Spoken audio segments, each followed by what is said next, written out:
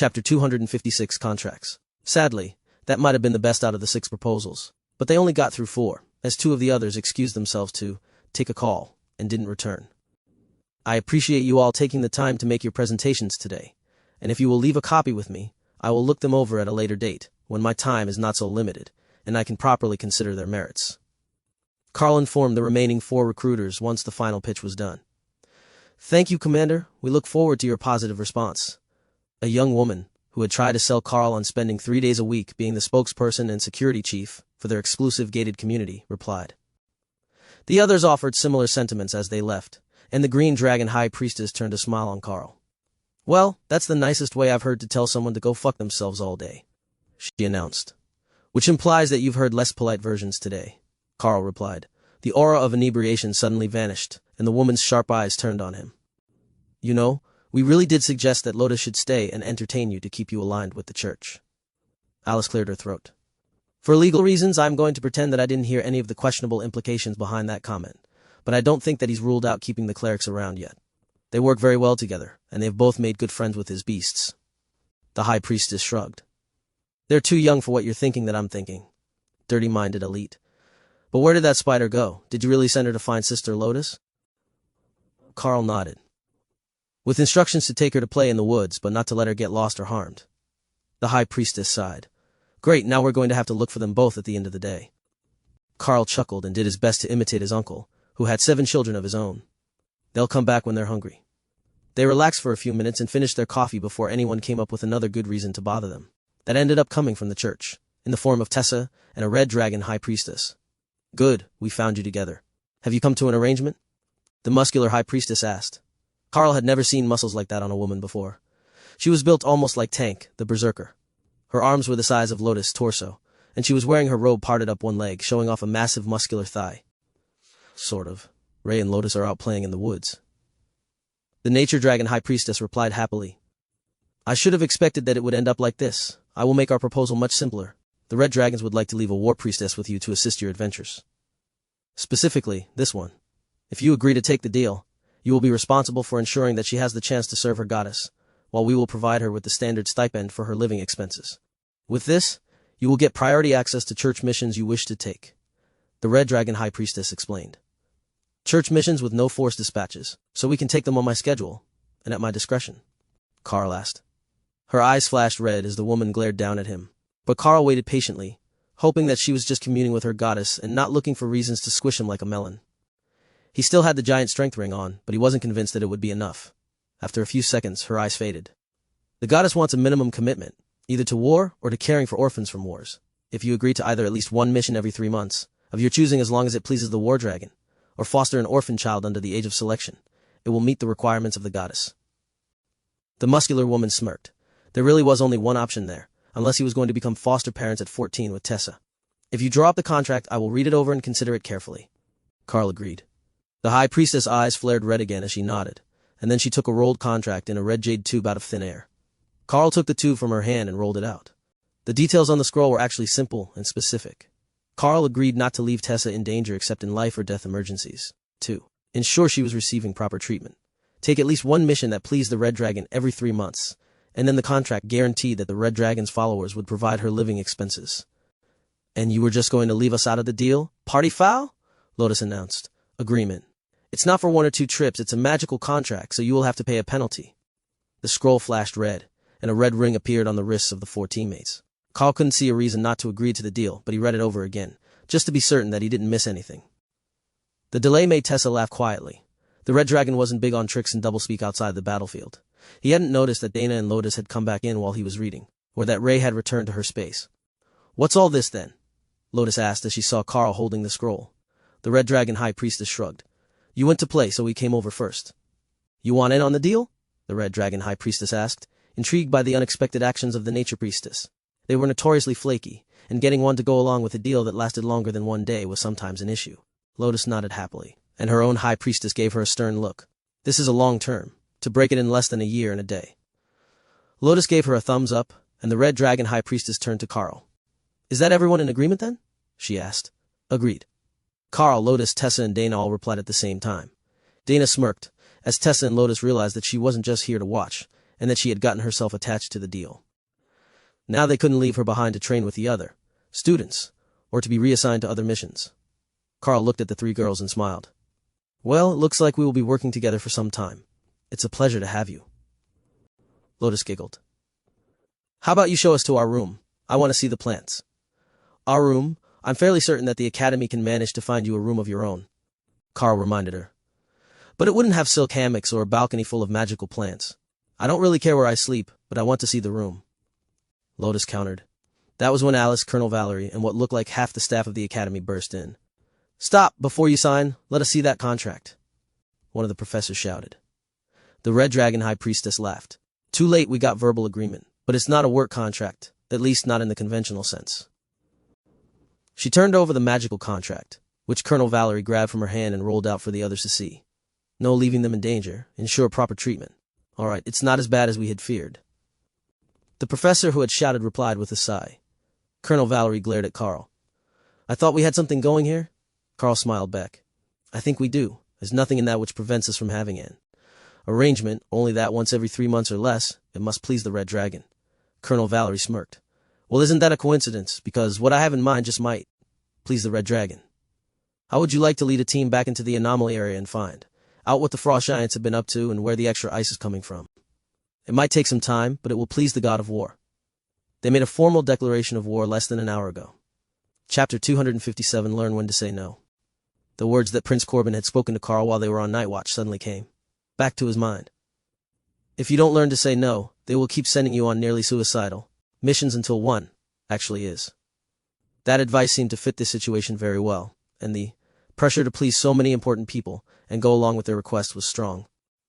I'm going to need some more details about this mission and the situation in the area before I can agree to go anywhere. The last I saw, that entire region was unfit for human habitation, and that was before the frost giants showed up, he replied. One of the ministers gave him a disgusted look. Refusing your first mission as a commander doesn't portray your character in a very good light. Cowardly, some might call it. Karl rolled his eyes at the man, who was no elite, just a pencil pusher. And what words do they use for a commander who takes his team into a war zone without a clue or a care in the world? The minister stammered for a second before Karl continued. A martyr, that's what they call them, because they wind up dead. Now, who has the details, or am I headed to the church's mission board to occupy my time? For a second he thought that he saw respect on Colonel Valerie's stern face, but when she motioned for someone to bring forward the map, that was long gone and her standard working glower was back in place. The official who brought forward the map rolled it out on the table between Karl and the high priestesses, and Karl immediately noticed that there was almost no detail on it. This is the most recent official map, the man insisted. With no troop deployments or enemy combatant numbers? Karl asked. Tessa looked over at the map and shook her head before turning to her order's high priestess. Do we have numbers for this? If they're not cooperating, it might be better to go through you, the war cleric asked. We were speaking to the commander, the official informed her in a dry tone. Karl shrugged.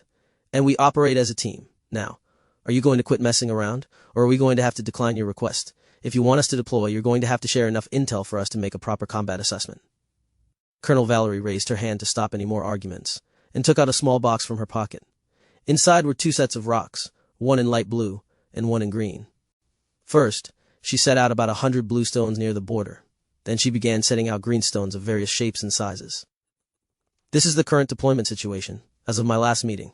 The stone sizes are the maximum detected rank within the enemy formations. Each stone represents roughly 100 frost giants. The round green stones are elite teams. The diamonds are military elite companies, and the squares are conventional artillery batteries. Karl looked over the map and did some basic math. They were screwed. There were more stones measuring frost giants by the 100 than commander rank LED teams in the area, and Karl wasn't certain how useful artillery was going to be. It was great against common grade and awakened threats, but there were royal rank giants in the frost giant nation, and they were commanders when fully grown. The teams that are already there, are they being sent 10 or 20 at a time? Tessa asked. Valerie remained silent for a few seconds while the cleric waited. It was the official who brought out the map that cracked first in the tense atmosphere. They're being sent in 5-person teams. That was just an all-around terrible idea, in Karl's opinion. But they could link up once they were in the field and make stronger teams for actual operations, the same as they had to do last time. Why are we so pressed for numbers? There are far more commanders in this, and there aren't even a significant number of soldiers. When is the rest of the army being mobilized? Tessa asked. The official looked to Colonel Valerie, as he wasn't approved to give out that information. The other giant clans have been pushing the borders as well.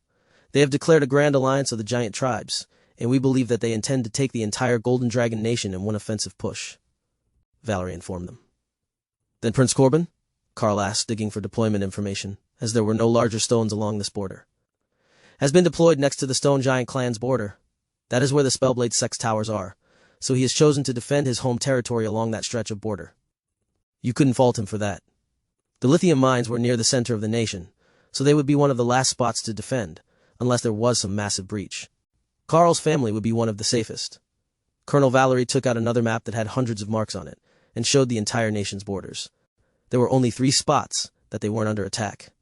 The magical nation had marks noting that they were deployed along all the borders they had with monster. Populated nations, the Beastkin nation appeared to be in full lockdown, and the Divine Beast nation had no marked forces deployed anywhere on either side. That was still the vast majority of the border under attack at once. If they were using this angle to guilt the more powerful elites into fighting, they had a pretty good sales pitch, now that they actually started to show the details and not just try to demand that he help out without any information. My team will need a 5th if we're going to agree, Karl sighed. If things got any worse, there would likely be an official draft, and then he would really get thrown into the worst of it along with all the bookish sorts, like the last deployment with the Mackenzie family. You have your pick of the ascended rank students to fill your team with whatever role you think that you need. She already knew that Karl had a fairly well-rounded set of pets, so they weren't particularly short on anything if the 2 clerics and Dana were all going with him. She assumed he would pick another mage to take her place, as she would be taking care of more official government business and arranging deployments of their agents with Colonel Valerie. Can you give us a few minutes to discuss this in private? Karl asked. Of course. We will be waiting here when you return. Colonel Valerie agreed easily. Karl led everyone up to his room, and Lotus immediately flopped on his bed. Well, this is a clusterfuck, isn't it? We will all be fighting soon enough, so it seems better that we pick the spot we want to fight from the start. The tiny nature priestess announced with a deep sigh. She has a point. I definitely didn't expect to be sent straight to war the minute that we agreed to stay together, but if we are going to have to go, we should pick our spot.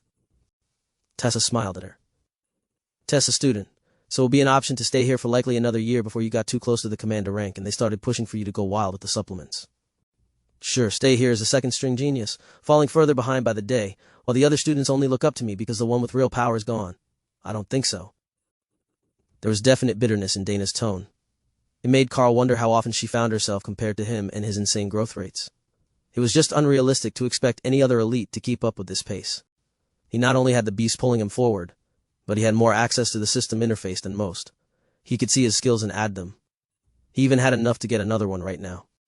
He could actually get 2, if he picked from the defensive side, or the first rank of the offensive side, but he wasn't sure what they would need yet, and he didn't want to leave his team unbalanced. Chapter 258 and when to say maybe. Tessa cleared her throat. The real question is, what sucker are we going to take to their death with us? Lotus giggled. As much as I appreciate your optimism, I don't think that any of the mages would actually agree to go with us. Even the tank-type warriors wouldn't fall for that, and we can only pick from the ascended ranks, so we can't recruit an experienced commander from the mercenary groups. That rules out calling for any powerful old friends or connections. Karl had considered that for a moment as well, but Bob Mackenzie would be too powerful to be pulled into their team, and if Karl's guess was right, the entire family would be out somewhere already.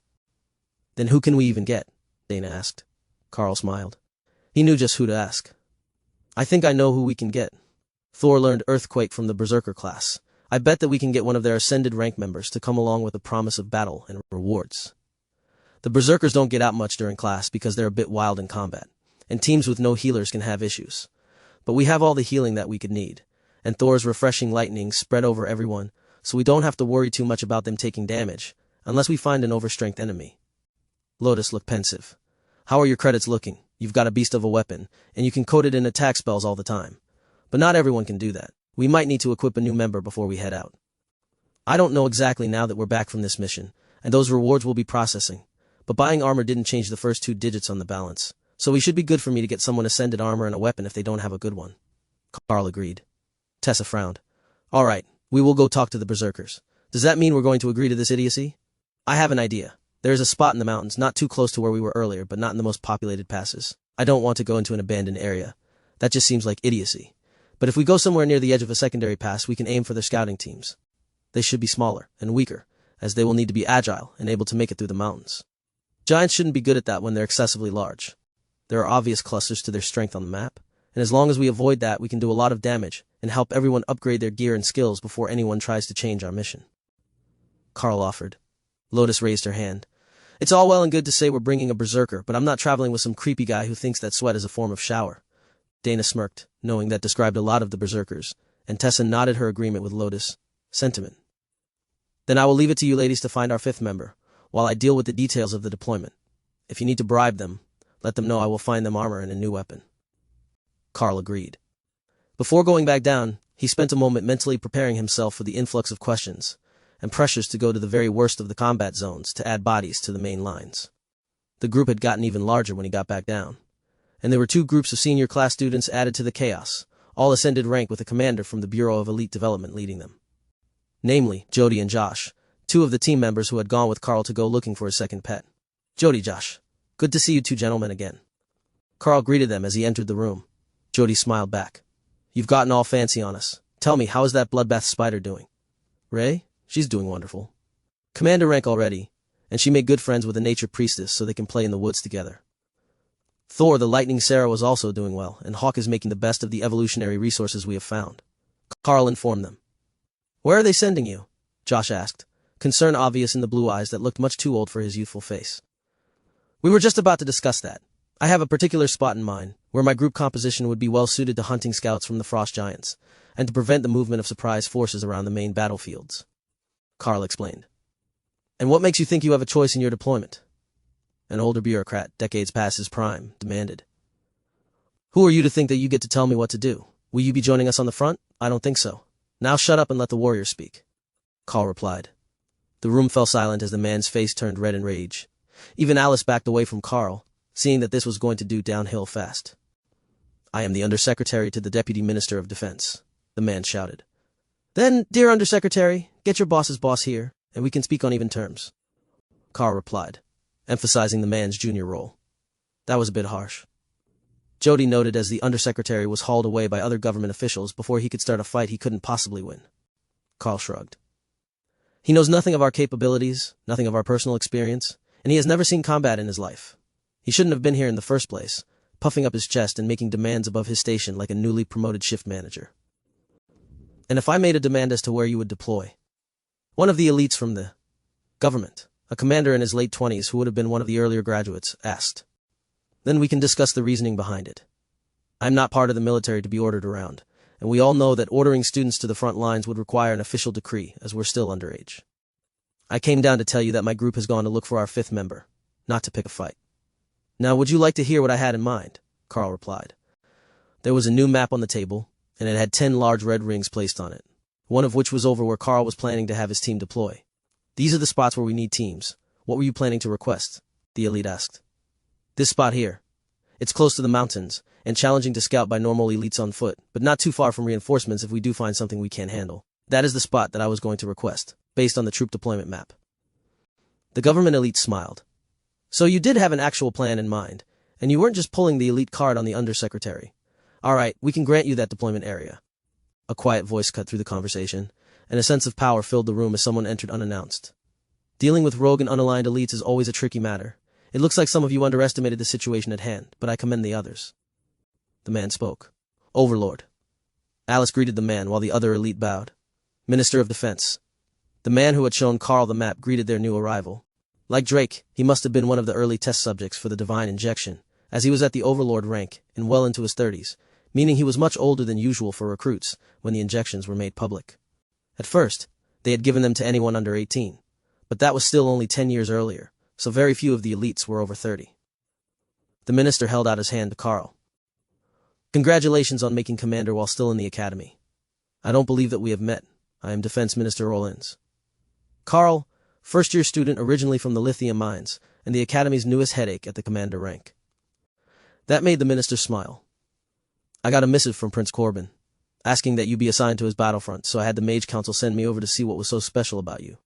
That man lives to be a pain in my ass, but his clan has the skills to back up their arrogance. Chapter 259, Cold Front. Do they need us over there? Karl asked. Overlord Orland shook his head. They have 3 times as many defenders per likely enemy unit as this front does, and the Spellblade clan has a number of old masters who they can pull out of retirement if they are in real danger. So he was still on the worst front, just in a decent spot along it. That should be alright. From what he remembered of the giants, they should be near his own team's power level, mostly ascended, with commanders leading larger teams on occasion. But there was one more question that needed to be asked. Other than what was on the map, what is the strongest frost giant that has been seen in the past few years? Not what we know is deployed, but what could be coming at us unexpectedly. Karl asked the defense minister.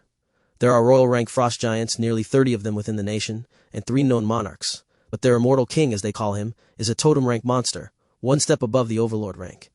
He has been alive for hundreds of years, and we are unsure of his combat power these days. But there is a theory that they organized this alliance with the other giants to eliminate the threat of the humans before the immortal king succumbed to old age. The leaders of the other giant nations are similarly impressive, though the stone giants are taking the majority of our strongest warriors, as they have dozens of overlords in their ranks, and their average warriors can grow to royal rank in later adulthood. Karl nodded and made notes as Defense Minister Orleans outlined the issues. Now it made sense that there weren't any overlords on this front. They had all been deployed to keep the stone giants and hill giants at bay. The frost giants were more numerous, but not as domineering at their peak strength. The other 2 teams looked a bit relieved at the news that there weren't many frost giants above commander rank, but Karl had already seen the deployment numbers, and no matter where they went, it was not going to be an easy battle. What are the chances that they are going to stand down after a prolonged stalemate? Should we be aiming to push them back, or just to limit casualties on our side? Jody asked, distracting the minister from his explanation about the difference between giant nations. Limited losses are the aim right now. If they make a full offensive against the artillery lines, that might change. The artillery is powerful enough for the awakened giants, and will have some effect against the ascended beasts as well. But if they make a full push, none of our conventional weapons will be able to hold against them, and it will be up to the brothers of the church and their blessings to allow our line infantry to fight back. He was obviously trying to push them to do as much as they could to keep the giants from attacking, as the casualties involved in regular infantry fighting giants were guaranteed to be catastrophic. That was just basic history, and for millennia, that was how the less magical nations of humans had survived. During those times, even when the average family had 10 children, the nation had barely managed to increase its population after casualties in the wars against the monster tribes. In the last 10 years, they had made huge strides in the stability of the nation, and it was honestly surprising that the giants had waited this long to start to team up to eliminate the humans' power base. The rest of Karl's team came in with a rather unassuming-looking girl in an ascended rank school uniform. He had thought that they were going for a berserker, but if she was their choice, Karl would work with it. The most important thing was that everyone got along, and she didn't look like she intended to cause any friction among the team members like some flirtatious male warrior might. Karl, this is Bear, an ascended rank berserker from the senior classes. Lotus introduced their new member. Bear? Karl asked. I am a bear totem berserker. I transform when I use the enrage skill and the nickname kind of stuck. My name is Ophelia. Good to meet you, Ophelia. Now that our team is ready, we can head to the supply room and start packing. I have arranged our deployment point already, and the government sorts will inform us when our ride is ready. Karl explained. He led them out of the room, along with Dave, Jill, Alice, and Daniel. The 4 agents from the Bureau who had been looking after Karl and Dana were rightly concerned to be seeing them going to war so early into their training. But they were also going out to make sure that other promising talents had a bit of extra protection when they were in the war spots. So this would be the last they would be able to see each other for a little while, unless the situation near Karl changed. It looks like you formed an enviable group. Take care of them while you're out, and we might see you soon. We're all being assigned to strike teams to rescue elites in trouble. That's one of the primary duties of the Bureau. It's difficult to have elites develop if they're dead. But you're in a good position, so as long as you don't get into the main lines of the Frost Giant army, you should be alright. Don't try to play hero, and I'm sure there was something else I wanted to say. Alice ranted. Daniel patted her on the back. They will be fine with Karl along. I have read all the reports, and I don't know many who have more skilled scouting abilities than him and Hawk. When it comes to avoiding ambushes, they're top-notch. He comforted his partner. Jill smiled at Dana while pulling her blonde hair back into a ponytail. Are you certain that life as a pop music idol sounds that bad? It's not too late to back out and find a replacement to go to the front lines. The mage joked. Dana nodded enthusiastically. Anything sounds better than that. As Daniel said, we will be fine. I just hope that Jody and Josh will be. They're taking student teams out, and it sounded like they weren't going to get to pick the good locations. They will be all right. They're going to be attached to military units, so they're not out alone. The lines are dangerous, but there is support. Most of us have been there before. That's how Rita got all but her last promotion. It's not as bad as the historical battles were, Alice assured them. A call from inside the meeting room drew the agents away, and Karl led the team to the supply room, then looked at their newest member. Does your transformation preclude wearing armor? He asked. The berserker shook her head, knocking some of her straight brown hair loose from its tie. Not if it's bonded. Sister Lotus said you would splurge and cover some bonded armor for me and a new weapon. Karl smiled. Of course, we all need to be equipped to go to battle, and I will check on the others as well. What is your transformed shape like? Ophelia made a vague gesture upwards. I'm about 250 centimeters tall, standing on my back legs, half bear, half human. I can still hold things, but I've got claws on my hands and a bare head. It's the rage that causes problems because I can forget who is an ally if they look too much like the enemy. That shouldn't be a problem while fighting frost giants. But we can put you on the far side of Thor if that makes you more comfortable. I don't think anyone has ever mistaken him for a frost giant. Karl laughed. There is another member? She asked. Karl turned to Lotus. Did you forget to give her details? The nature priestess just shrugged. We got the important parts. Karl sighed as he turned back to the berserker. Thor is a lightning Sarrow, one of the 4 beasts I am partnered with. He's full-grown, bright green, and provides everyone a lightning barrier that refreshes stamina, as well as providing basic healing. Then we have Hawk, our scout, who is a form of Dragonhawk, and Ray the bloodbath spider, who usually fights with 2 spider golems made of vines at her side. She nodded along, then counted on her fingers. You said 4, that is 3. Karl called Remy out into his hand. The little blue and gold snake looked up at Bear, then activated minor water control to make herself a pair of arms to wave hello. Oh my goddess, she is adorable. But I can see why you don't count her as a combat pet. Why did you pick a common grade water snake? She asked. Remy is a Naga spirit snake. When she grows up, she has a high chance to evolve into a Naga, but she is an ascended rank shaman already. Her skills are limited due to her age, but she isn't entirely incapable. In fact, as she can cast Blizzard, she might even help us blend in with our surroundings on this mission. Karl explained as they reached their destination. Commander, what brings you back so soon? The supply room manager asked when the group entered the room. We're heading out on a mission, and one of our team members needs gear. Possibly 2 if Sister Lotus has been worried about everyone but herself. Karl replied. We've got just what you need. Just give me a moment to pull up the inventory. Chapter 260 Bear Chops. The screen changed a few seconds later, and there was an assortment of plate armor displayed. This should all bond to the user, as Miss Ophelia will need. Now, were you fronting the credits, or did she need to take a battle credit loan? The staff member asked. I will be purchasing her new armor and a weapon to match. There are also a few items we will need for our packs, which Lotus will inform you of later. Those can all go on my tab. Karl explained. All right. I will let you sort out the repayment terms on your own. It's not like you're hurting for money the way that you keep turning in reward materials. But speaking of which, do you have any more of the Timos? We're running low, and it has been in high demand since the first outing's members began to run out. Karl checked Thor's space, and then Ray's space, where it was actually growing in abundance on the trees.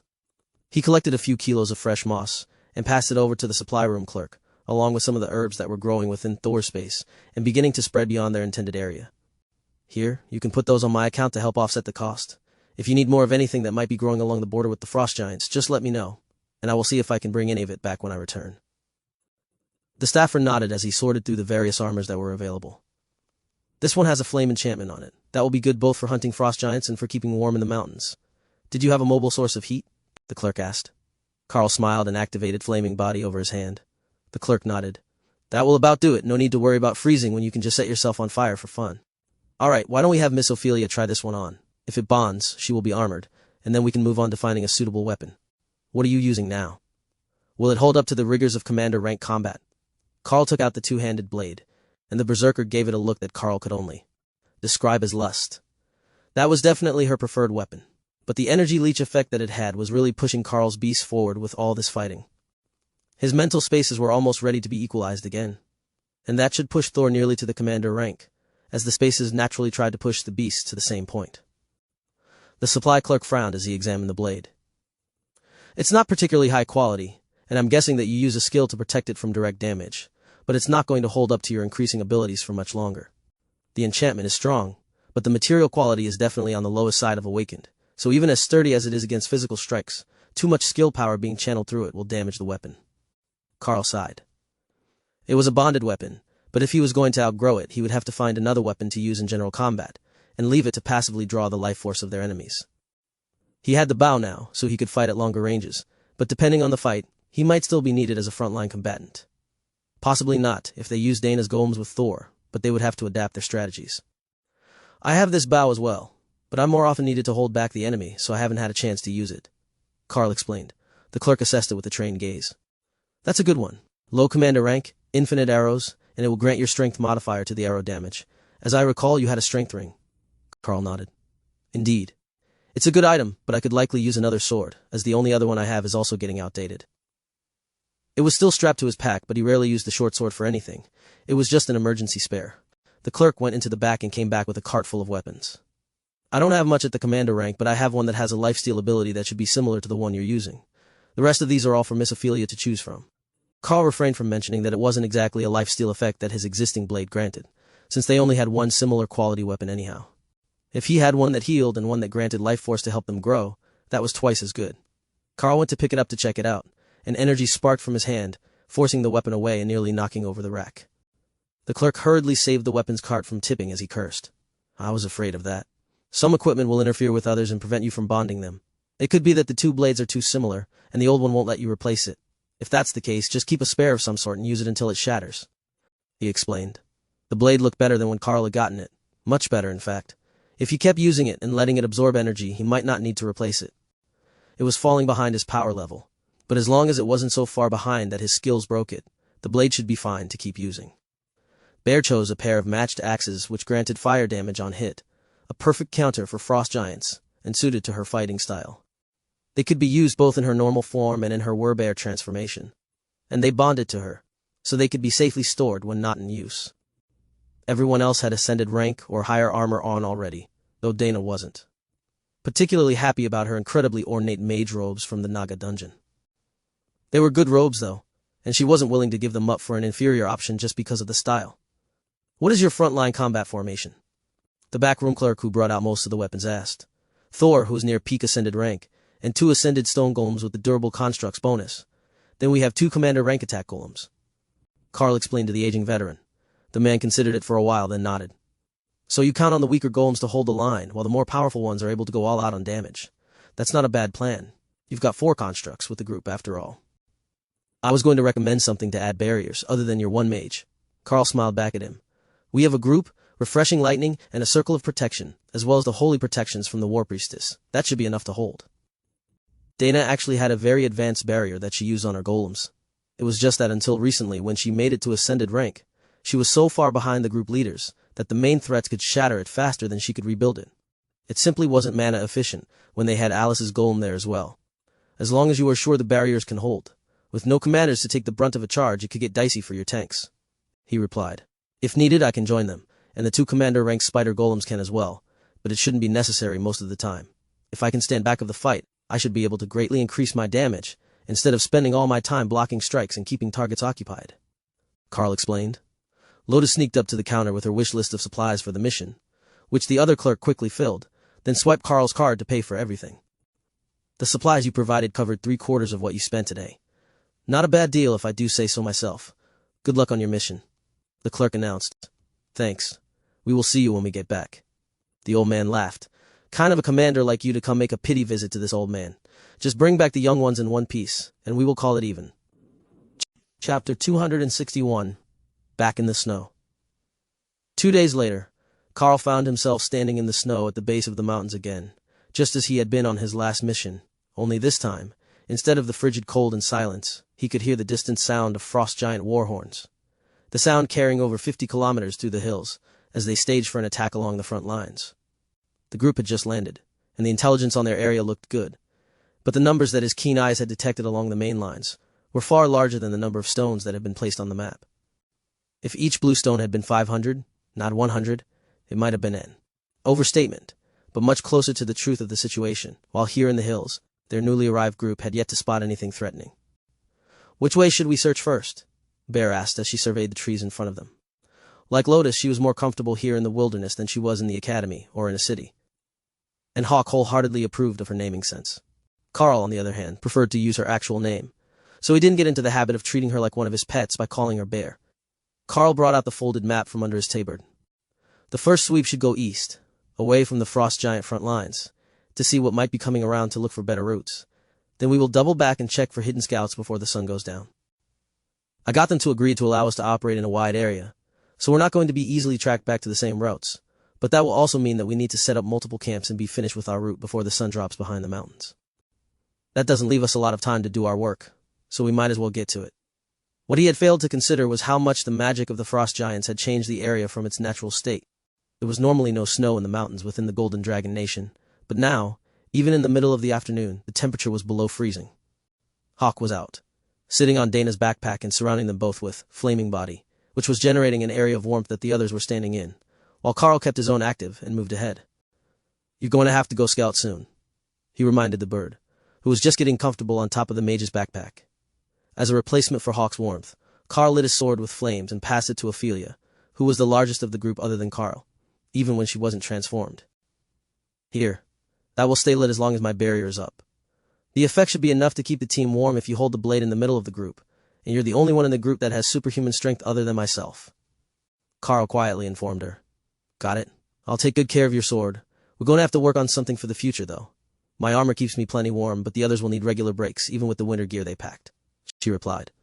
The Golden Dragon Nation did not have great winter gear, Karl would admit that, but he hadn't mastered the art of spreading the flaming body, ability which Hawk could only do by touch, so they were going to need to stop and warm up every few hours.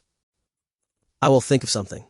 If there are caves nearby, perhaps we can set up in one of them to make it easier to sleep at night," Karl agreed. Hawk disappeared over the trees, and within minutes he was sending back reports of frost giants moving near their path. 3 ascended, and 7 awakened in this group. "They look like trainees," Hawk reported. "Anything else nearby?" Hawk paused for a moment. 1 commander and 2 ascended about 4 kilometers past them, moving south along a trail. "All right, we have our first targets. A training patrol with 3 ascended giants and 7 awakened ranked juveniles. If we can make a quick and clean job of it, there's a commander-led smaller group a few kilometers beyond them," Karl explained. Thor and the golems were all being held in reserve, only to be brought out to fight so that the group could move silently through the woods.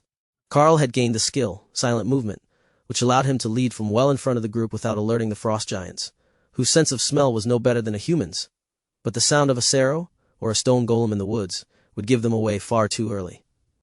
Karl paused and motioned for the group to come forward when the patrol came in sight. "Ray will move up on the left flank with her golems, Ophelia. Prepare to rage and charge with Thor and Dana's golems toward the pack.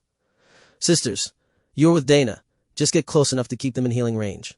I will circle right and keep them from running when they realize they're in trouble," Karl whispered. He didn't have much training with a bow, but this one didn't need it. Once you activated it and drew the magical string, it gave you a mental impression of where the arrow would strike. Karl silently raced through the trees, getting in position as Tessa rode Thor into battle, with Ophelia in her half-bear form running alongside them. The golems were still a bit slow, and would arrive a second or two later, but that gave Karl time to prepare for his first-ever combat shot with the crystalline bow. The bowstring appeared as Karl made the drawing motion, and the solid crystal flexed as he aimed the shot. Since it was a day for firsts, Karl decided to use Rimi's chain lightning, the one skill he gained from bonding the Naga spirit snake. It made the arrow crackle with energy, and Karl released, hitting the closest giant square in the chest as it turned to scan the area. Skill he gained from bonding the Naga spirit snake. It made the arrow crackle with energy, and Karl released, hitting the lightning spread through the entire group, leaving them shaking and partially paralyzed, as if they had been hit with a taser, which allowed Thor's charge to shatter a giant's femur, while Tessa's flanged mace glowed with golden light and crushed its sternum. Ray was there before the giants had realized what was going on, and Ophelia only had time for one swing of Karl's sword, cutting deep into a frost giant's chest before everything was dead. Tessa went to rejoin the group, and Tessa gave him an enthusiastic thumbs up. "I like it. Stunning the enemy makes the fight so much easier." The war cleric congratulated him as Ray began to rifle through the bodies, emptying them of loot before stealing the bodies each one to Hawk and Remy, so they couldn't complain, but the rest were scheduled to be strung up in the trees for Ray's diorama. "I didn't know that it would stun them. I was just going for the damage. That arrow hit a lot harder than I expected, though. It punched through armor and all the way through the frost giant. Sure, it was awakened, but still," Karl replied. There was a lot of blood on the snow, but Remy had a plan to fix that. Once the group started to move toward the second group, the commander with the 2 ascended frost giants, she cast a blizzard over the battlefield, freezing the blue blood and covering it in a fresh layer of snow. That was enough to satisfy her that nobody would suspect that there was a battle until they actually stepped on the location and revealed the blood. She wasn't a cleanup specialist, but hiding your kills from sight was just good practice in her mind. The second group was facing away from them when Karl reached their position, so he didn't wait for the others, and unleashed an arrow into the leader's back. The chain lightning spread, slowing the others, but the commander shrugged it off. It bellowed in rage, and turned just in time to catch an arrow to the chest, which caused a fountain of blood before the third arrow struck home only a few centimeters from the second. By now, the other 2 were twitching on the ground, and the spider golems raced in to finish the job. "Make it quick and hide your tracks."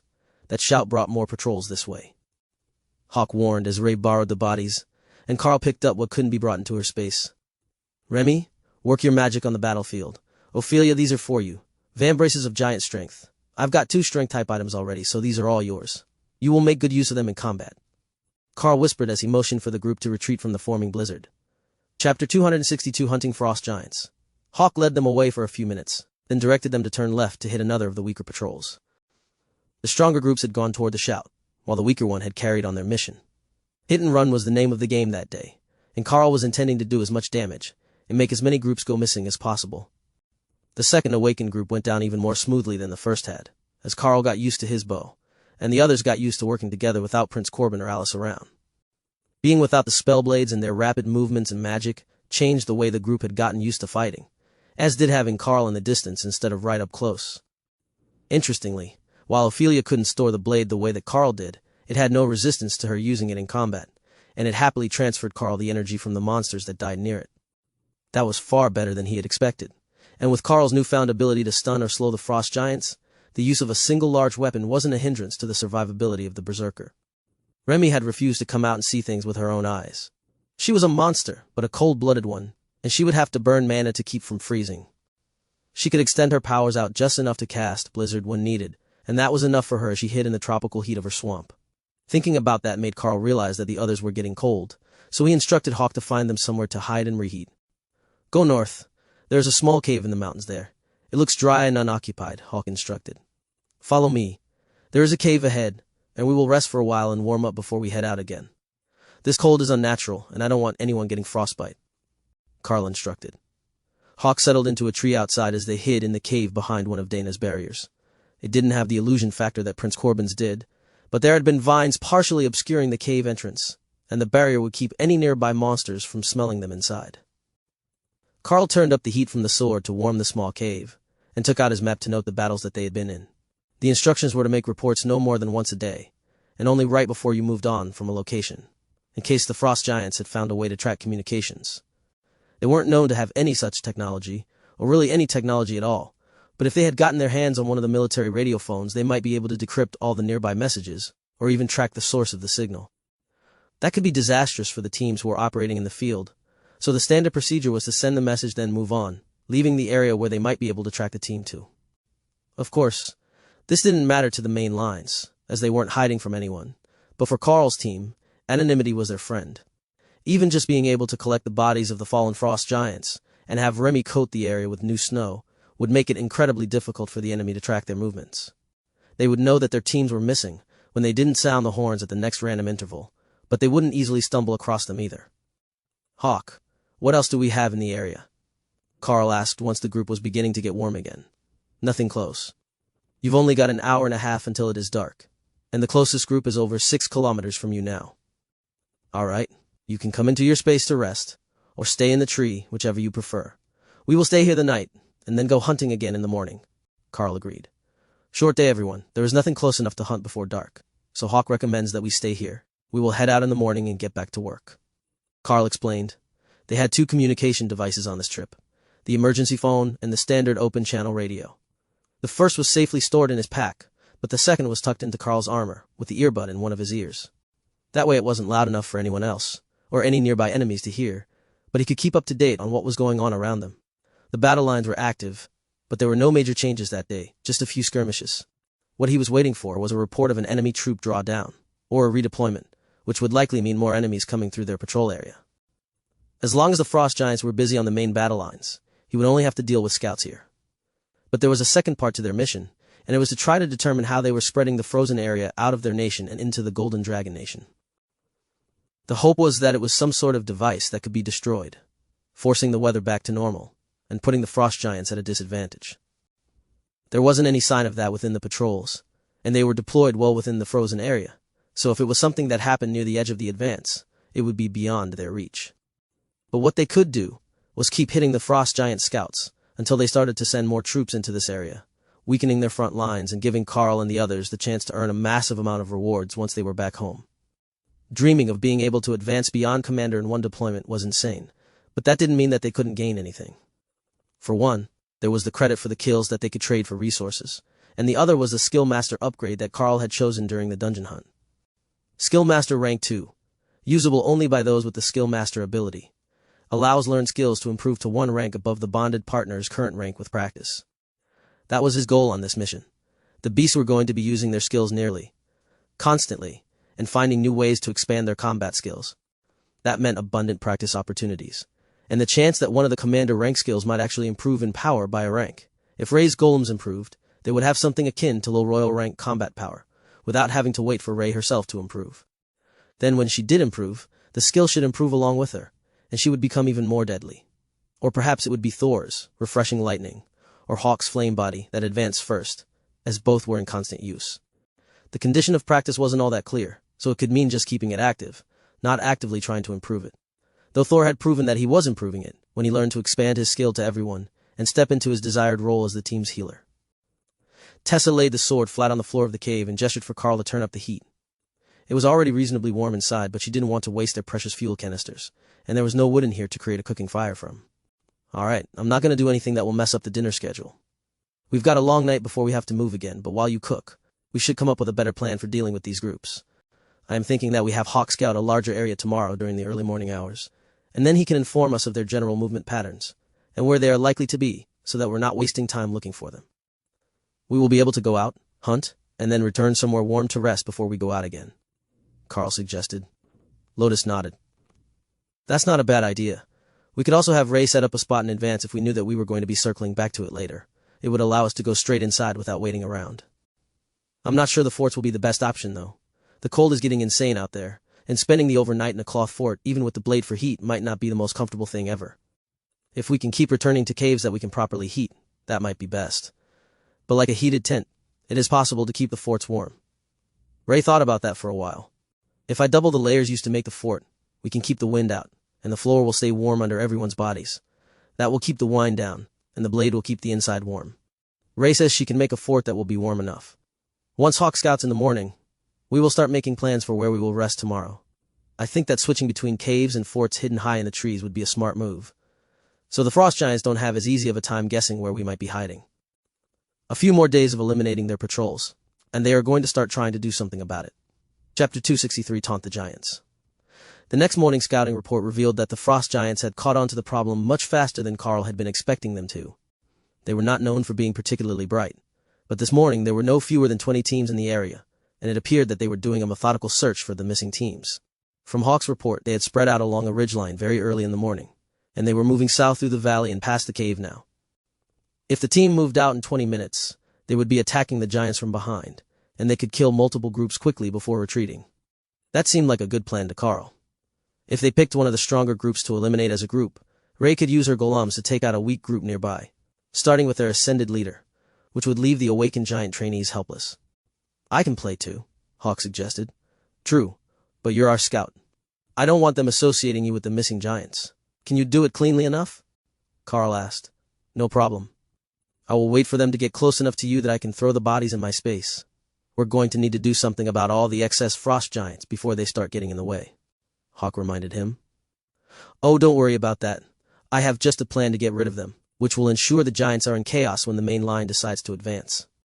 Karl led the group out of the cave toward the closest powerful group, which was flanked by two weaker groups. The patrol line went on like that all the way across the valley they were working in. One group with the commander leading it, and then two groups of ascended and awakened. That should realistically give the commander and his smaller group time to react to any attacks on the weaker groups. But with Karl's divide and conquer strategy, it was about to become a feeding program for the beasts. Remy was already overjoyed by the amount of commander-rank food that she could gorge herself with as she waited for her body to grow up to fighting size, where she could crush and swallow her prey whole. That was an odd bit of logic for a venomous snake, but that was how she preferred to eat, even after biting them. Biting was actually a last resort for the spirit snake, as she insisted that it made the food taste funny, but if she was threatened and her magic wasn't doing enough, she had no problem getting physical. But for the most part, she didn't come out of her hiding space, and just poked her head out to cast Blizzard after fights. Remy, how long can your Blizzard spell last? Karl asked. About 5 minutes if I need it to, then I will cast it again, she replied. In that case, cast it at the start of the fight, and just let it continue as we move away. Keep it centered on the group, and it will hide both the fight and our footprints, so the other groups can't find us as easily. Got it, boss. The next group was just coming into sight when Karl caught a change in Ray's thoughts. Tremble before the coming darkness. She was laughing at her hapless targets. Ray found her group. Let's get to work. Remy, you're up. Keep us hidden, Karl instructed. He charged forward with Thor, and the roar of the frost giants who were being damaged by a snowstorm out of nowhere echoed through the valley. That might not have been his best call, but they were already damaged when he made it to combat. And Dana's twin golems had no problem holding off the two ascended frost giants, while Karl fired arrows into the commander's chest, and Thor prevented it from going after any of the other group members. Ophelia had no problem assisting the golems with one of the frost giants, and even Tessa had dismounted and come forward into melee range, attacking with her mace while Dana cast magic missiles. Chain lightning slowed the giants. Karl felt two groups of giants reach his space, one from Hawk and one from Ray. That was their signal to move, and Karl quickly stripped the giants of anything of value and threw the corpses into Raimi's mostly empty swamp. Tessa identified the items left on the ground, and stuffed the magical ones into a pair of pouches that she slung over Thor's back. "We can sort them later. Where are we off to now?" she asked. "There should be another 3 groups like those on their way here. Remy is keeping the blizzard active to hide our movement, and Hawk is scouting their locations as they approach," Karl explained. The groups had moved into the same formation as the ones they had attacked, weaker groups on the flanks with the stronger one in the middle as they searched for the attackers. Same pattern as last time. "Tessa, did you want to ride Thor into combat?" Karl asked. "Sounds great. I will start with the commander, and Dana can focus her attacks on one ascended, while Bear gets the other." Tessa agreed. Ophelia made a pleased grunt at the plan, still caught in the berserker rage, and still transformed into her half-bear form. As she fought, small wooden totems would appear on the ground around her. Karl wasn't certain if they were buffs, or some sort of skill, but they vanished after 10 seconds or so, and didn't seem to affect anyone but her. Remy came out of her hiding spot to climb into Karl's armor, leaving only her head exposed. That was warm enough that she could comfortably fight, and secure enough she wouldn't fall down and into the snow. Now they had an extra chain lightning at ascended rank to go with the commander rank version on Karl's arrows. With the blizzard damage being so negligible to creatures with cold damage resistance, the giants had barely begun to understand that they were in serious trouble before they were paralyzed and cut down. 2 more batches of bodies entered the space, and Karl sent Hawk scouting down the line, getting a location for any other groups that might have been alerted to the battles. They're all still moving forward. "Should I bring some this way, or do we ambush them the same way again?" Ray asked as Hawk reported the location of the groups. "Same pattern. Wait for us to get in position," Karl instructed. "But you're so slow. Why don't you just chase after me, and I will take out all the weak ones to throw in your space, then we can come back to the group for the commanders," Ray suggested. "Because we can't leave the rest of the group unprotected." "There's a reason for this group size and composition," Karl reminded her. "If I could just access the space for more than 100 meters, this would be way easier," Ray complained, eager to keep hunting. "Work with what you've got. We will clean up all along the line today if we can, and then retreat somewhere warm," Karl instructed. That was all the motivation that Ray and Hawk needed to go off mission and start hunting the weaker groups on their own. Before Karl had even reached the first commander, they had cleared the weaker groups and had started on the next pair, racing through the snow-covered trees to avoid detection and then brutally ambushing their hapless prey. Remy was stuck on cleanup duty, spreading her blizzard as wide as possible while collecting the bodies, which Karl was doing his best to run past as the group chased the rampaging pair of beasts. "Why are they in such a hurry?" Ophelia asked as they reached their 5th group of the day, who were standing back to back, already paranoid and on alert after all the shouting from the other groups under attack on both sides of them. "I may have promised them that once the line was clear we could go somewhere warm for the night," Karl laughed. "Well, that sounds good to me, but the casters will not be able to keep this pace up forever. Even if they're riding on Thor most of the time, that much magic will wear them out mentally." Karl nodded. "We're almost done. I will call the 2 hooligans back once we clear this group, and then we can hide the battles in the snow and look for a good spot to spend the night." Chapter 264 Thor's Loot Bags. By the time that they had finished clearing the last battlefield, the bags on the side of Thor were overflowing with loot, and he looked more like a pack mule than a combat pet. They had simply killed so many frost giants today that they couldn't resist grabbing anything remotely magical looking, with to identify in it the plan. Sort. Later. The frost giant scouts should have been sent into battle with decent gear, and that gear would be very close to what the group needed to fight them. It wouldn't be the fire element attack gear they wanted, but if even a few of the armor pieces could be bonded, and assuming there were some giant strength type enchantments, they could make massive gains. Hawk sent them an update on his scouting mission. To the south, 4 kilometers, there is a large cave. That will be perfect for the night. That would also put them in front of where the patrol lines had been slaughtered, so it would be unlikely that the next day's reinforcements would start there in the search for the humans killing off their scouts. As they were making their way to the cave, Karl began to hear disturbing news on the radio. The frost giants were redeploying and sending a huge number of troops into this valley. It looked like their efforts had gone overboard, and now the enemy thought that there was a major military force here. Of course, as they were sending a large force to the valley, the Golden Dragon Nation was also sending an entire artillery regiment to the other end of the valley, to ensure that the frost giants didn't advance past the lines.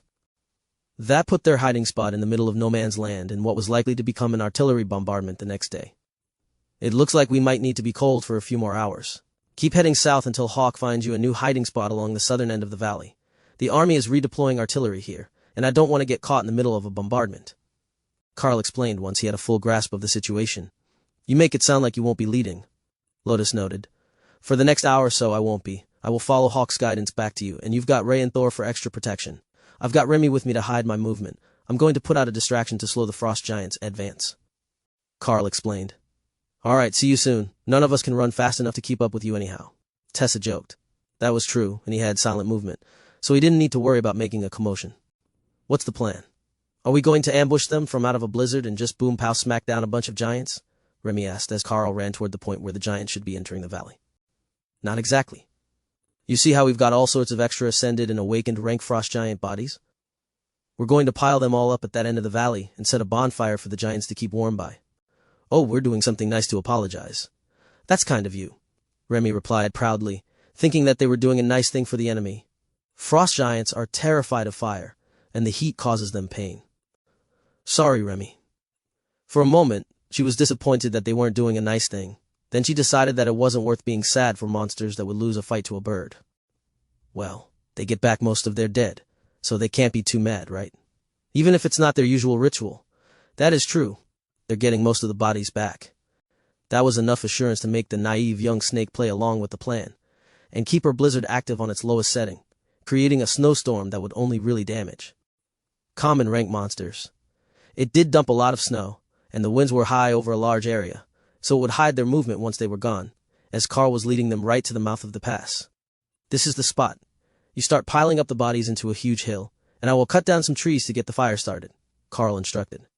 Starting a fire when you were whittling deadfall logs for kindling with a flaming blade was a simple task, and within minutes, Karl had a good, hot fire burning, and Remy was piling bodies all around it as Karl hacked down more trees to place in a second layer on the outside. The smoke was billowing up into the clouds, thick and black, and it would be impossible to miss the smell, which reminded Karl entirely too much of wet work socks drying by the fire without being cleaned first. Once the outer logs were burning steadily, Karl headed south at a run, hoping to catch up to the group before they made it too far. Remy's blizzard was reactivated as soon as they were out of range of the bonfire, hiding their tracks, but even the howling winds couldn't hide the rage of the frost giants when they realized that the fire they had come to destroy wasn't a human army camp, but a massive funeral pyre. The army wasn't sure what to make of the situation, so Karl sent a brief message, letting them know that it was a diversion. Regional Command, I can confirm that the fire is set by our side. Repeat, the fire is a distraction to slow the frost giant advance, Karl informed them. Understood.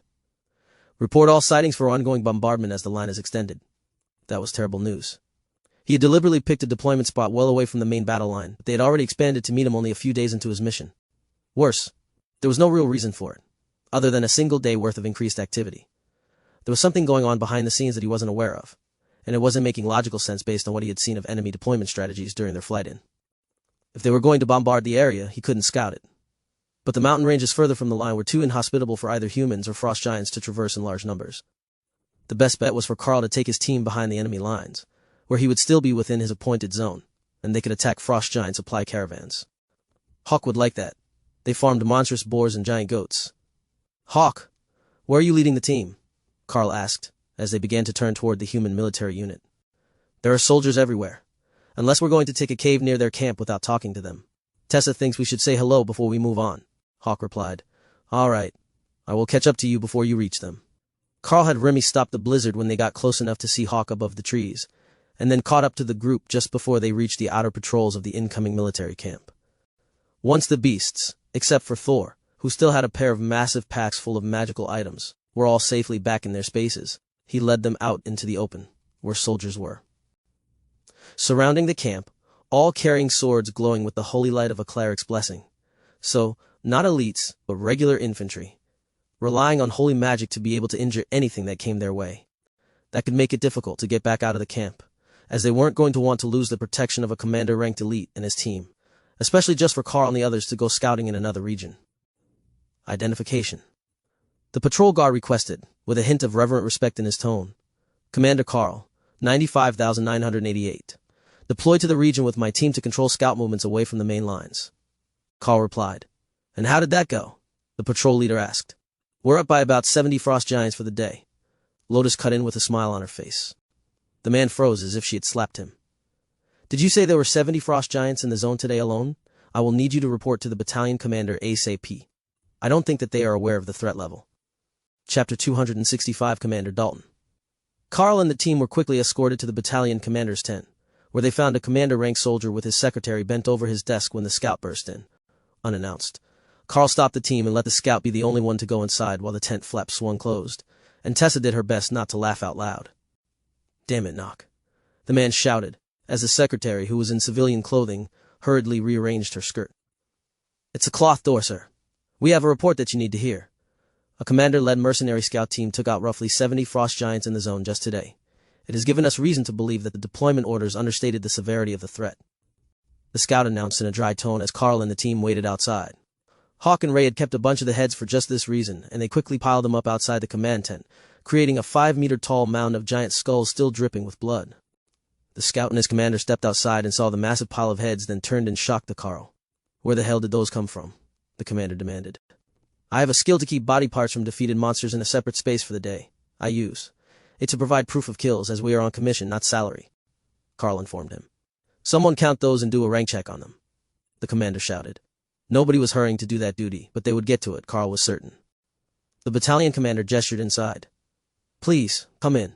I need a report on the situation, and anything you know about that fire burning at the other end of the valley. Karl took a seat across from the other commander, while the rest of the team sat in the chairs along the wall. The fire's easy. I use frost giant bodies to light a bonfire, and slow the enemy advance so that they wouldn't follow us toward you. I got the message that you were moving in an artillery battalion, and I really didn't want to get caught in a bombardment while we slept tonight. Karl explained. The commander smiled. That was the right choice. We had no idea where you were in the zone, and the bombardment will start with the morning light. Not that your group wouldn't be able to outrun it in most cases, as long as you were listening to the radio, but still. Karl heard some commotion and stomping outside, and realized that the soldiers were trying to unload Thor, who had distinctly not given them permission to touch his bags. Tessa, Lotus, can you take Thor outside the camp and deal with his burden? Pick what might be useful and bring it back. The rest can be turned in for credit. Karl instructed. They disappeared out of the tent flap, while the battalion commander waited for Karl to explain. We didn't just take heads. I've got a lightning Sarrow outside with bags full of unidentified magic items. Someone tried to get into his bags, and he was getting upset to the point of considering stunning them with Earthquake. A lightning Sarrow learned Earthquake? The commander asked, completely confused.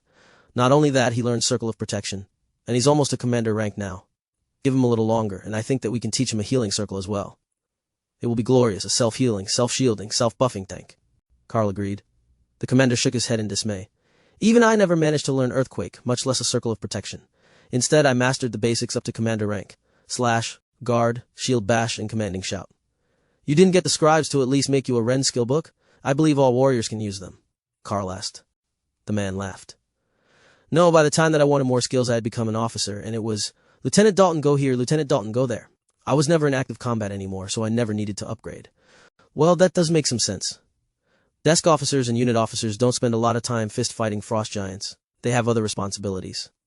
My group, on the other hand, spends all our time fighting. That's all that we've done since awakened rank, with a few pit stops back at the academies to remind people that we're still alive. Karl explained. Commander Dalton sighed. Well, that's one way to live, but aren't you worried that one day the mission will go wrong and all that credit you earned will be for nothing? Dana looked nervous, as she had certainly considered exactly that when she was thinking about joining Karl outside the academy. But Ophelia was a berserker, and ending in glorious battle when you were too old or crippled to fight was basically a life goal for her class. Karl also noticed that she had a bundle of weapons behind her back that she wasn't speaking about, possibly just so that the soldiers wouldn't get upset that they took all the best for her. Karl smiled. It's a chance, and if that's the way that nature wills it, that's the way it will be. Nevertheless, I have faith in the world dragon that we will live to a ripe old age. Dana smiled. That was precisely the sort of non-answer that Lotus would have given. The two clerics came back in with one large bag of stuff, and Thor retreated to his space. Done already? Karl asked. Yep, there were only a few truly good things in there since we were already stocked up. We have a ring and boots for Bear, Lotus and I have taken a bracelet each, and there is a brooch for Dana. The other boots are for you if you can use them. Tessa explained.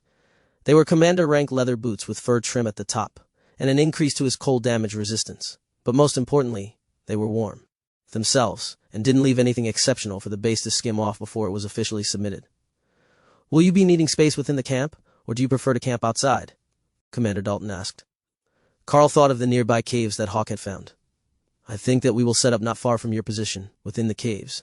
They're easier for our group to keep warm and comfortable than a tent, and they're sheltered from some of the sound of artillery. Dalton nodded. I will leave you to it then.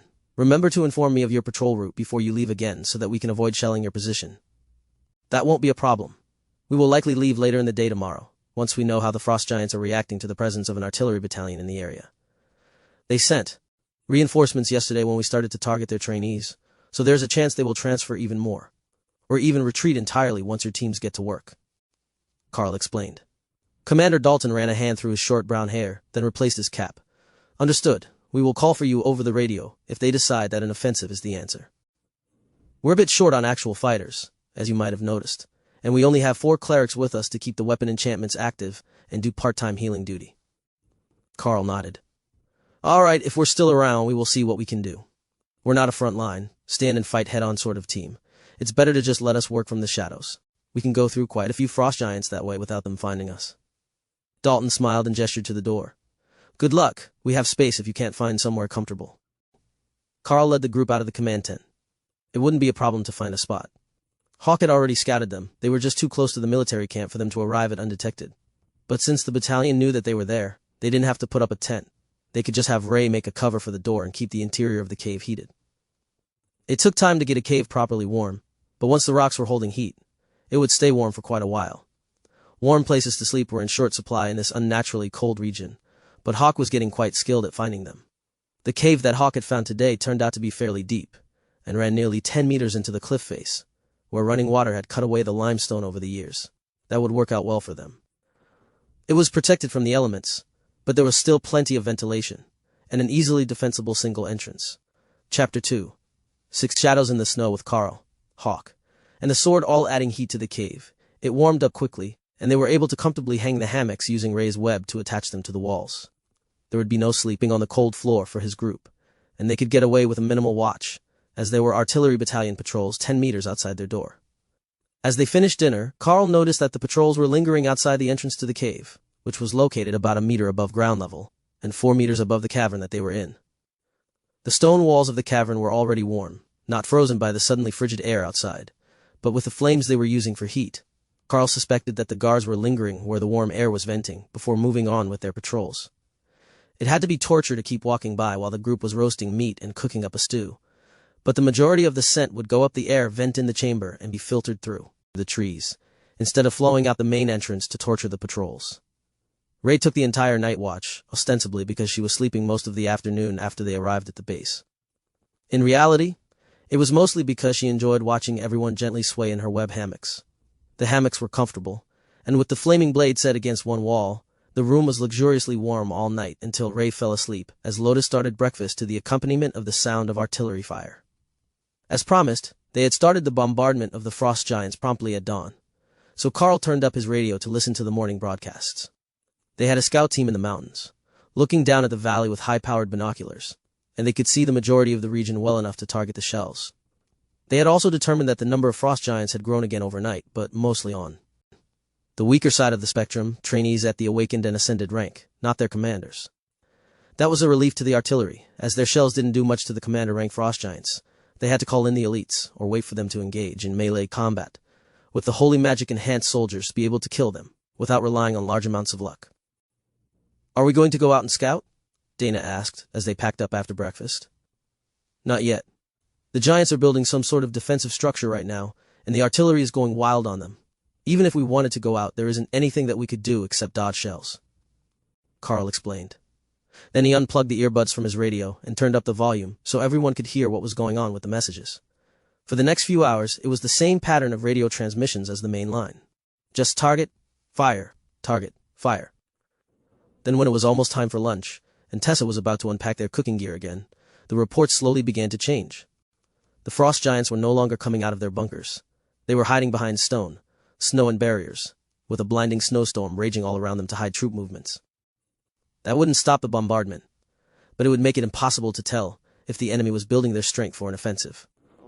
Once we finish lunch, I'm taking us to the far side of the valley to check the mountain passes and the next valley for frost giants. That's still within the range we agreed to work, and it's pretty obvious that they're up to something if they're keeping a blizzard active along the entire north end of the valley. Karl informed the others. We're not leaving them to their fate, are we? Tessa asked cautiously. She was a priestess of the Red Dragon, the god of war, and anything deemed cowardly in battle was anathema to her faith. No, we will actually be closer to the enemy lines when things do go sideways, but I want to be coming in from a flank that I know is clear, and not crossing no man's land with a bunch of terrified infantrymen in a snowstorm. With lunch finished, and their gear packed, Karl headed to the camp, after stuffing bits of moss in his ears as earplugs against the noise of the artillery. He stopped at the supply tent, and got a notepad and pen, so he didn't have to remove his own from his pack. Then wrote a mission description for the battalion commander to read. There was no way they were going to be able to have a discussion here beside the artillery, so Karl just handed him the letter with the crude map on it, and patted him on the shoulder to say good luck. Dalton nodded and waved him away, letting Karl rejoin his team and head into the hills. The reports were that the snowstorm was spreading, coming in from the frost giants' side of the border. However, with all the strange atmospheric anomalies and the ice magic of nobody knew if it was a natural storm or a massive artificial one. Giants. What do you think, Hawk? Karl asked as the bird floated high in the sky, barely a black speck in their vision. It's a natural storm. The wind is carrying the clouds this way, and I can feel the cold moisture already. But that doesn't mean there's nothing in it. I keep seeing shadows, but they're too far for me to tell what might be casting them. Keep an eye on them and let me know when you can tell what is casting shadows in the snowstorm. It might be nothing. It might be something important. Chances are, human eyes can't tell that there are even shadows to begin with, Karl reminded him. Their route quickly took them into the hills, and that was where their smooth progress ended. The paths were narrow and steep, winding along the side of cliffs, while a river gorge made up the bottom of the canyon. Do you think that something might try to move down the river? I mean, they could freeze it over, right? Dana asked, directing her question at Lotus, who would be more knowledgeable about the weather than anyone else here. They probably can with their ice magic. But we can see the river from here, and this path would be a nightmare for frost giants to navigate. So it's better that we don't follow the river ourselves. I mean, we will, because that's where the canyon goes, but not along the river itself. Lotus explained, with a gesture along the path. They walked at a careful pace, not wanting to lose anyone down the hill if the path under the snow was loose or icy, and by the time that it got dark, they still had an entire kilometer to go before they had made it up the valley's length. All right, there's a path between the mountains ahead, according to Hawk, which will lead us back into the other valley close to the frost giant lines. There are no caves on this side of the fault. It's slate and not limestone like the other side of hill, but Ray can make us a double-walled tent in the trees, and we will call it a night, Karl instructed. The Ray was happy to run ahead of the group and test her theories on a double-walled fort. You couldn't see out of it, so her and Hawk were on night duties in the cold again, but it would be warm and sheltered from the increasingly frigid winds. They were just about to finish their scans and head into the fort, when Hawk sent a final sunset update. I can see what's casting the shadows. It's frost giants in white suits, hundreds of them. They're hidden in the snow, but they can't hide their shadows. Where are they headed? Karl asked. For our valley, the one that the artillery is making a mess of right now. An exceptionally loud mess, Karl noted, now that they were so close to the edge of the bombardment zone. I will call it in. Battalion Command. This is Team 95988. We have spotted reinforcements on the other side of the mountains, headed for your bombardment zone. 200 plus frost giants in snow camo outfits. Strength unknown. Karl broadcast. Received. It was probably better that Dalton let go of the mic button at that point. It would never do to curse that much over open airwaves. Chapter 2:67. Artillery Lullaby. The sound of artillery shelling the area continued all night, and then just after dawn, the sound of frost giant war horns blared across the north end of the valley, interrupting breakfast and causing the radio communications to go crazy. Karl had left his earpiece out so that everyone could hear the radio during the night, in case the frost giants attacked early, but from the sound of the broadcasts, their reinforcements were just arriving. The bunkers had greatly reduced their casualties last night, and with the addition of hundreds more warriors, the frost giants were preparing a charge on the south end of the valley, which would put them in position to flank the main army lines. The problem for Karl and his team was that the shelling continued, so they couldn't safely approach the giants to get to work. Hawk, fly up and double-check the area. I want to be absolutely certain that nothing is trying to come down this valley before we leave, he instructed. First, Hawk flew south, to make sure that nothing got by them in the night, as unlikely as that was. Then he headed north up the valley, where only 10 kilometers from the camp, he found a large group of the giants, in white, building rock-hurling siege weapons and building barricades.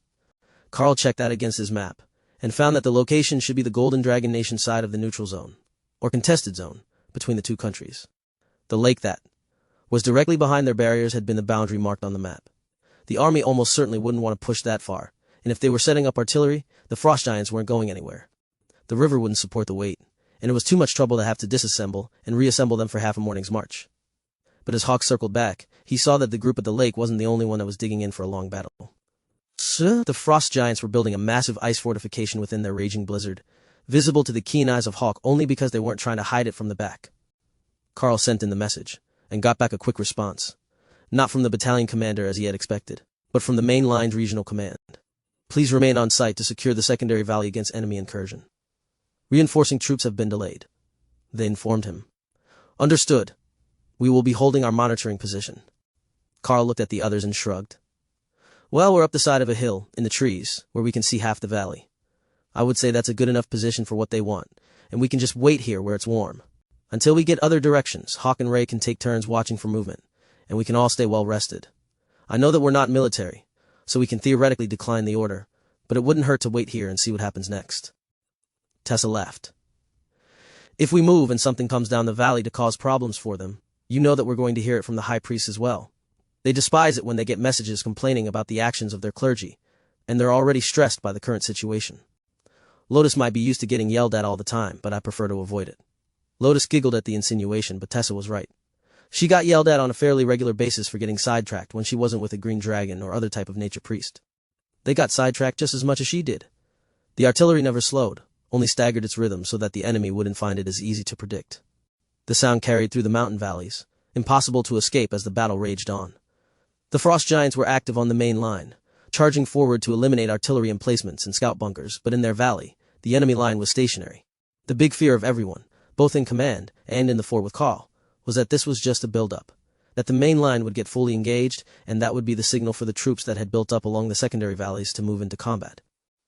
But they couldn't put that over the radio, or they would be accused of trying to damage morale, so they had to wait and watch as the hours passed, and the two positions that they could scout remained patient, and the battle along the main lines intensified. At dark, Hawk returned to the fort to rest inside and out of the cold, while Ray went out to scout and made herself a secondary fort, up near the ridge and built into a tree. It kept the wind off her, and allowed her to see both the end of the valley and the main valley's access route, though she couldn't see the actual fortress built there. It was enough to be able to see if anything was moving in their own zone, as the army already had scouts all over the hills lining the other valley. To Ray's eyes, the frost giants were the opposite of what most living things should be, a mass of cold in the distance, not freezing, but much colder than most living things. If the weather wasn't so frigid, they would be hard for her to spot, as they would blend into the background temperature variation, but as it was, she was certain she wouldn't miss them if they moved. Near dawn, right when night patrols would be switching for morning patrols among the human armies, the radio reports of massive movement among the front lines began. Were beginning their full offensive, accompanied by ice magic enchanted boulders that smashed apart artillery wagons, and brought area freezing magic with them that both damaged the infantry and caused blinding snow. With the blinding snow, the rest of the forces couldn't see what was coming for them, and the reports were rather grim, with an entire armored battalion reported lost in the first hour. That was 70 kilometers from where Karl and the others were, too far for them to do anything about it, but close enough that it made them paranoid about what might happen to their positions. If the main line was breached or forced to retreat, that would put the unit under Commander Dalton behind enemy lines. That was not where an artillery battalion wanted to be, and he would have trouble even retreating with such a large unit and so much heavy equipment. If they leave one behind, I want an artillery, Thor announced, thinking of ways that he could pull one of the wheeled cannon batteries for long-range combat. What's this? You've gone for tank position, and the healer role, and now you want to be artillery too, Karl joked. Remy is just a tiny snake. How could she take up our ranged combat role all by herself? Well, by herself or with Hawk if he doesn't have to scout, Thor asked. Hawk silently laughed at the thought of an overgrown afternoon snack becoming their ranged damage member, but refrained from saying anything that might make Thor sad. He was excited about helping, so Hawk let him have it. Thor's idea made good sense to Remy. She wasn't even big enough to see over people. She had to hide in Karl's armor or in her space just so she could see to cast her spells. If she was a flying snake, she could do like Hawk and target them from above. But her minor water control only allowed her to make simple appendages, not wings. But one day she would be big, and then she would be able to see everything in her swamp. They are already packing up their gear. It doesn't look like they are planning to leave a cannon. We just need to teach her a new skill so she can see further. If she could find targets when they were further away, Remy could be our tiny blue artillery snake, Hawk suggested, hoping to keep Thor happy even if they couldn't get an artillery. That didn't sound like a bad idea to Remy. She just didn't know how she was going to do it. Maybe if her water control was better, she might be able to sense what her blizzard was hitting, and then she could target more spells without needing to see them. As an added benefit, she would know where everything in her swamp was. She just had to find someone who knew how to teach her that skill, or have Karl torture one of the frost giants until they told him. The frost giants should know. Only nobody spoke frost giant.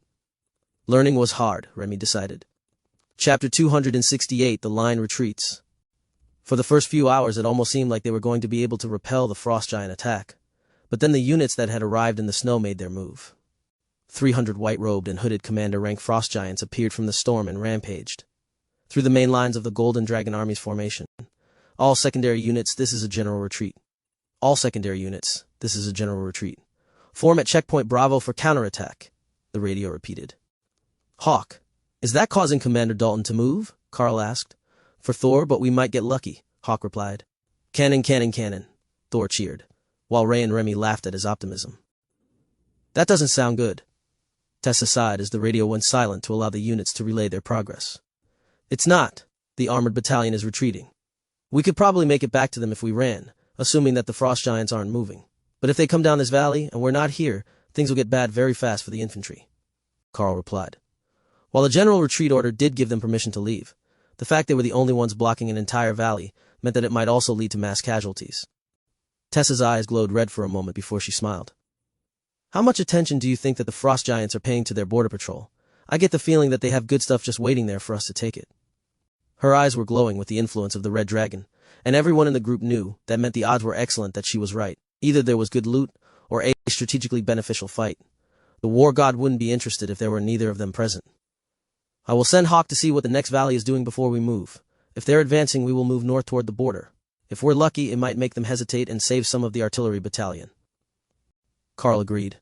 Hawk soared out over the mountain peaks, looking down over the next valley, where the frost giants were beginning to get up out of their bunkers now that the artillery had stopped. They were forming up for a charge, which would be faster than the infantry, which didn't have enough transport trucks to leave except on foot. They're forming up for a charge. If we leave now, they should be about halfway down the valley when the alarm goes up that we're attacking the border defense teams, Karl informed the others. Dana gritted her teeth and nodded. Let's do this. How bad is the battle at the border going to be? Karl thought back to what Hawk had seen. Bad. But nothing that we can't handle. Just keep your shields up so that the ranged team members don't eat a boulder to the face from the catapults. They all grabbed their packs, and Karl led them down to the river. There was a bend just 50 meters from the frost giant lines, which would hide them from view until they were close enough to attack. That was when he would start the charge, and with a bit of luck, their shields would hold long enough. There was no cover in front of the line. It was all knocked down and removed, so they would have to come through the open, no matter what tactic they wanted to use. Lotus caught a ride on Ray, while Dana hopped up behind Tessa on Thor, which brought the speed of the group up to Thor's full running speed. With her strength enhanced, Ophelia had no problem keeping up with the lightning's arrow, and Karl was faster than either of them. The deployment would put everyone in the right spot when the fight started, with Dana's golems forming up around Thor, while Ray brought her own out a little further down the line as a distraction. They were the most deadly in the group, so the frost giants wouldn't be able to ignore them, and that would turn them away from Thor and the others. A few extra seconds should be all they needed for Karl to stun the more vulnerable members and give them an early advantage. I will distract them away from your advance. Good luck, everyone, and I will see you in a minute, Karl instructed as they got close to the final corner. While the group went left, he moved to the right through the woods, and prepared to shoot the frost giants that were immediately in front of the main group. He was the first one out into the open, and his arrow was loose before anyone had seen him, plunging straight into the heart of an unprepared ascended rank frost giant. Stun hit the creature's heart directly, and the giant twitched as it hit the ground, dead. That wasn't quite the plan, but Karl already had another arrow in the air, going for the giant beside the one that fell. To the defenders, it looked like he was taking out the reinforcements before he charged a weak spot in the line, and they began to shift positions while the rest of the group charged out of the woods. The distraction was just enough, and only 3 catapults managed to hurl ice magic-infused boulders at the group as they charged. None of them were close enough to damage the group. Firing hastily had cost the inattentive giants their advantage. Ray's golems appeared in their ranks, attacking without hesitation, while Dana's appeared a second later, flanking Thor as he knocked his target to the ground. Karl sent another round out, hitting the closest giant to him with chain lightning, which slowed the giant's response even further. Remy took that as her cue, and cast a blizzard over the far side of the defensive line, while using her own chain lightning on the closest giants. The ice element attack would do very little, if any, damage to the giants, but it would block their vision and stop them from using ranged attacks against the much smaller human attackers. The risk of hitting their own people while firing blind was too high. There was a whoop of victory, and Karl saw Ophelia in bear form hacking both arms off an ascended rank frost giant with her axes. Giant strength combined with the buffs of a bear totem berserker was a deadly combination, and the small wooden totems on the ground were pulsing with energy as she fought. Karl let loose another arrow, catching a frost giant in the throat. It fumbled at the arrow, as the lightning arced between it and those nearby. But the next arrow went straight to its chest, ending its struggle, and leaving the others nearby staggering in pain. A sweep of the bow itself cut an arc of rend through the air, slicing the front of the giants open and dropping the weaker ones. For a moment, Karl had a clearing around him, so he turned his arrows on the frost giant commander headed for Thor. The creature moved with surprising speed, catching the arrow. Then it howled in rage as chain lightning activated, and Karl smirked in his direction. That was what Karl was after, drawing the leader to himself. Even with Ray around, the others would have enough trouble with the frost giants. They had far too many commanders in their ranks, and Ray wouldn't be able to take them all out fast enough for the clerics to keep everyone healed indefinitely. Hawk's fireballs were raining down from above, causing immense pain wherever they landed, but he had learned his lesson, and he was far above the battle, out of range of any ice spike type attacks that might knock him out of the battle. Karl started to retreat toward the remainder of the group, intending to give Thor some reprieve while he could, but it appeared that the Sarrow didn't need it. The frost giants were having a hard time getting to the battle, with Thor casting constant earthquakes and Lotus using her water vortex staff to create spinning water funnels that pulled them off their feet and knocked them to the ground. Ray's golems were showing no mercy, making full use of the spear, skill that they had gained in the Naga dungeon to turn anything they couldn't reach into a pincushion. As it was their only active skill, they didn't seem to have any issues firing them while fighting. 8 eyes that never blinked were a spider's great advantage, as they could see everything going on around them in a 270-degree arc, and fire spears at anything showing vulnerability. That's nearly 2 minutes to rejoin us, Lotus noted as Karl rejoined the group. But I saw you a minute ago, so it still counts, she added. Chapter 269, Border Jumping. Tessa's eyes were glowing red as she buffed the group with holy magic, adding damage to all their attacks, even Karl's lightning and the golem's blades. With the golems in place, Karl didn't have to switch back to his sword, but it was still transferring energy to the group from its spot on Ophelia's back, while she used her twin axes to block and attack at the same time. The giants were beginning to reform their lines, and Karl was considering giving the order to retreat as they worked together for a group spell. His stun couldn't deal with that many of them, and he wasn't certain what they were casting. He fired as fast as he could, targeting different areas of the group, but at the last second a surge of golden holy energy surrounded them all, and the power radiating off Thor surged. The lightning Sarrow had made it to the commander rank, and with it, his circle of protection and refreshing lightning barrier had improved a rank. Karl noticed that the golden streaks on Thor's scales were becoming more pronounced, and now his horns were beginning to turn golden from their natural ivory. Looking fancy, buddy. Karl laughed as a barrage of icicles slammed into the hastily erected barrier Dana had placed in front of them, and then shattered against the barriers on their bodies. None of them took more than minor wounds, and these icicles weren't as insidious as the attacks of the Yeti clans, as they weren't trying to freeze them now that the damage was done. Tessa shouted in victory as the giants roared in frustration, but the battle was far from over. Karl's group was still vastly outnumbered, and most of what was left was the commander rank and the stronger ascended rank frost giants, who hadn't been annihilated by chain lightning or Hawk's fireballs. The water-hating bird was going insane overhead, launching fireballs as fast as he could, 3 at a time, into their ranks. They had ice barriers erected over themselves, but the fireballs weren't weak, and the barriers were having a difficult time keeping up with the incoming damage. Karl wasn't ready to rest yet. Even with the barrier refreshing them, Thor would run out of mana eventually, and they had to have the frost giants dead before then. Tessa was fully focused on offensive buffs, and was mostly out of combat and not attracting attention, while Lotus was focused on keeping Thor and Ray at full efficiency. That meant Ophelia had the worst of it, with Dana not far behind, though the clerics were keeping them both fully healed, and they weren't showing any visible injuries, despite the splatters of red blood on Ophelia's armor. The enraged berserker knocked both of a frost giant's arms wide, and Karl put an arrow into its forehead, shocking all the enemies gathered behind it with chain lightning. The berserker laughed as she charged into the body and tossed it backwards to get at more targets. But Karl noticed that she carefully stopped before she got out of range of Thor's circle of protection. Someone else problem coming to her. And now that the group was getting surrounded again, it was getting easier to shock large groups, slowing them to the point that they were barely effective fighters against the speed of the spider columns. Stun was an option, but as it only affected a single target, it was less effective in a group fight where slowing everything made life easier for the offense than stunning one target. While they focused on hurting and eliminating the frost giants, Hawk had set fire to all the wooden siege weapons that the frost giants had constructed, and the orange glow was giving the blowing snow a hazy look, like streetlights on a foggy morning. At the very least, that would make it safer to retreat if it became necessary. Lotus whistled to get his attention and pointed toward her staff. "I need time to recharge." That meant no more water funnels, but the number of enemies was dropping rapidly. Karl realized that something had changed, and the enemies were dying much faster than they should have been, given the group composition. Commander on commander, it generally took 5 or 6 solid hits per enemy to disable your target, but the back ranks were nearly completely gone. He knew he had missed something, but not what, until the last of the frost giants turned and ran back into the hills with Hawk in hot pursuit. His fireballs were burning straight through their bodies, causing massive damage even to commander-ranked giants. Karl thought he might have learned a new skill to optimize himself against water or ice element targets, but a nagging feeling in his mind brought his attention to his status. Skillmaster Rank 2 activation. Flame Body skill advanced to Royal Rank by Hawk. He actually hated ice magic so much that he had forced his Flame Body skill to the Royal Rank so soon after reaching Commander Rank, just to spite the Frost Giants. Never again would Karl underestimate the benefits of the beasts having an emotional attachment to their advancement. But more importantly, now that the advancement was complete, Karl could feel the shared skill advancing as well. The retreating Frost Giants were too far for him to hit with an arrow already, but the next time they were in combat, he would have to try to use the improved skill in melee combat. Tessa made a pleased noise as she looked around the battlefield. Well, that was more than enough to keep the War Dragon happy. Plus, it looks like we made a pretty good haul today. There are plenty of magical items on the battlefield for everyone to take their pick.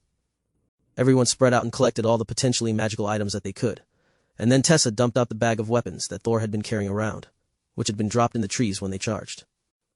We should have time before anything gets close enough to give us trouble, so I will identify everything, and we can try to bond what works best for us. It looks like we're behind enemy lines, so if there's anything that might even be a little improvement, don't hold back. The Red Dragon Priestess reminded them.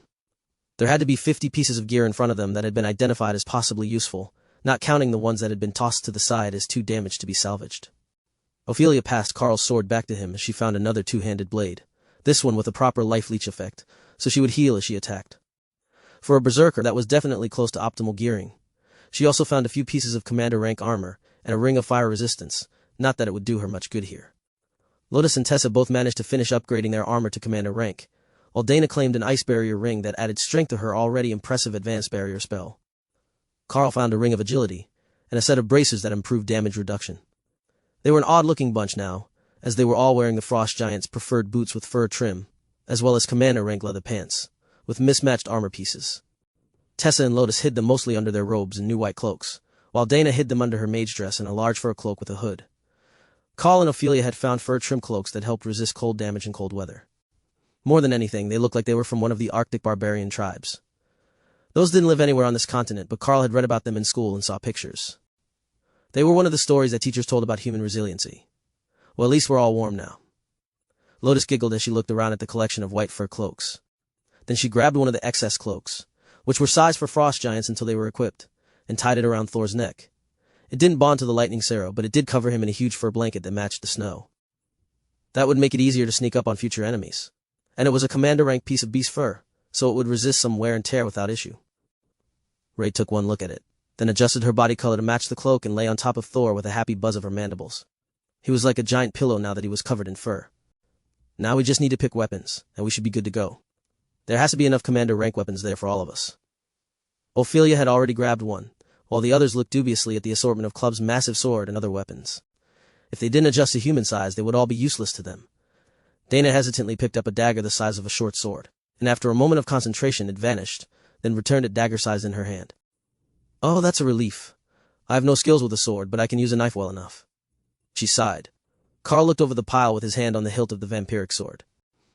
Most of the weapons he got close to produced a repulsion effect, but when he got to the far side, where a massive maul with a blue crystalline head on it was sitting, he nearly got dragged off his feet by the attraction between the two weapons.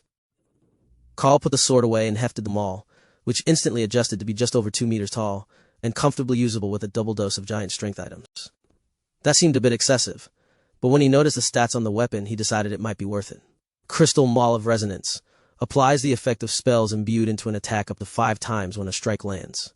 Chapter 270 Left Behind. There were still so many weapons left over that it would be a shame to discard them for the enemy, but none of the ones that remained appealed to any of the group members.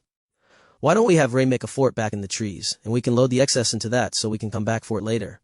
We can't keep carrying everything we find, there is just too much. But we can hide the good stuff and destroy the rest, or bury it here, so whoever comes looking will be convinced that's all that there was. Lotus suggested. That's a brilliant idea. All right, we will have Ray find a good hiding spot for the excess loot, and we will bury the rest, then burn the bodies. We don't need to fill the entire valley with scavengers looking for a commander rank meal, Karl decided. With the flaming body barrier over his folding shovel, it only took a few minutes to dig a hole in the frozen ground deep enough to bury all the excess weapons that were either heavily damaged or just not great quality. Ray took the rest back into the trees an unknown distance and created a cocoon to hide the loot in. While she was finishing her work, the team listened to the radio messages. The artillery battalion under Commander Dalton had made it safely out of the secondary valley, but were briefly engaged with the Frost Giant scouting unit as they rejoined the main line at the fallback point. Casualties were light, and the unit was still mobile, while the Frost Giants had stopped at the mouth of the valley and had begun erecting new fortifications. That left the Valley Scouts, taking the hard way out of the hills that they had set up on, but that was to be expected with such a rapid retreat. Unfortunately, while they could rejoin the main lines once they got to the west side of the mountains, there were 3 units trapped well behind the enemy lines. 3rd observation units, led by Commander rank elites, and one was Karl's team. T-95-988 continue scouting operations where possible. Enemy intelligence from your location is invaluable, the regional command center informed them. Karl confirmed the order and then laughed. Well, it's not like we've got many options here. Hawk says that nothing is chasing after us from the larger valley, but they fortified again between us and the main lines. So we either go the long way around, or we follow the river along the border and see what we can find. Do we go behind the main lines, or further away from the battle? Tessa asked. That was a good question. Well, further into the mountains, and we very well could find ourselves cut off and trapped. But behind the main lines will be the supply lines. That many giants are going to need a lot of food, so we might be able to do some good if we can strike fast and return to a hiding spot. Karl offered. Everyone was quiet, thinking about which way they would prefer to go when the radio crackled to life. Team 62345 is under heavy attack by white-cloaked Frost Giant Special Forces, attempting to retreat east toward the border from Grid B3 Sector 8. Karl checked the map, and that was only a few kilometers to their west, between them and the main lines. Everyone pack up and get ready to move. We will go give them a hand, he instructed. Ray quickly rejoined the party, letting Lotus take up her riding position aboard the Spider's back, while Tessa and Dana climbed aboard Thor. They ran toward the battle, not worrying about the noise that they were causing, though Karl was running silently thanks to his skill. The noise of the elites and the Frost Giants in battle was loud enough that they didn't need Hawk to tell them exactly where they were going, so the scout was instead circling the area, making sure they were the only reinforcements that were going to show up to the party. It looks like it's just 2 scout groups fighting it out. Hawk informed them as Karl got close to the battle. Perfect. Now, it's time to see what your advanced flaming body can do with the shiny crystal hammer I just got, Karl replied. Charging 5 spells into it at once took more energy than he had been expecting, but the weapon was primed and ready to go when they entered the clearing, and found that the human team was 1 high priest in white robes, and 4 mages. Who had picked that composition was a mystery to Karl, but it was not a good combination to fight the Frost Giants. All 5 of the giants were not only commander rank, all 5 of them were well into the commander rank as well. The white cloaks that blended into the storms appeared to mark the most competent of warriors, and the giants were startled to see Karl charging in their livery. One of the mages had 5 blue orbs active, firing magic missiles at a furious rate, a trick that was rather familiar to Karl. One of the mages at the academy knew that spell, and she had shown it off during the first week they were training Hawk with the mages. As he got close, Karl realized it wasn't just a familiar spell. It was Tori, the ascended rank blonde mage from the senior class, that was using her signature spell here. The magic missiles put the Frost Giants on the defensive, and Karl slammed the crystal maul into the closest giant's chest. The head of the hammer pulsed 5 times in rapid succession, like the pulse arc welders that they used to fix mining equipment back home, and the enormous monster was thrown clear across the battlefield to crumple against a tree. The sight shocked the humans even more than it did the frost giants, and one of the mages had his barrier shattered when he delayed a bit too long. The sound of breaking bones was a sickening one, but a golden glow was already surrounding him as his team's cleric got to work. "Don't you have golems?" Dana shouted as she summoned hers to fight the giants. Rays were already in combat, and Hawk was sending down a rain of fire from above. It wouldn't be long before the situation was under control, but it made no sense that they didn't have any golems out if they didn't have defensive warriors. The cleric pointed to the far side of the group, where 2 exhausted mages were doing their best to avoid attacks and keep their barriers up. That was enough for Dana to understand that yes, they did have golem mages, but the frost giants were too smart for that trick, and they had targeted them first, exhausting them and draining their mana. "Lightning next," Remy shouted in Karl's mind as he approached a wary frost giant. This time he only put 3 charges of chain lightning in, to test the theory of whether the stunning effect stacked while saving some energy. It was harder to hit the giant with a huge and slow maul, and it wasn't going to try to take the hit for a chance to counterattack after seeing what happened to its friend. So the first 6 tries were parried before Karl managed to get a swing up, and under the warrior's guard, only lightly clipping its hip, but enough to activate chain lightning. The power arc between the 4 remaining giants, which twitched a little but weren't slowed any more than 1 strike had. They were smoking and visibly blackened at the point of contact, so the damage was all there, but the stun effect didn't appear to be any worse. The reprieve was enough for the mages to regain some mana and catch their breath, which allowed them to bring back 2 more ascended rank golems. That wasn't going to do much in this fight, as they weren't enhanced in any way like Dana or Ray's golems were, and they were still a rank below the enemy, but it was a good shield to hold the frost giants in place, while the spider golems and Hawk's flames dealt with them. Their cleric enhanced the golems with a golden holy blessing, increasing their armor and attack power to commander rank, as was done for regular human soldiers on the line. That gave the ambush team a bit more of a chance, but the high priest's blessing simply wouldn't have been enough for 2 golems to take on 5 commander rank giants. The giants were quickly dispatched, and the high priest came over to give Karl a grateful hug that made Lotus laugh. "Thank you, Commander. We were in real trouble when those 5 happened upon us at the end of a fight. We have heard much about you and your team of monsters and beauties." The high priest informed him. Karl smiled. "You hear that, Ray? He says you're a beauty."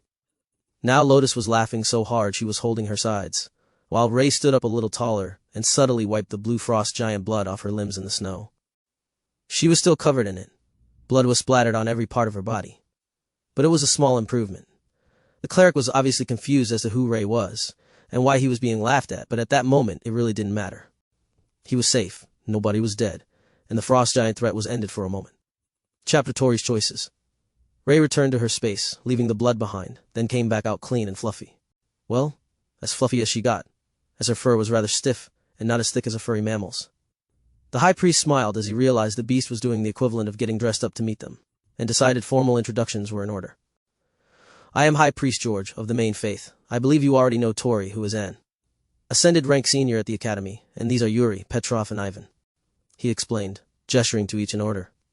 Tori was a blonde who, even in this cold, was still showing cleavage, while the other 3 mages were all similar in their skinny and acne-riddled appearance, as young men at the ascended rank. They should be past the youthful acne phase, but for them, it had lingered well into their 20s. Karl, Dana, Ophelia, Sister Tessa, and Sister Lotus. Karl introduced. For a second, Karl thought that Tori looked jealous, but she was in the mirror of his position, the only woman in an all-male group, instead of the only man in an all-female group. Maybe it was the group composition she was jealous of. Hawk came down to land on Dana's backpack, and the mage gently stroked his head, while Lotus climbed up on Ray's back. Karl looked at the other group, who were still recovering from the battle, and too exhausted to go far. "What are your plans? Are you going to head back to the main lines, or are you going to remain out here behind the lines and keep hunting? I know you had a tough break with your position during the fallback order. With a bit of effort, I'm sure you can dodge the wandering frost giant patrols," he asked. High Priest George looked at Karl like he was crazy. "You're planning to stay out here. We're behind the frost giant lines. If we get attacked, there's nobody else to come help. We didn't know you were nearby, but the other groups are together on the far side of the line, a whole day's walk from here." Karl nodded. "Yeah, we've got things to do out here, and we have been asked to see if we can find out what is causing the change in temperature before we head back. If you have any ideas, that would be great, but the temperature seems to be dropping before the frost giants appear, so it has to be some sort of area effect." The mages all looked a little traumatized, and Karl knew that they wanted to just go home and not be out here anymore. That may or may not be an option for them, but at the least he could help them get to the human lines. Why don't we help escort you south? And then you can make a run across the open ground between the lines. The frost giant shouldn't chase you. You'll be back in the safety of the main force," he suggested. "And how do you plan to get away after you help us get past the main line? They're not going to just let you walk by?" Tori asked. Karl smiled, and the mages shuddered a little at the aura of a predator that he gave off. "I think that we can handle ourselves long enough to get out of sight." The other group shared a concerned look, then shook their heads before High Priest answered.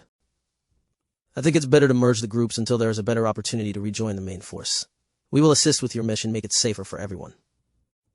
Karl wasn't convinced that was true. The other group didn't look all that competent, but telling them that would probably lead to a bout of severe depression and someone doing something stupid to prove themselves in combat.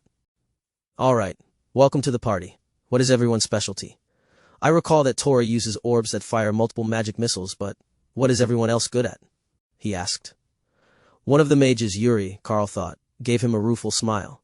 "We're all fire element, specialists who know the golem spell. In theory, it should be as good as having 3 warriors with us, but that group just demolished the golems." Dana frowned. "They're a whole rank higher than you. Do any of you know durable constructs, or an upgraded barrier spell instead of the basic one?" They all shook their heads in shame. Karl shrugged. "All right, I see where the issue is. The Special Forces team, as you called them, simply outmatched you, even though you had the right basic stats for the mission.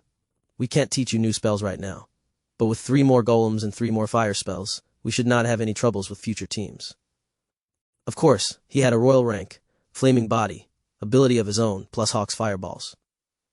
While the skill was a rank higher, his own mana output wasn't quite up to the standard of a royal rank mage or beast using it, so the maximum output was limited. But it had greater penetration and mana efficiency than the commander rank version had managed. "What was that ability that you used to toss a frost giant across a clearing?" George asked. "Ah, it's this fancy new hammer I got from some frost giants. It can stack an ability on it multiple times. It's brutal on the mana usage, but when multiple instances hit at once with the force of the maul and my upgraded strength, they fly pretty well." Tori looked Karl over. "You don't look like the sort that got big strength increases from your class." Karl just shrugged, but Dana laughed. "He didn't. He's got 2 giant strength items on, and he could probably body slam a frost giant without using a skill," she explained. "Speaking of which, check those bodies. The commander rank giants usually have good stuff on them," Karl added. Tessa pointed to the bodies. "And take the cloaks. Not only are they warm, they blend in with the snow, so you aren't as easy to spot. If things get dangerous, we will bring up a snowstorm of our own to hide in." Even Thor was wearing one, while Rey and her golems blended in with the snow on their own. From 100 meters away, it was difficult to see Karl's group, even on a clear day with no blowing snow. The cloak went well with the white cleric robes that George was wearing, and the 4 mages quickly got theirs on and put up the hoods to gather a bit of warmth to themselves. "We were going to head away from the main lines to attack supply lines, and keep the main lines from receiving their food deliveries. Are you ready for that, or should we allow you a bit more time to recover your mana and stamina?" Karl asked. George gave them a confused look. "Is regenerating stamina so easy? Once you're tired, you're tired. Or do these sisters know refreshing spells?" "Both of them, plus the lightning Sero, actually." "Thor, can you extend your lightning over the whole group? They could use the help," Karl replied. Thor didn't really trust strangers, but Karl had asked, so he covered them in lightning, and then detached it from himself. If the barrier broke, it broke. He wouldn't use his own energy keeping it active until he trusted these new humans who weren't part of the pack. Thor was usually much more welcoming, and he liked to bump up against people and beg for attention, so the wariness put Karl on guard. If there was something wrong with this group, he wanted to understand what it was before it got them all in trouble. After another minute's rest, the group was ready to move again, and Karl took the point position with his bow in hand, then sent Hawk to scout. "Find us a supply convoy small enough that our group could fight it alone. Just in case," he directed their scout. "Got it. There is one with these pigs, the size of Thor." "Do you think they taste good?" Hawk asked. "There is only one way to find out." "All right, we have our target. It's a small supply convoy bringing boars to the frost giants. If we can intercept enough of those, it should destabilize their lines," Karl explained to the newcomers. Tori nodded in understanding, while the others got sour looks, while the high priest looked a bit defeated. That was strange. Attacking supply convoys was a great way to resupply your own group, so most people should want to fight them instead of active military units. Chapter 272, Abundant Pork. Their progress through the woods was slow, as the 3 male mages were dragging their feet, unwilling to go forward into battle, but not brave enough to say anything. That continued for about 5 minutes before Karl had enough of it. "Look, if you don't want to go into combat, that's on you. You don't have to join our mission, but I'm not going to stand for dragging feet and dawdling. Either you get with the program or you stay behind," he insisted. The men of the other group looked shocked and insulted, but Tori might not have noticed, as she was busy talking about magic missiles with Dana. She did notice when the group came to a halt, while Karl waited for their answer. As I said, it's up to you. If you don't want to be here, then don't be here. But screwing with the attack schedule so you can slack off isn't acceptable. You've got 10 seconds to decide before I leave you behind. Tori snorted with laughter, and the rest of the group glared at her. Then the other 3 mages promptly sat down, while the high priest glared at them. Understood. Brother George, if you would be so kind as to remain and keep them safe. We will come back to check on you in a few hours, Karl declared, then returned to the front of the group and moved forward at a jog. Dana pulled Tori up on Thor with her and Tessa, while Ophelia fell in beside Karl at the front of the group. Are you certain that is wise? The berserker asked. It is for us. If they're too cowardly to fight, and they won't even walk toward a battle properly, they're a liability, and it is safer for everyone if they're here in the middle of nowhere. Karl whispered back. The supply convoy was not even staffed by giants. It was ice trolls and yeti, which enraged Hawk to the point that he was ready to launch the attack on his own. These were all ascended rank, or lower. But Karl had told him to scout the area and pick targets, not to attack before everyone arrived. We're about to leave the trees and approach the trail. Once I launch the first attack, you can join in and prevent them from running away, Karl instructed Hawk. Finally. What took you so long? Karl went right as they reached the road, while Ophelia and Ray went left, with Thor charging straight up the road, while Tori did her best to hold on to Dana, as she hadn't learned the trick to remaining seated on the Cerro yet. The ice trolls saw Thor a few seconds later and began to charge. That was when Dana grabbed Tori and jumped down from Thor, tucking and rolling, while using the lightning barrier to prevent injury. Tessa would ride him into melee combat, but that wasn't Dana's style. She sent her armored golems forward to flank Thor, and Tori began to create orbs around herself in preparation for the battle. Karl let the first arrow loose, hitting a troll at the back of the line. The arrow that had been coated in fire was engulfed in ice for a few seconds, after it embedded itself in the troll's chest. Then the flames began to spread, lighting the creature on fire. Trolls had no immunity to fire, and they were quite flammable once you got them lit, especially the ice trolls. Hawk predictably vented his fury on the Yeti herders, while Remy went straight for the enormous pigs, unwilling to let them get away before she found out what they tasted like. Some thin slices with broadleaf spirit grass seemed like it would be a wonderful combo to her. Karl hit one of the lead Yeti with chain lightning on an arrow right before Tessa's mace, coated in lightning and holy light, collided with its face, briefly setting the beast's fur aflame. He hadn't known her ability could do that, but it was an impressive trick for these flammable monsters. The fight only lasted 30 seconds, and Tori had 3 hovering orbs for her magic missiles in the air when they finished. She seemed both confused and startled as she realized there was nothing left moving. She turned to Dana for answers, but the other mage wasn't sure what she wanted. That's about how it always goes. They are a rank lower than Karl and the beasts, so they're not going to last long against their area attacks. Tori shook her head. That level of attack power is just insane. Like those spider golems, they just touch things and they fall apart. That can't be normal. Ray laughed in Karl's mind, while Lotus laughed from her back. They are affected by the bloodbath spiders. Offensive adaptation, skill. So the more they fight a target, the more damage they do to them. They've been fighting high-ranked ice element targets for a while now, and they're naturally higher damage than most commander rank skills, even before Ray added the durable constructs to increase their armor and attack even more. It really is unfair how much damage they do, but there's only so many of them. If we had like 50 tiny ones, it would be even better. The nature cleric joked. Tori shuddered in revulsion at the thought of a battlefield overrun by tiny murderous spiders. Well, it would certainly have a psychological effect, she reluctantly agreed. But what are we going to do with all this? It's right on the road, and the next patrol will see it in minutes. Ray grabbed all the pigs and threw them into Hawk's space, except one for Remy, while the 4 golems worked together to pile the rest of the bodies for Hawk to create a bonfire. They burn really well. In 15 minutes they'll be ash. After that, none of the other patrols will have any idea what happened here, Karl explained as the team worked. Then he gestured south. Let's go check on the idiots. They likely want an escort back south past the lines by now. I don't suppose you have any idea what their issue is, do you? The last bit was directed at Tori, who sighed and nodded. I may have led them on a little to get them to agree to go along on a mission with me. There were supposed to be 2 mages and 1 paladin-type warrior, but he pulled a no-show and sent another mage in his place. Then, when the mages figured out that I actually just needed a group for the mission, and they weren't going to get laid, they started pouting and looking for reasons to go home. High Priest George has been sick of all of us since about noon on day 1, and I suspect that he's planning to report us all for conduct unbecoming an elite when he gets back, she explained. Karl's look made Tori flinch a little. Look, I know it was a scummy thing to do, but I wanted to fight at the front and get some credits before I graduated, If they had just sucked it up and did the job they agreed to, it would have been fine. Well, we will see if their attitude has improved when we get back. If not, we will have to do something. Either find a safe spot to hide them, or a way to get them back to the main lines. At least you managed to get a few kills in before you had to go back, Karl replied. Tori sighed and nodded, not eager to go back to her group, who obviously weren't going to be welcome with a proper group like Karl's, who were here to kill giants and help the war effort. Only when they got back to the spot where they left the group, they were gone. Hawk, find the idiots and let me know where they are, Karl ordered. On it, boss? Karl checked the snow and saw 3 sets of running footsteps headed southeast toward the secondary valley, and a 4th set moving slower behind them, but probably tracking the mages. They're still running toward the secondary valley entrance. The cleric is way behind them, but he's following their footprints. Should I keep tracking them? Hawk replied. Give us a minute to decide. We might just let them leave and keep their other mage for a bit, Karl replied.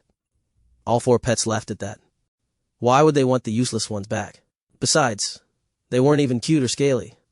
Lotus pointed to a set of symbols drawn in the snow. That's clerical shorthand.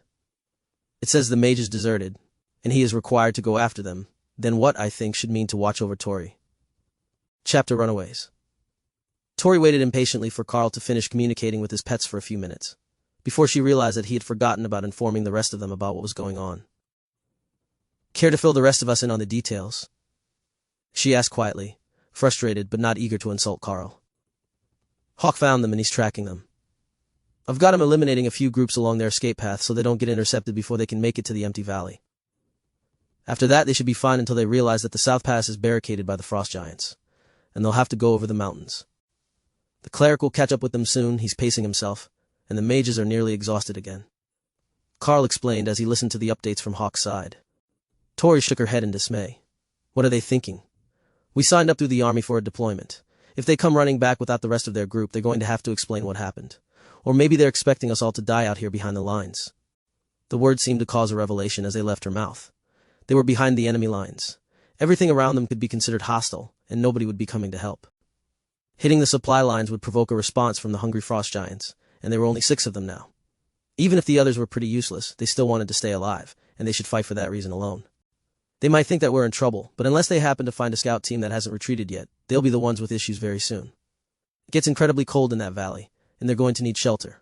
If they're not smart enough to scout for a cave before dark, they're in for a rough night, and a fire will attract giants.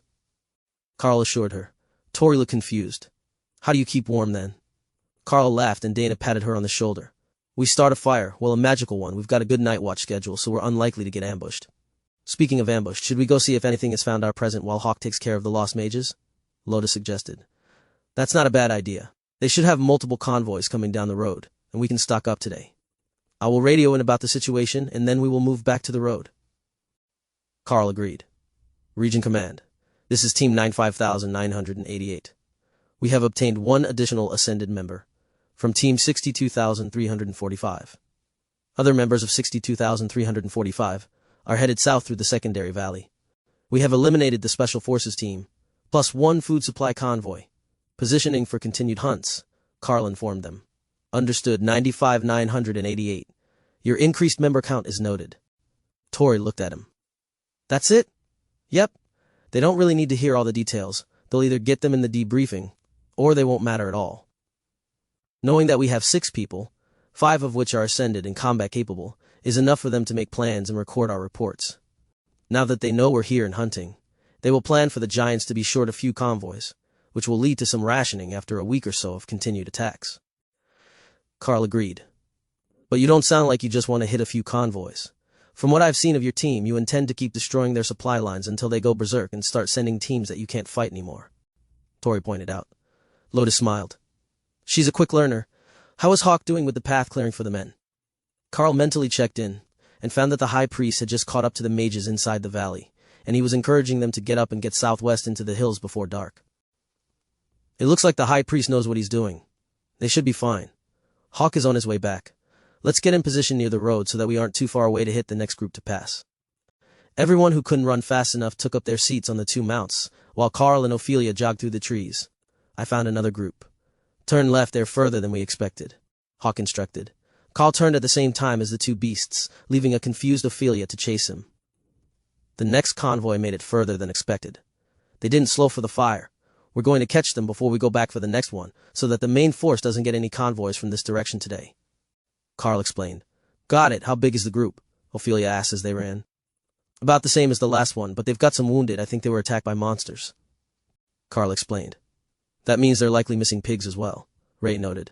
Hawk did a quick count and gave a mental screech when he realized that the group only had 17 instead of 20 pigs. Someone stole his pigs. Karl laughed. I think the rule is finders keepers. They're not yours until you find them. Well, I found them now, and there are 3 missing, Hawk complained, placing the blame directly on the wounded guards that he could see below him. Ophelia gave Karl a curious look. You're smiling, what's so funny? The group got attacked on the way here, and they lost 3 pigs. Hawk is mad at them for losing his pigs before he got there.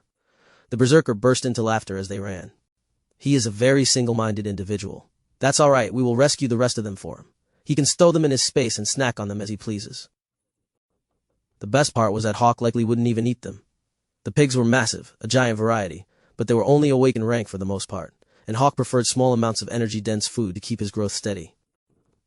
The herd was rushing along, barely paying attention to their surroundings, when Karl's first arrow struck, and Hawk began to bombard them for losing his pigs. The herders were already exhausted from the previous battle they had been in, and couldn't put up more than a token resistance. The last of the bodies were still twitching when Ray started to strip them of their equipment, bringing efficiency to the cleanup process. Ophelia pointed at the pile as she shifted back from her werbear form to human. We've got 2 staves if anyone wants them. That seems like a mage and cleric sort of thing. Tessa identified them, then tossed them to Tori and Dana.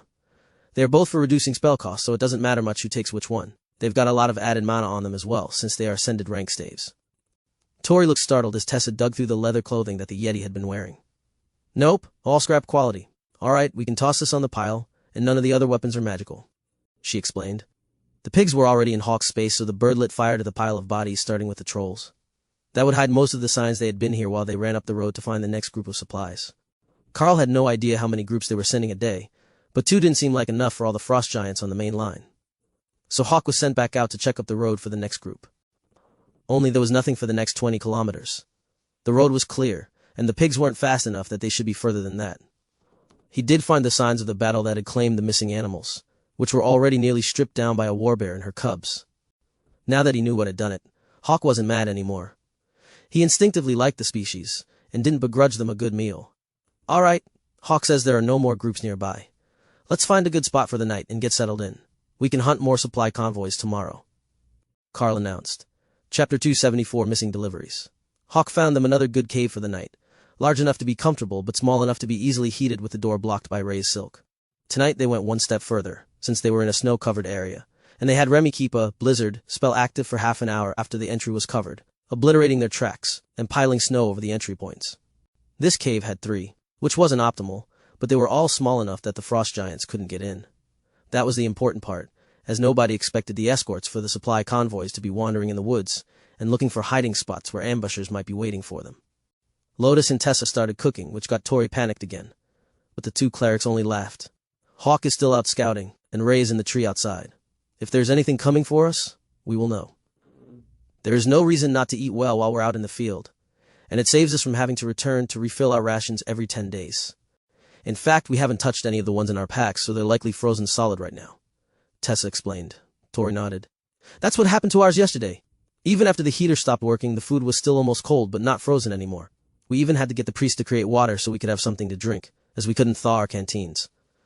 Your other mages had fire magic, why not just get some heat going? Even if you just defrosted everything first, it would have been better, Tessa asked, with a gesture to Karl's sword, which was currently doing double duty as room heater and hot grill for the cooking pots. The blonde mage giggled and flashed a suggestive smirk at Karl. Well, nobody in the other team was packing the same sort of impressive weapon that you've kept hidden away. Dana and Tessa gave her matching disgusted looks, while Karl chuckled and Tori shook her head with a rueful smile. Sorry. It's become a force of habit. My mother always told me, use what you've got to get what you need, and I might have gone a little bit overboard with the technique.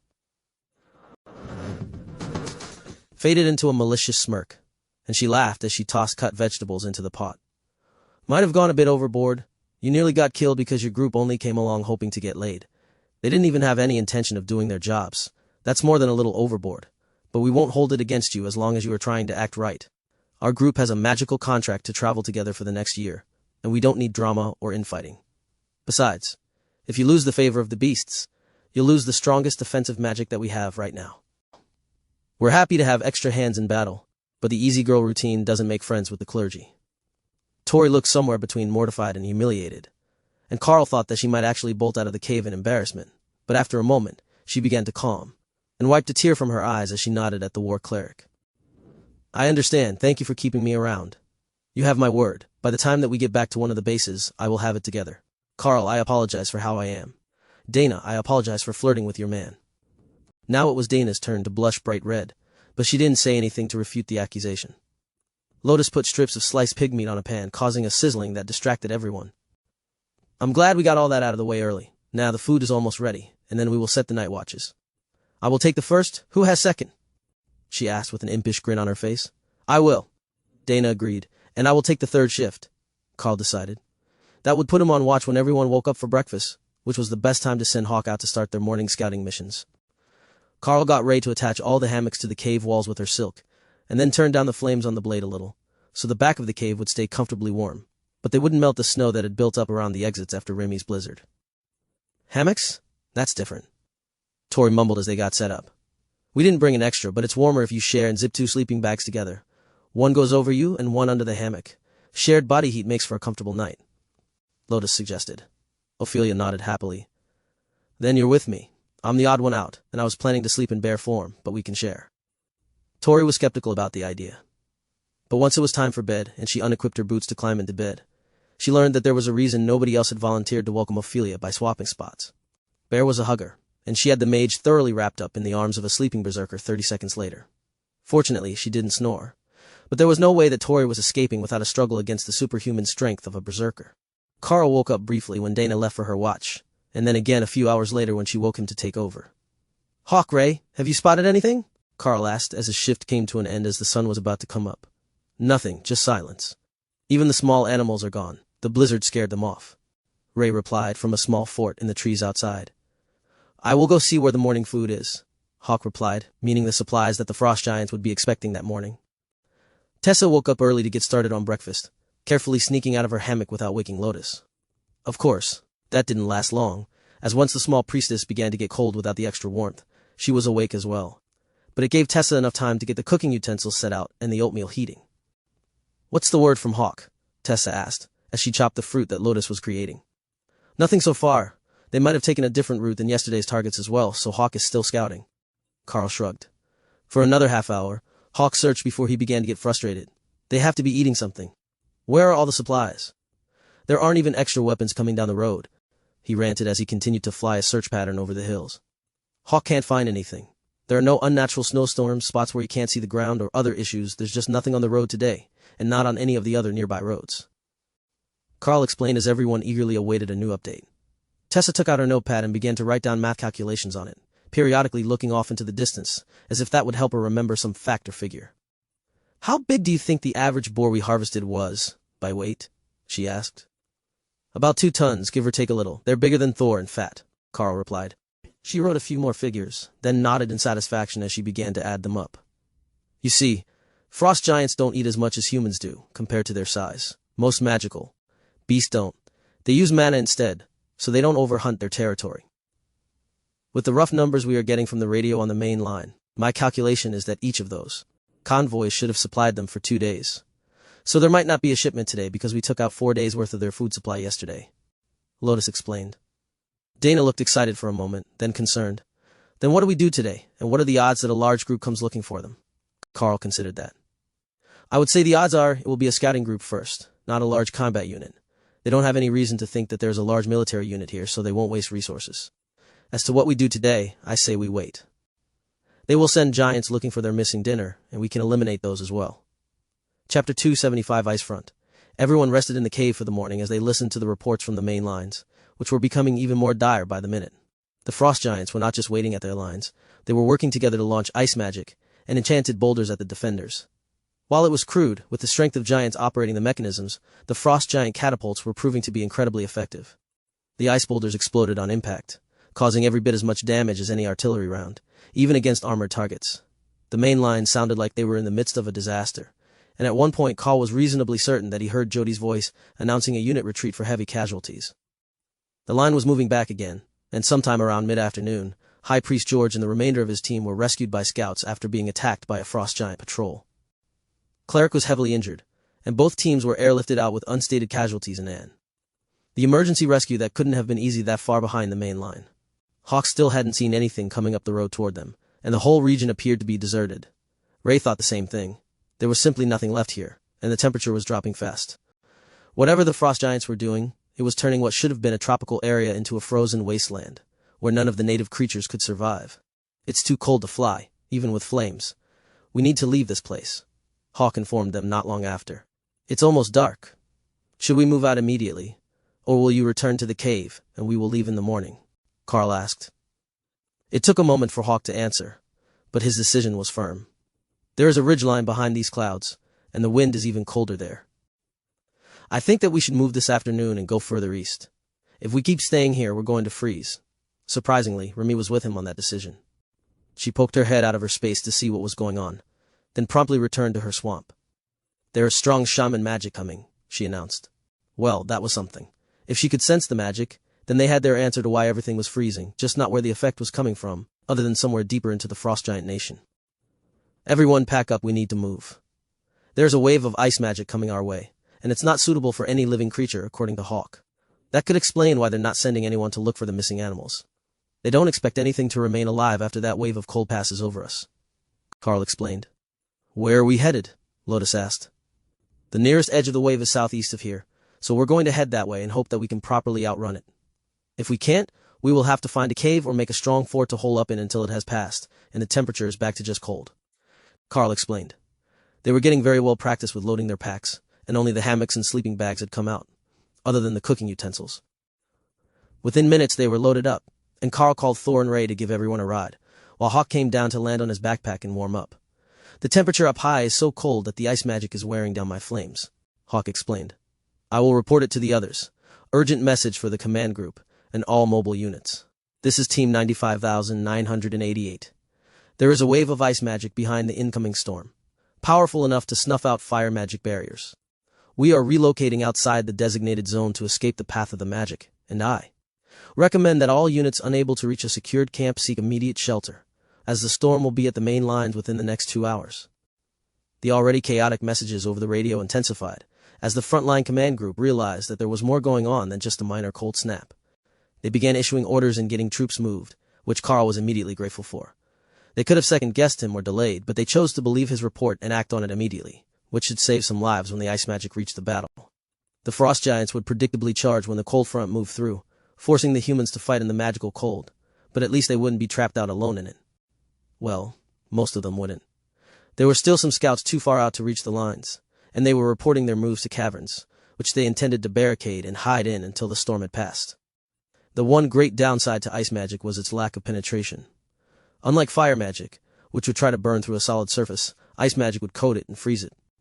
So, if you could seal your shelter well enough, the magic would naturally seal it, and you could heat the inside while the surface froze. That's why the frost giants would attack during the cold snap. With the humans frozen into their shelters by a wall of ice, they were sitting targets, and could be easily smashed along with their tents and houses. Ophelia had to transform into werbear form to withstand the cold even now, and the others had their cloaks pulled tight around themselves as the beasts began to run through the snow, getting as far away from the incoming wave of magic as possible. Fortunately, they were already near the edge of the storm, and as they ran, the temperature began to return to the abnormal, but non-magical cold that they had experienced the first time that they were in the region. By the time that it started getting near sunset, they were well away from the storm front, which had already long since passed them, and the temperature was close to freezing again. But they were so far from the front line that they had been deployed to that the radio signal was fading. Karl checked the map, and found that there was no repeater listed in the encoded radio station guide. So, he just put the radio on scan, looking for a closer signal. It stopped on the first rotation through the channel, and a clear voice came through the speaker, giving instructions for a counterattack. Signal level was so strong that they had to be close to the source, but the number of unit movement orders that were being given made it sound like they had come across another section of the line. Karl was sure they hadn't come that far. The next portion should be more than 100 kilometers from their deployment point, but once he mentally calculated their movement, he realized they might only be 30 kilometers from them now. He took a moment to place himself on the map, and then sent in a report to this new commander. Zone 17, this is Team 95988. We have relocated to avoid a magical cold front, placing us in your zone. Be aware. We have tamed beasts with our team, Karl reported, along with the map code for their location. Wonderful timing 95988. Are you a commander-led team? We have a fire mission that has evaded our scouts near your position. I can offer additional mission rewards if you can eliminate them before dark, the confident voice replied, along with a map location code. Karl checked the map. It would be close, but they were much faster moving than most teams. Understood, we are on it now. He altered their direction toward a mountain, which was the logical spot to spend the night anyhow, as it had larger trees, as well as a chance of caves. As soon as he did, Ophelia gave him a concerned look. You're not going to ask what we're up against? She asked. They can't see it, so they couldn't tell us for certain anyhow. But if they are willing to send one commander-led team, it's most likely a special forces team, Karl replied. Hawk took to the sky, looking for their target, and reveling in the somewhat warmer air that didn't make him strain to keep his flames warm. I've got them. 20 frost giants, 4 commanders that I can see, and 10 catapults hidden behind a ridgeline. I can see the army lines too. I think the giants are firing blind into our troops, Hawk reported. Chapter 276, Need for Speed. With that news, it made perfect sense that the main lines were sending them on an urgent mission to eliminate the giants before dark, when the boulders would be hidden by the dark until they were almost in the camp. What this bit of the line was doing so far forward was a mystery, but if they were doing better than the other main line portion, it was good work on their part that got them to that position. 20 giant artillery team with 4 commanders leading them. Does the same routine as before work for everyone? Karl called to the mages riding on Thor's back. Tessa gave him the thumbs up, and Dana nodded, while Tori began to form the magic missile-firing orbs that she used as her primary offensive ability. Spreading out the mana cost made the battle much easier on her, and if she had a bunch of them charged when they arrived, she could eliminate a number of the weaker targets right away. 200 meters, just over the next ridge, Hawk reported. Get ready, we're charging after the ridge, Karl informed the team. He took out his bow and prepared to fire while running. The giants were at the bottom of a hill, which sucked for the defenders, but kept them out of sight of the Golden Dragon Nation scouts. Being uphill allowed Karl to let loose his first arrow just as Thor and Ray began to charge down the slope. He wasn't particularly skilled at shooting and running, but it was possible, and he was still hitting them with chain lightning, while Thor closed on the artillery emplacement. Tori rolled off his back when they got near the bottom, and Dana stood up to cast her golems in the frost giant ranks before jumping clear of Thor's back as well. Ray and Lotus had vanished into the trees, but the spider golems were going for the commanders already, leaving only Ophelia a few seconds out of combat when Thor came crashing through the catapults with a happy braying noise. Smashing poles, he cheered, as the frost giants roared in frustration. Karl closed in, so he could provide support for Ophelia, who was going to need someone too. Watch her back in a battle this crowded, but he kept his bow out for now. Firing from 10 meters away was even more effective than from 100 meters, even if he was close enough that he could have used his skills through a blade. Only when the giants rushed him did he switch to the two-handed blade and join Ophelia in close combat. Flame Body was making short work of the ascended members of the group, while Hawk's fireballs and the spider golems kept the commanders from assisting in the fight. We need more speed, Ray complained as she called another set of golems to replace the ones that the frost giants had almost finished hacking apart. 4 on 2, with a few ascended rank assistants trying to pin the constructs down, made for an unfair fight, and while they had severely injured all of them, the constructs had only killed the ascended rank pair when the golems first died. Alright, watch this, Karl agreed. Points for balance. Haste improves the speed of the target beast by 10% per rank, percent at commander. 10 points spent. Haste obtained. Karl cast the spell on all 3 of his pets. The sudden burst of speed from the spider golems caught the frost giants off guard, and Thor's next charge nearly tossed Tessa from his back with the force of impact when he collided with an ascended frost giant. Karl could hear the sound of breaking bones as the giant crumpled, right before Thor smashed its face with an earthquake-enhanced tail. Hawk was blocking ice attacks with his windshield, so he didn't have to take away from the flames for his fireballs, and the increased attack speed was the final straw for the frost giants. All 4 commanders fell within seconds, and the remainder of the ascended artillery operators were close behind. Karl checked the sun, which was just touching the horizon. Command, this is 95988. The artillery team has been eliminated.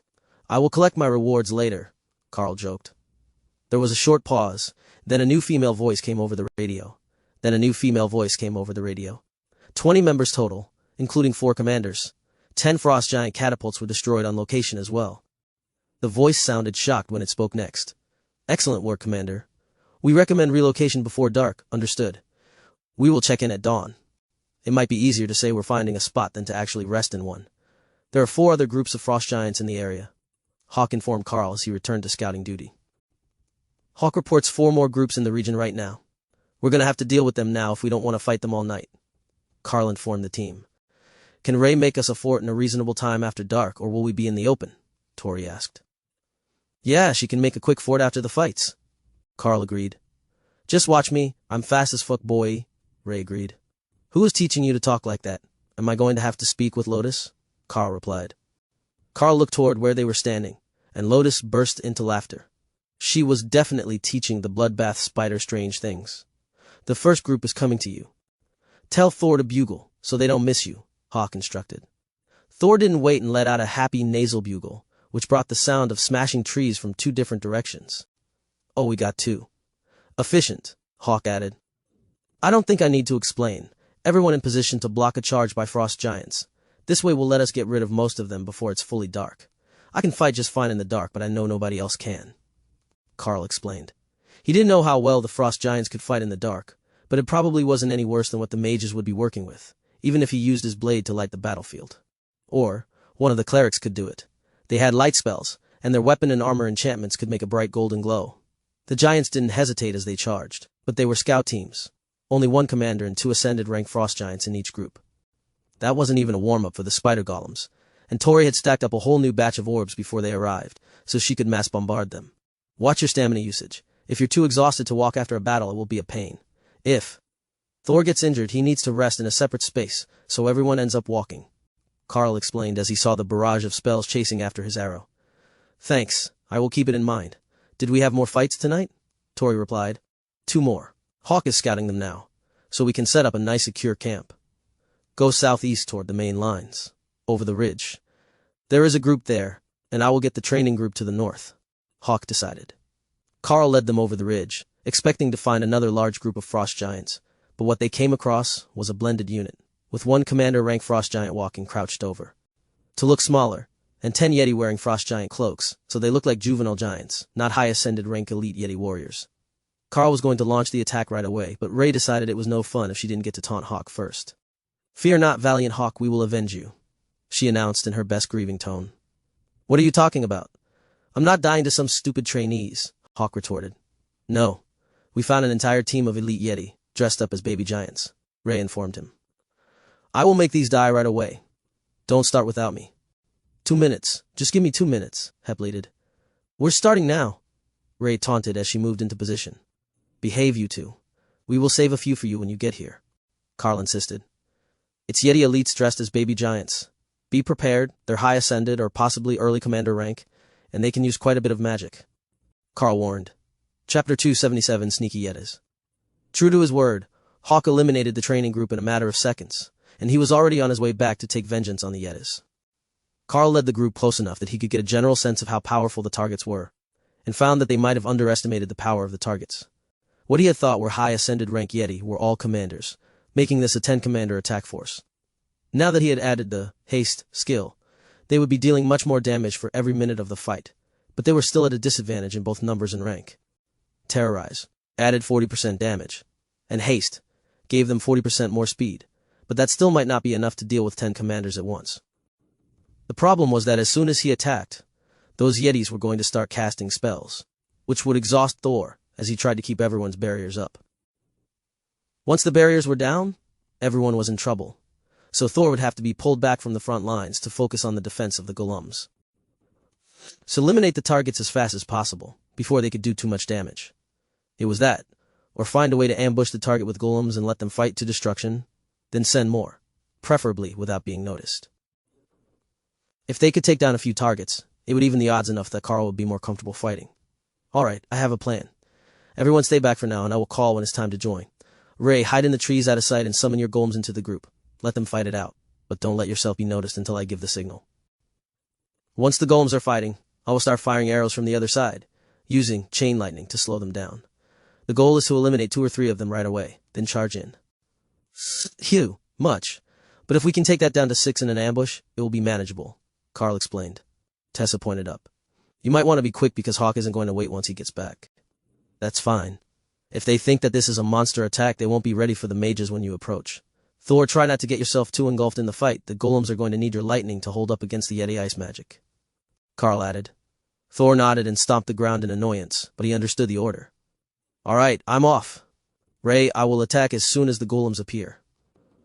Karl rushed to get in position, so their ambush could be sprung before Hawk made it back, while Ray vanished into the woods after grabbing Dana instead of Lotus. He activated Terrorize in advance, as it would spread to the golems naturally, and then settled in behind a large bush, where his arrows would be fired without exposing his location. The first grunt of warning marked the appearance of the golems, and the entire patrol turned their backs on Karl, who began firing as fast as superhumanly possible. 3 arrows were in the air at the same time, whistling toward their targets, and all charged with chain lightning, while the spider golems leapt into combat with stone golems on their backs. Commander rank strength was enough that the burden hardly slowed them down, and the move put all 4 golems in close combat just as Karl's first wave of arrows hit. Lightning arced through the Yeti clan, but missed the frost giant, who had been just a bit too far forward of the main group. But it had better danger sense than the others, and when they had turned right, it had turned left, allowing it to see Karl's arrows flying, and guess where he was hiding. The next 3 gave away his position for certain, but wounded 3 more Yetis while keeping the others slowed. That was good enough, and Karl whistled, calling Thor like he would an overgrown pup. The Sarrow began charging across the field, needing time to cover the hundreds of meters, but overhead, Hawk was faster. A barrage of fireballs rained down on the Yeti clan, ignoring the frost giant that was headed for Karl. One-on-one, he was confident that he could win that fight, so destroying the frost armor and eliminating the ice bolts of the Yetis were more important priorities. Remy brought up a blizzard, killing visibility, so the enemy wouldn't know that Thor was coming, and to confuse them as to why they were taking damage. Using the enemy's own tricks against them seemed like the best tactic to the spirit snake, even if it did annoy Hawk, who thought that the 10 meters off the ground that it extended was much too close to where he was flying. Couldn't you teach her to cast Firestorm instead of Blizzard? Hawk complained. Sure, as soon as we see it, I will have her work on learning it. Just be glad that Lotus isn't using her staff of water vortex. Karl spoke too soon. 3 large water funnels filled with ice shards from attacks in the blizzard had appeared on the battlefield, making Hawk shriek in rage. She was doing it just to mess with him. Hawk was absolutely certain. It was only 10. Commanders, they could handle that without all this excess water magic. And teach the Lotus Priestess how to use lightning, Hawk added. She was a cleric, not a shaman. The chances that she would be able to learn an elemental attack spell on her own were pretty slim. Maybe she could learn the nature golems. Those seemed like the sort of thing that a green dragon priestess might be able to learn. But once the water vortex spell was active, Lotus had begun to focus on creating binding vines to slow the Yetis, while Tessa cast attack buffs and healed the golems of the damage they took between Thor's activations of the refreshing lightning barrier. As the frost giant approached, Karl switched from arrows to his new maul, and charged 5 layers of flame body on it, ready to swat the enemy leader into oblivion. The giant paused when he sensed the power of the weapon, and the commander ranked elite in the trees, but only long enough to switch weapons from the large club he was carrying to 2 smaller swords. That would be a problem for Karl, as he still needed to actually land a hit on the beast, but Remy was ready with the assist. Her chain lightning caught the giant unaware, as it was only watching Karl for signs of a skill activation. That slowed it for a split second as the maul streaked toward its target. The giant crossed its blades, stopping the upward swing of the maul towards its tender bits, but Karl simply shoved forward with the strike. It wasn't enough to cause any sort of damage with the weapon itself, but the skills activated on contact. The giant saw the opening and its blades flashed, striking the barriers over both of Karl's arms as the maul made contact with the frost giant's lower stomach. Both combatants were knocked to the ground, and Karl was bleeding heavily from his left arm, where the second blow had landed after the barrier was weakened. He brought refreshing lightning back up as Remy used healing splash to close his wound, and the giant got to its feet, swatting out the smoldering wound in its chest with a handful of snow. Now they were both more wary as they circled each other, buying time for reinforcements to reach their position. The battle was getting brutal behind them, as the Yeti clan realized just how flammable they could be against the targeted vengeance of Hawk's flames. A strike, and smashed them all into the frost giant's right hand, sending chain lightning coursing through its body, which caused it to drop 1 blade. The other was quickly discarded, and the giant went in for the crushing blows, intending to grab Karl and simply rip him into pieces. But Flaming Body came to the rescue, coating Karl in fire as the giant grabbed his chest.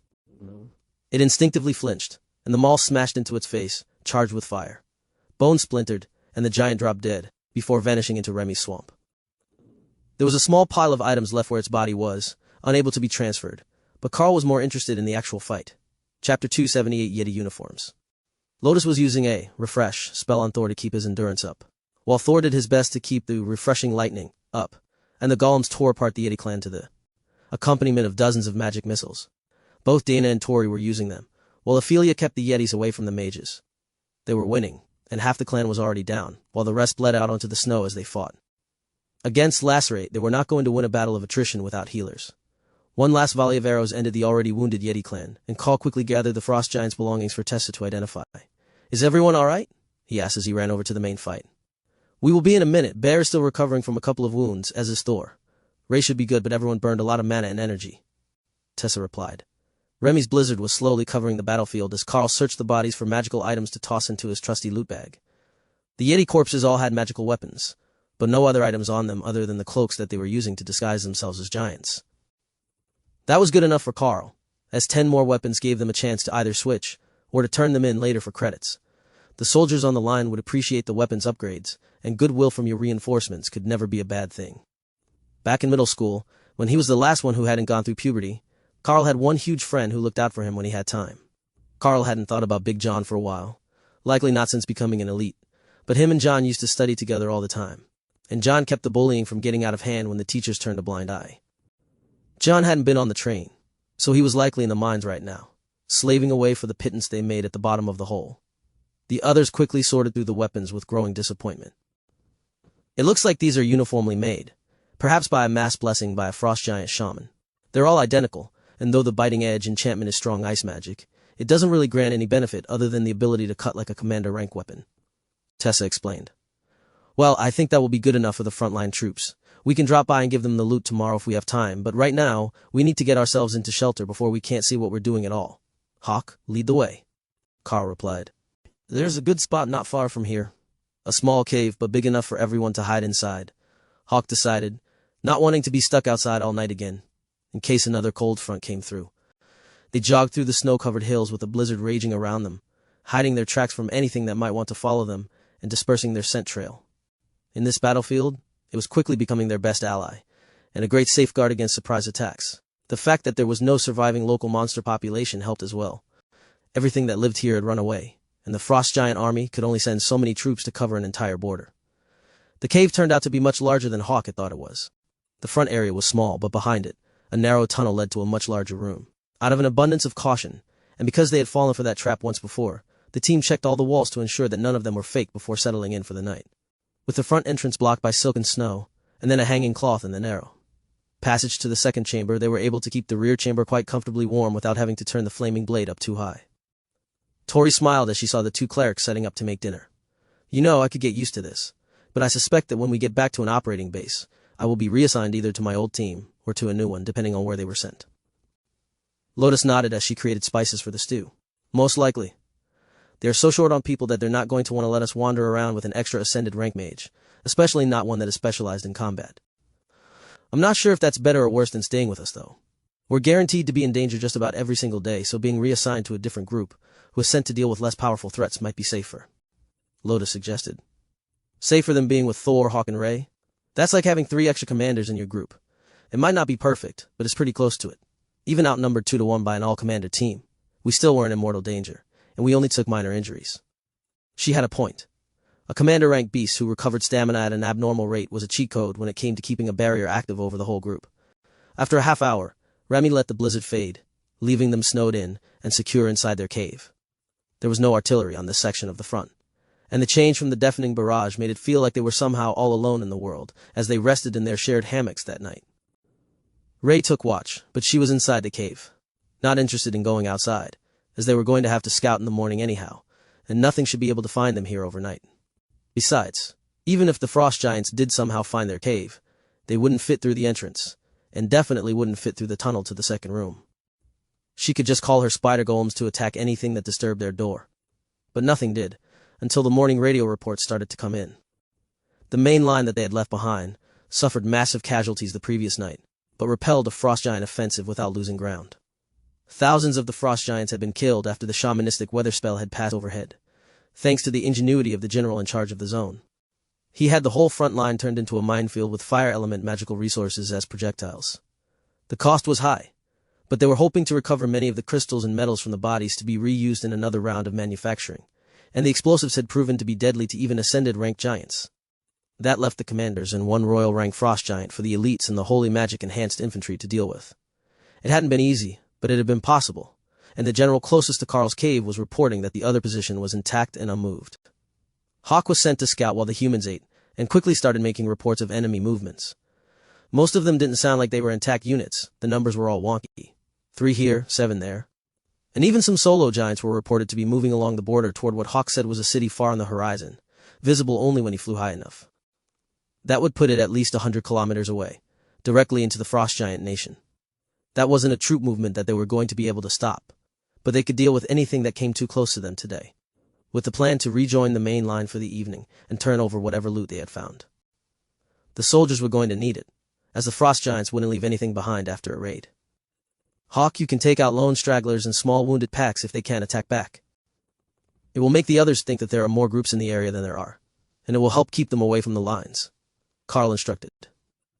Got it. Free reign to kill the evil ice giants. Today is going to be a good day. Chapter 279. Hawk gets the stragglers. What does Hawk say?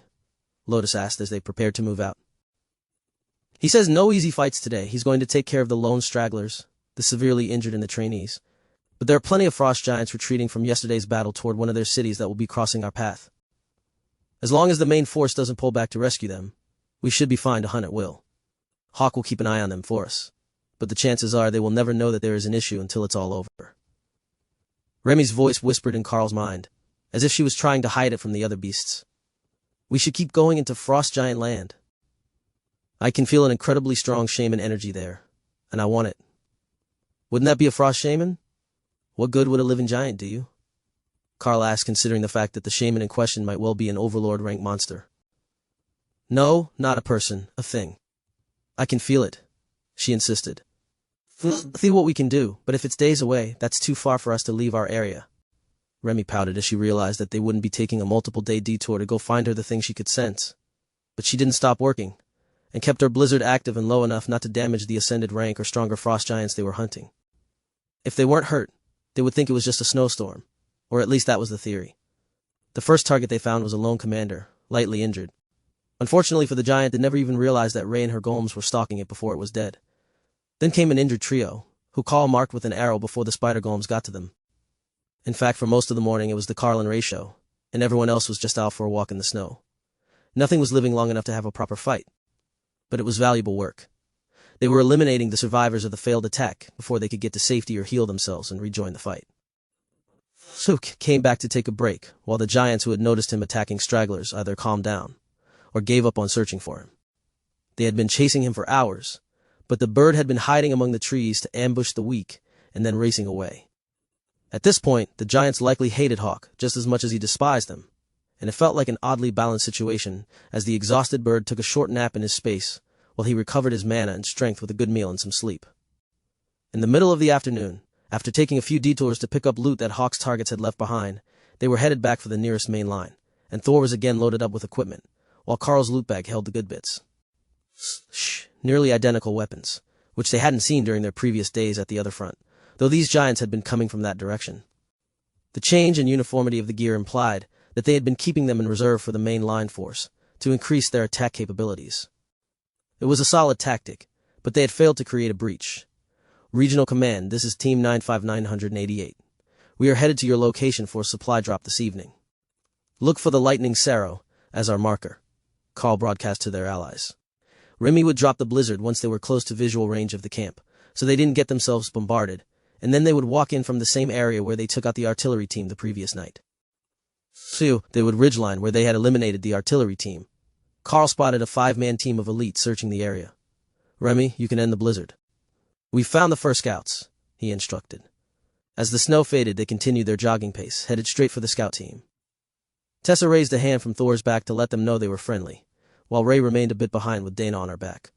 The bloodbath spider had switched riders for the day so that the golems could all be coming from one direction, even though that meant leaving her pocket healer behind.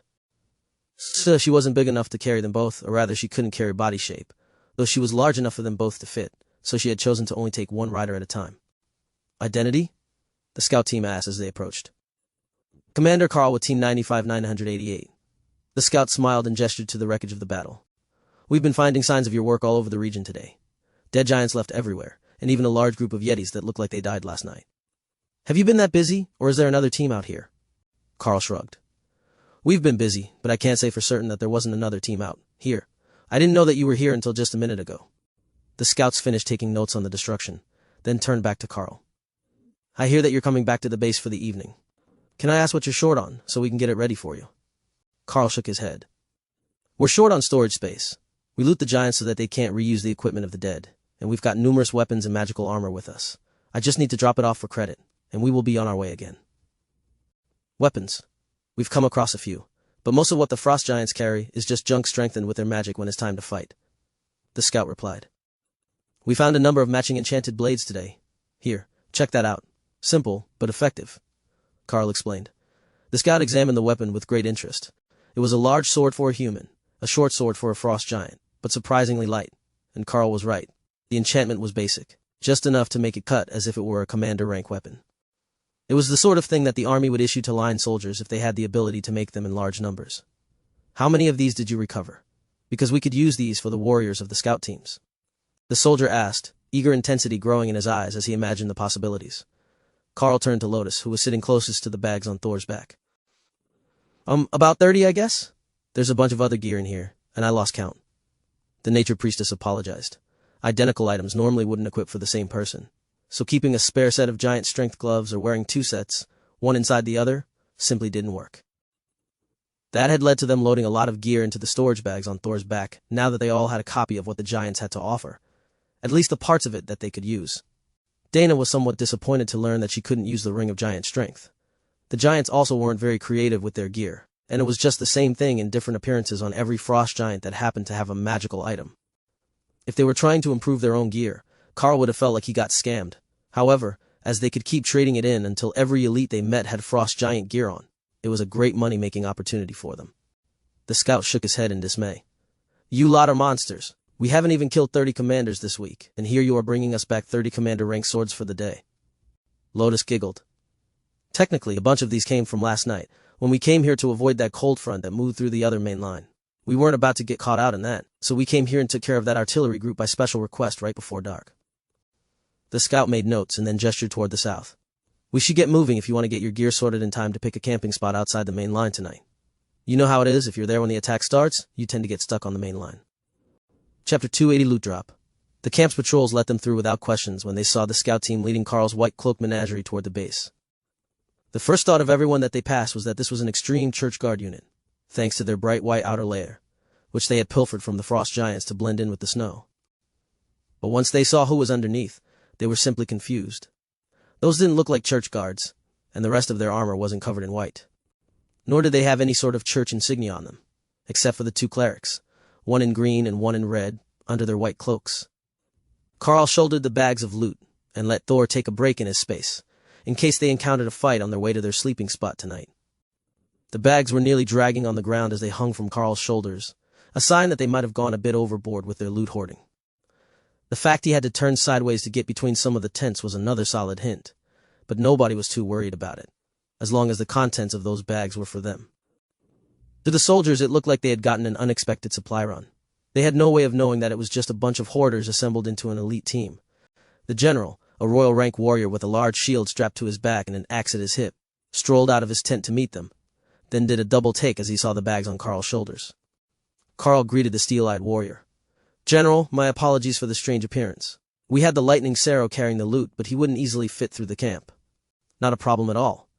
The scouts informed us that you had collected some gear from the giants that we should be aware of, but we didn't expect that it would be so much. He replied with a smile that said he had just made a new friend in Karl, anyone who brought that much loot back for his soldiers without being asked, and while fighting their way through the enemy lines had to be at least a half-decent person in his mind. Yes, check these out, Karl replied, before removing all the identical swords from the bag. Not identical in appearance, that actually varied wildly between weapons, but the enchantments on them were all exactly the same. It only took a second for the general to realize that as well. Interesting. We have known for a while that the giants aren't big on variety, but I think you might have just found proof that they're using a very limited and precise magical tool to do all their enchanting. It may only be capable of a few different abilities, and that is why we see all the frost giants with rings and bracelets of giant strength, And then the rest of their gear is usually only magical because it is made of magical beast hides. The general pondered. Not only that, but it's also proof that they can make a lot of it. We have 30 identical weapons taken from the survivors of one assault, all commander rank swords. That will be useful for your troops. But it suggests that you might soon be facing them from the other side as well. Not all of these were taken from commander rank enemies. Some of them were on the higher side of Ascended. Karl explained. That's not good at all. The reason Ascended elites can so easily go 2-on-1 against a frost giant of the same rank is because it can't quickly get through their barriers. But weapons like this wouldn't have the same problem. How did you deal with it? I see that your mage is still Ascended, the general replied. The commander rank Lightning Sero has the ability to spread his barrier to everyone in the group. Between that and the circle of protection, we don't have too many issues. The general nodded. You have a solid group. I'm not certain what we are going to do about large numbers of those swords showing up in the next charge, but we will be able to make good use of the ones you brought us. As you have likely already noticed, despite your status as a student, commander rank gear is hard to find. There might be a piece or two at it. One were. Every depot, but that's about fighting against dozens of commander rank frost giants at a time. Every weapon counts. The mages can bring up barriers for us, and the priests can issue blessings, but nothing truly replaces a good weapon. Karl smiled as he gestured to the bag. Those aren't the only weapons in there. It was just noteworthy that they were all identical. There are a number of giant strength items in there as well, and some commander rank and ascended rank armor. We grabbed everything that looked decent and wasn't destroyed in battle. Now, on to the important parts that I couldn't put in a radio broadcast. The survivors of the battle at the other front line are headed for a frost giant city off in that direction, but the wave of intense ice magic that attacked the other line came from further that way, deep within their borders. It wasn't cast close to the border. We were already in their territory when we felt it coming on the horizon. The general hummed as he considered the new information. I think I might know where it is coming from. There's a crystal mountain, a massive block of pure ice, that keeps their nation frozen, right at the center of the frost giants' territory. The area it could keep cold was always the limits of their borders, but now, I have reason to believe they found a way to access and enhance it. That's not official, by the way, just this elite's thoughts on the matter. But I've been in combat for 10 straight years now, and I've seen some things. The problem is that we don't have any more information about it than some old drone footage and a team who saw it once a few years ago. Until someone actually goes there, we can't know. For certain, but it would be suicidal to ask anyone to actually do it, and we can't spare the elites who would have a chance of survival. Karl chuckled. Well, I know it's not going to be me unless I'm taking your army with me. The general laughed. It would have to be an overlord. That's the only combat force we have that could logically survive both the intense cold and the powerful frost giants who patrol the region around their sacred mountain. Notice that you haven't seen any of their monarch-ranked giants, or even any of their royal-ranked giants on this front. They're all still guarding the holy sites, according to military intelligence. So we deal with the soldiers, while their generals stand back from the fight. The general gave a rueful chuckle, as his rank hadn't saved him from a frontline posting. They needed the fighters, and he was a soldier through and through. I know it's outside our deployed area, but plans change in the field, so if there is somewhere that you need us to be, we can render some aid tomorrow before anyone complains that we're out of position. Karl suggested. The general gestured back into his tent. There are some spots, but don't worry about your position. I will have your status updated to roaming forward scouts, so you can be anywhere along the border that suits you. If you're going to collect weapons like this every day, I don't think they would even care where you got them from. We need them that badly. Especially commander rank blades and giant strength rings. Those can be used by almost every warrior class. Then he led them inside and stepped to the far side of a table with a collection of stones set on top of the map. I know it looks sketchy, but it's the easiest way to update troop movements. And if there is a chance that the camp will be overrun, the first thing we do is knock it over. It means we have to restart our map placements later, but it also means that the enemy won't be able to use the map to track our troops. He explained. Karl nodded. We're familiar with the trick, and the fact that most officers don't put all the assets on the map. We got a rather shocking wake-up call when we landed here and saw the discrepancy. The general smiled sadly. See, that's an executive-level issue. They always think we're overstating the situation in the field. Perhaps it's hard to hear with their heads that far up their arse. Chapter 281 Hunt for the Relic. The general tapped a spot on the map, from Golden Dragon Nation territory, and almost directly in front of this offensive line. That is the target I would like for you to inspect. It's too far to move the main line, as being that far forward would let them sneak behind us. But I think there is something there, a relic or some other powerful magic. The giants keep moving past that point, and our scouts suspect that they are gaining some benefit from it, but they haven't been able to get close enough to verify. We're not the priority line, just the B-team elites with a bit of artillery on a quiet mountain pass, so we don't have commanders to spare for scouting teams. He explained. Tessa smirked as she got some sort of divine inspiration that made her eyes glow red. Well, for a day at least, you've got us. We've only got one proper commander with us, but we've got 3 commander rank beasts as well, and that makes the fights a bit more even, she announced. If the war dragon thinks it's a good idea, then we really have to go see what they're hiding out there. For all we know, it could be a massive weapons bunker, or it could be a simple shrine to some ice goddess, but either way, we will take a look for you in the morning and report back. Karl agreed. I appreciate it. Have you picked a spot near camp? I know better than to ask you if you need a tent. The general chuckled. Yeah, the big trees here east will do for the evening. We usually set up in one of the trees. Karl explained. Why in the trees? The general asked. Because I'm the thing that goes bump in the night, Ray answered in Karl's mind. To engulf the silly bird in blizzard, Remy added. For better? You brat, I knew you were making the air evil on purpose, Hawk complained. Karl smiled as he listened to their answers. Many reasons, but mostly it's more comfortable too. Be there than on the ground, and there are fewer tree-climbing enemies than walking ones, the general nodded in agreement. He might not know a technique to make sleeping in a tree comfortable, but if Karl did, that was fine by him. The elites never wanted to stay in camp unless they were office sorts, or out of supplies, so he wasn't going to get offended that they wanted to sleep nearby. All right, happy hunting, and I will expect your reports tomorrow when you leave the location. The general insisted, dismissing them to get back to work. Ray made them a nice fort in the trees, while Hawk kept a close eye on Remy, to ensure she wasn't sneakily casting a minor blizzard spell to keep the blowing snow active around their camp. Blizzard Snake was definitely untrustworthy. She must have been learning bad habits from the frost giants. The worst part was he couldn't even throw things at her, because she was just a stupid snake, and she would probably eat it. If he made her sick, Karl would be mad. The next morning they packed up camp, leaving the double-walled fort which had served them well for the evening, and began to make their way toward the spot that the general had marked on the map.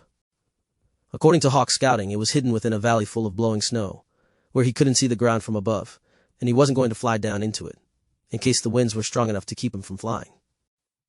He was powerful, but his feathers were rather delicate, and once they were pushed out of place by extreme winds in the wrong direction, he would be forced to land. Hawk says that the snow is blowing too hard to see down into the valley, so we are essentially going in blind. I will have to call him in or have him sit on someone's pack when we enter, as the high winds will cause issues with flight.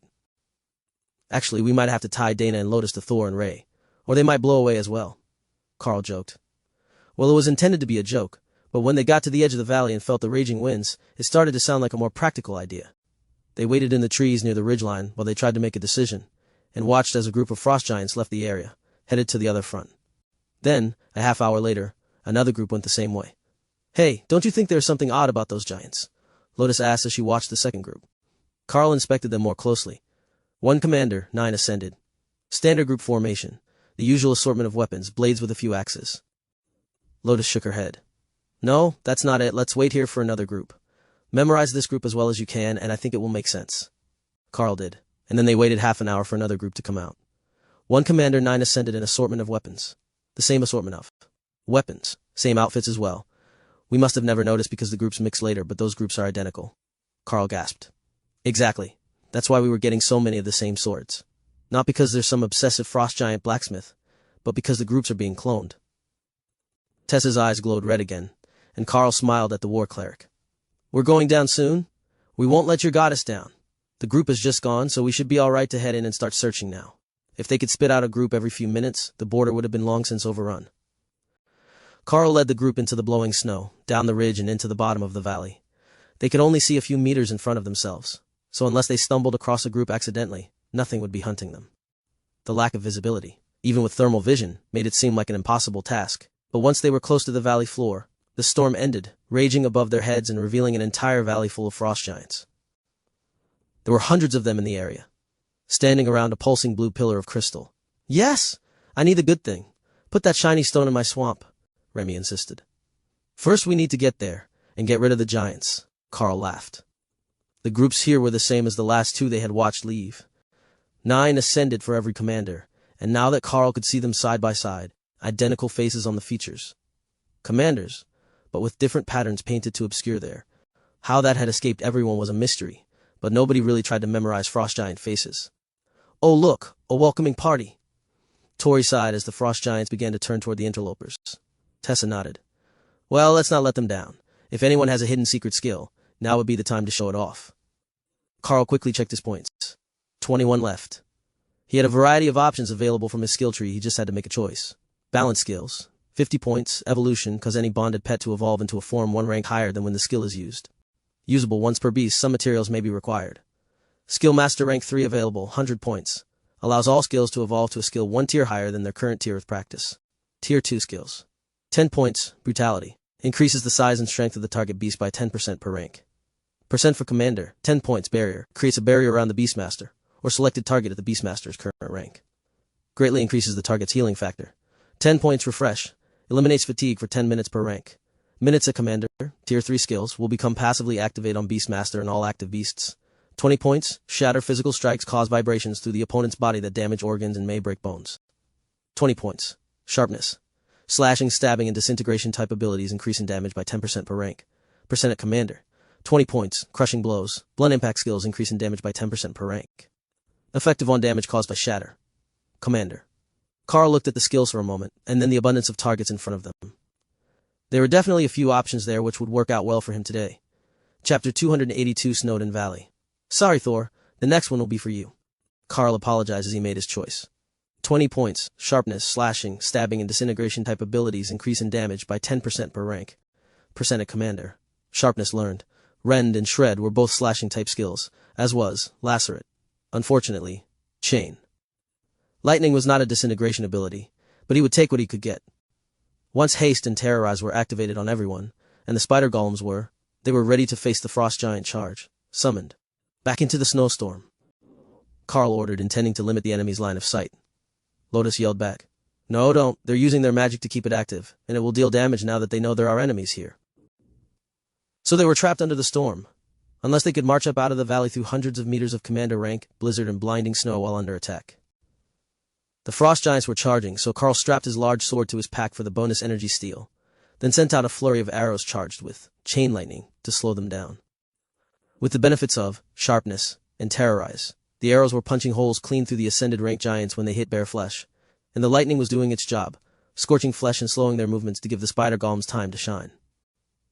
What wooden constructs launched themselves into the frost giant ranks, and true to Ray's name, a rain of blood and body parts was the result. With nearly twice the damage compared to a regular commander rank golem that had the durable constructs, bonus, and 40% increased speed, they were 8-legged whirlwinds of death through the ascended rank targets. The mages unleashed their spells on the commanders, quickly grasping what the spider golems were after. They were eliminating the overwhelming numbers, while leaving everyone else to deal with the stronger targets. Karl led the group forward, away from the storm, so they weren't ambushed from behind out of the snow, and turned his arrows on the larger frost giants. Thor's circle of protection flared around them, as the ice shard attacks came back in return. Their lightning barriers were holding, and while the lightning Sarah was at the front, he wasn't actively fighting. He was just focusing on maintaining their defenses, while the golems did all the close combat work. It's a good thing that you don't need arrows. Tori panted as she created more magic missile orbs. The refreshing abilities of Thor helped, but she was burning mana quickly to keep up her damage rate against the giants 1 rank higher than she was. Cut back the individual power of your spells, we're going to be at this a while, and we can't have you exhausted. Karl reminded her. Dana had already done that, and was relying on multiple hits to cause serious injuries, instead of putting extra effort into individual spells. Hawk was on Thor's back, using rend and wide arcs to damage anything that got near them. It wasn't royal rank, but it was the easiest spell on his energy, and he could keep these attacks up all day. They still cut deep into the frost giants, and for a moment he envied Ray's lacerate ability. If Ren made them bleed like that, it would be so much better. Ray was staying close to the group, targeting giants who made it past the first line of defenders, or who were giving Dana's stone golems trouble, and the ground everywhere around them was becoming soaked in cold blue frost giant blood, as Karl slowly pushed the group forward toward the massive crystal. Ray's spear spell, gained from the Naga swamp, wasn't as devastating as some of her other abilities, but the small spikes peppered the frost giants and left dozens of heavily bleeding wounds. The combination with lacerate was proving to be quite impressive. Karl could see that there was a spell active at the base of the crystal, and the goal was to make it stop. It had to be the spell that was summoning more frost giants, and while it was slowly fading as their numbers decreased, they couldn't afford to retreat until it was gone. Ophelia pointed to a spot to their right, and Karl adjusted the group's movement to go see what it was. The warbear berserker ducked down and pulled a book from the corpse of a frost giant woman that didn't match the clones, before tossing the tome to Karl. It looked like a spell book of some sort, not a skill book, but it might be useful to Remy if the dead giant was a shaman. If not, he would just hold on to it for their berserker bear. Ray hissed in pleasure, as she summoned a fresh group of spider golems, which appeared larger than Karl remembered them. "Did she just upgrade her golems?" Lotus asked. "I think so. The same skill that allowed Hawk to improve fire body is active on everyone," Karl called back as he continued to fire arrows. His arms were getting sore, even with the refreshing effect, and he was mentally exhausted from the chain lightning, which he was only using now when there was a cluster of targets. An arrow caught an unfortunate ascended rank frost giant in the face, then hit the inside of his helmet, throwing the body backward into a commander, who glared at Karl with pure murder in its eyes. Tessa was laughing, and glowing with red light as she cast some sort of area buff on everyone. This was the sort of war that her patron deity craved. Pure controlled violence, crushing an enemy position with absolute overwhelming power. Every dragon priestess knew the ways of the dragon species. Might makes right. They all had their own ways of doing things, though the dragons made at least some effort to work together and keep society functioning. But when it came down to conflict, the strongest were the only ones with the right to speak. Tessa's spell completed, and the golems, as well as Karl's arrows, were coated in a layer of red energy that caused the frost giants to boil and explode after being injured. Karl had no idea what to call that divine blessing, but it was the most wonderful thing he could think of at this moment, as the entire valley of frost giants was headed their way. Karl switched to simply coating his arrows with fire from flaming body and letting them loose into the charging giants. With Tessa's blessing active, the wounds began to boil, and even a hit to the leg would be fatal. They were getting closer to the spell on the ground, and the ring of frost giants, who were focusing all their attention on it. There's a weird little crystal in the middle of the circle. Remy noticed once they were 10 meters away, with a wall of commander-rank giants between them and the spell. "How lucky are you feeling?" Karl asked the spirit snake. "Pretty lucky. You're totally going to get me that big stone after we finish," she replied. "Then grab this next giant by the ankle, and I will send you to the circle to recover the little crystal. Once you have it, return directly to your space before they mince you into sushi rolls," Karl instructed. Karl switched to his maul, and Remy moved to his leg, prepared to strike when he got close. Karl leapt into melee combat and kicked his leg forward, tossing Remy onto his target giant, who raised his shield to block the strike of the oversized hammer, but was blown backward by 5 layers of flaming body on the blunt weapon. He flew right over the spell circle, even over the casters, who ducked to avoid a collision. As she passed over, Remy dropped from his body and swallowed the strange object whole before returning to her space and spitting it out. The storm overhead instantly stopped, leaving the battlefield in an eerie silence. "I don't think we should have done that," Ophelia muttered as the huge blue stone in the middle of the valley began to pulse more violently, making the ground shake. "I think you're right. Everyone, get on a ride, we're leaving," Karl ordered, grabbing Dana as he ran past the mage. Lotus climbed on Ray, while the stone golems grabbed Tori and Tessa. Thor tried not to laugh as he chased everyone out of the valley. This was a great game. They ran in, slapped the frost giants in the face, and now they ran away before they got slapped back. Hawk fired back into the giants chasing them, while the spider golems did their best to stop the tide and keep them in the valley. Now that the storm was gone, the bird took to the air, bombarding the enemy with a combination of rend and fireballs. "Run faster, that stone is starting to crack," he warned, when the group was only 2/3 of the way up the valley ridge. The giants had fallen well behind them, thanks to the defensive efforts of the spider golems. But Hawk was right. That glowing stone was making the snow glow bright blue, with the intensity of the mana surges it was experiencing. Remy did her best to hide her despair. That was supposed to be her prize, but now it was going to blow up, and she was left with just a cute little crystal statue of a fat lady. At least it had strong shaman magic on it, so she could keep it in her swamp and bask in the power. Chapter 283 Close Call. A blast of ice magic washed over them, shattering Thor's, refreshing lightning, and dealing slamming into those caught in its path.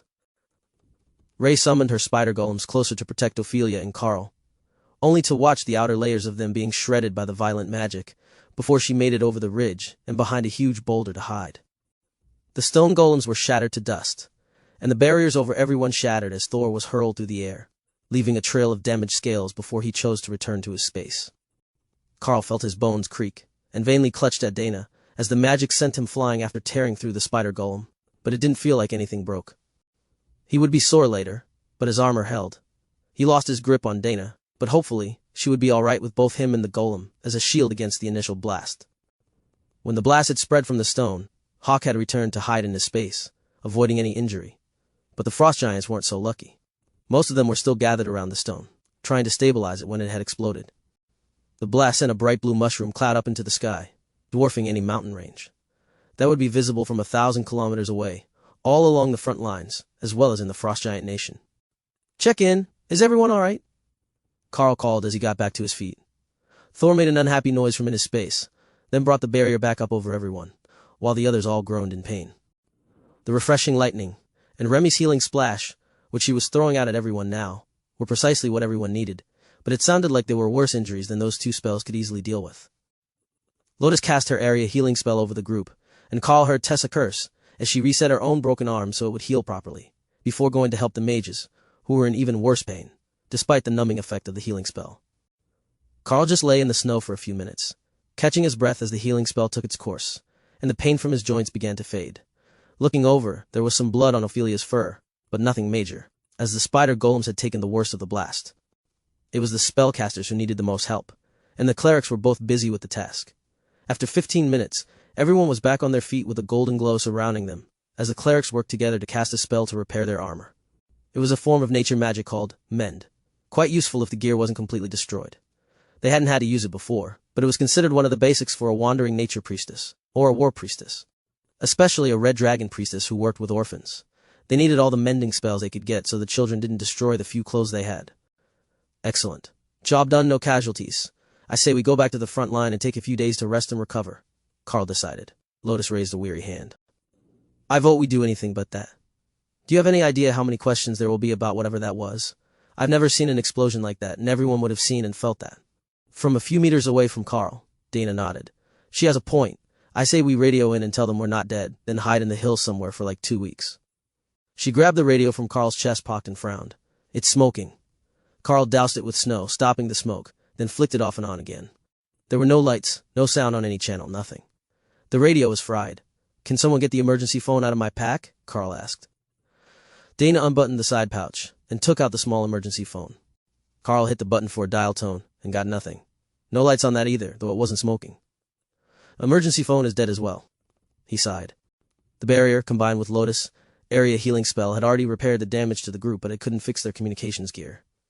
Well, maybe if we go find a scout team, we can tell them that we're not dead. That should be enough to ensure that they don't make our families cry, Ophelia suggested. Tori looked shocked, as if she had forgotten that was a possibility. If they were presumed dead, they would be added to the war casualty rolls, and their families would receive a death benefit from the government based on their last recorded rank. Since they were all young, or clerics, it would go to their parents, not a spouse, but that was still bad enough. Hawk, can you go find us a scout team? Hawk left his space and flew out in search of a scout team for them to meet up with, out of sight of the main line. That way they could hold the meeting, then disappear into the battlefield without anyone interfering. That didn't take long, as there were dozens of scouts coming their way from all along the front line, even a few 2-person teams running their way from the other portions of the front line.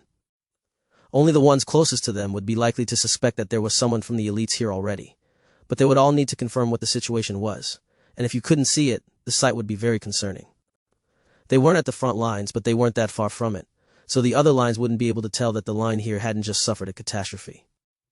Karl turned the group to the closest group of scouts, and saw that there were others running toward them. They were the first on the scene, so they might have more information than the others who hadn't reached the site yet. Commander, was your group close when that happened? Is everyone all right? The leader of the first scout team they reached asked. Indeed we were.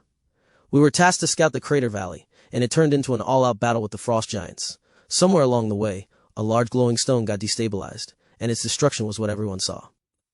Karl explained. Perfect. I will send a runner back to the line to report.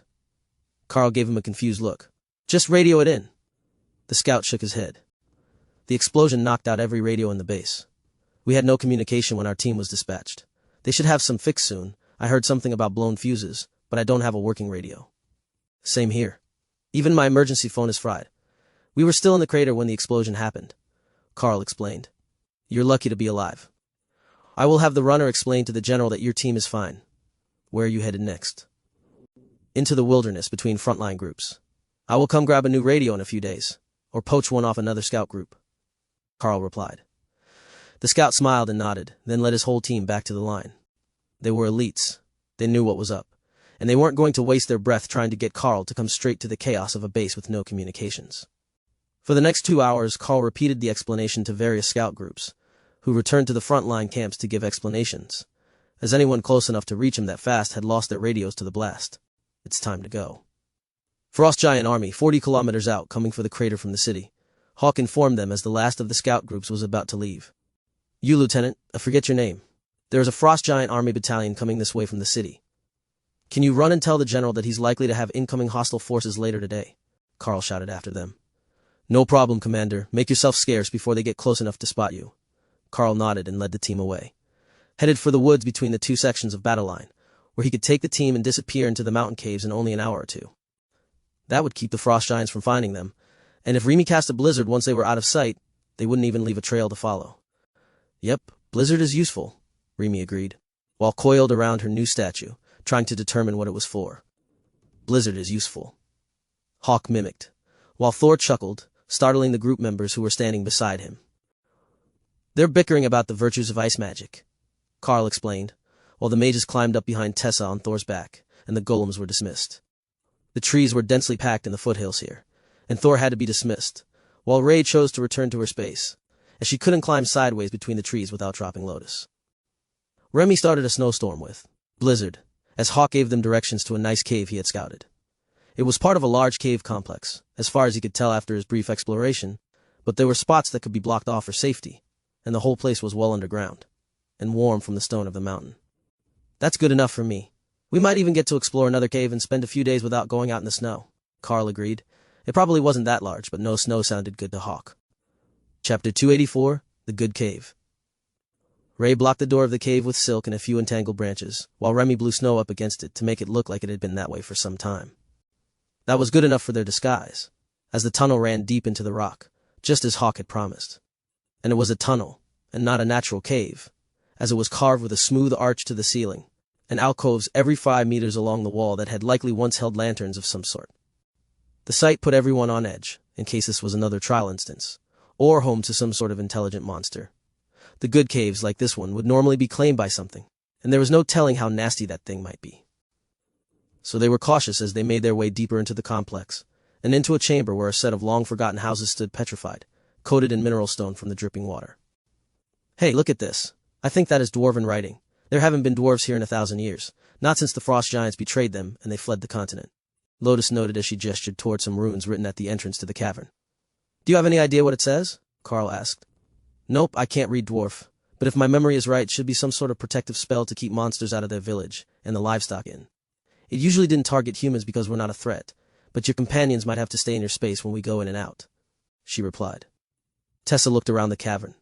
And that means there is another tunnel to check. There are always 2 ways in and out of a dwarven village, even one this small. There were only 5 houses, and a few smaller outbuildings, so this might have been a way station along a trade route, not a proper village. But the dwarves were meticulous, and they would have made a second exit that led to a different side of the mountain. Karl nodded. All right, stay close and try not to damage anything. This place feels like a museum, and I'm certain some historian will love to hear that it's still intact. If the houses are still in good shape and empty, we can bunk in one of them. If not, we will set up out in the open. Tori looked at him strangely. Why would you think that there might be something intact in those houses? It would take hundreds of years for the dripping water to coat the roof in deposits like that. One of them has turned into a proper stalagmite. Karl smiled. I grew up in the mines. There were always old men joking about how we were digging so deep we might find dwarfs, and how they made their furniture of stone so they could pass it down to their grandchildren in a few hundred years. I don't know how true that is, but it seems like it might be possible. Look at the fences. They're all stacked stones, carefully cut to interlock. The other tunnel only took a minute to locate, as the designers weren't trying to hide it. But there would be no threats from that direction, as the tunnel had been carefully blocked over with cut stones. However, the stones weren't the same as what was in this cavern. It was a different sort of granite, darker, and with a faintly pink inclusion in it. What's got you staring at a stone wall so hard?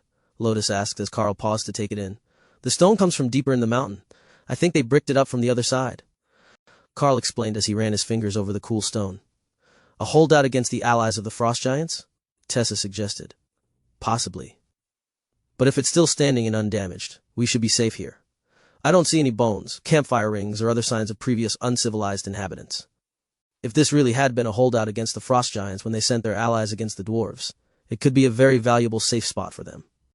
It was deep in the mountain, secure, warm even without artificial heating, and there was plenty of room for anything they might need to bring inside. You look like you're considering a long-term residency, Tessa noted as Karl surveyed the area. It's not a bad idea. The front lines are unlikely to move too much, so we will remain within striking distance of the frost giants for some time. They're going to be pissed about their valley, but they might not be able to do anything about it now that it has exploded. That's a real shame, you know. Remy wanted that big stone for her space. It would have made a great decoration. Tessa laughed at Karl's reply, but Lotus looked intrigued. You know, there was a big fancy stone behind the Nagashame boss in the dungeon. I wonder if they were the same sort of stone. If we get to another dungeon, we will have to see if that stone appeals to her as well. Karl led them back to the nearest house, whose stone door was sitting wide open. It was dusty, but the roof hadn't leaked, and the interior was intact, as well as being almost all stone, as Karl had suspected.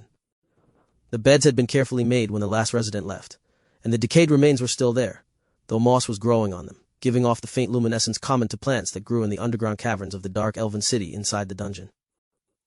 I thought that they would have packed and taken everything with them. I guess not. It would take too much time and cause too much damage to the artifacts to sleep inside. Ray, can you set us up a fort and hammocks outside? Karl requested. Ray popped out of her space, then looked around for a good spot. There were a number of stone pillars supporting the ceiling of the cave, so she picked one of those to build at the base of, pulling from all sides, so the weight of the people in the hammocks would be evenly distributed, as if it was a flexible tree that she was worried about toppling. Then she returned to her space to rest. There was still light coming in from above, reflected through a crystal that lit up the cavern with the afternoon sun. When it started to get dark, she would come back out again, but for now, it was time to nap. The group was thinking the same thing, so Karl led them to a fire pit in the backyard of one of the houses.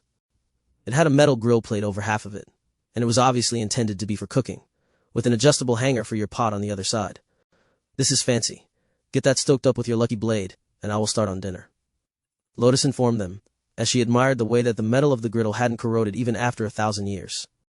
It would need a good cleaning before it could be used, but she wasn't planning to use it anyhow. She was just going to put her pans on it once it was hot. Karl activated Flame Body on his spare short sword and went to place it in the pit.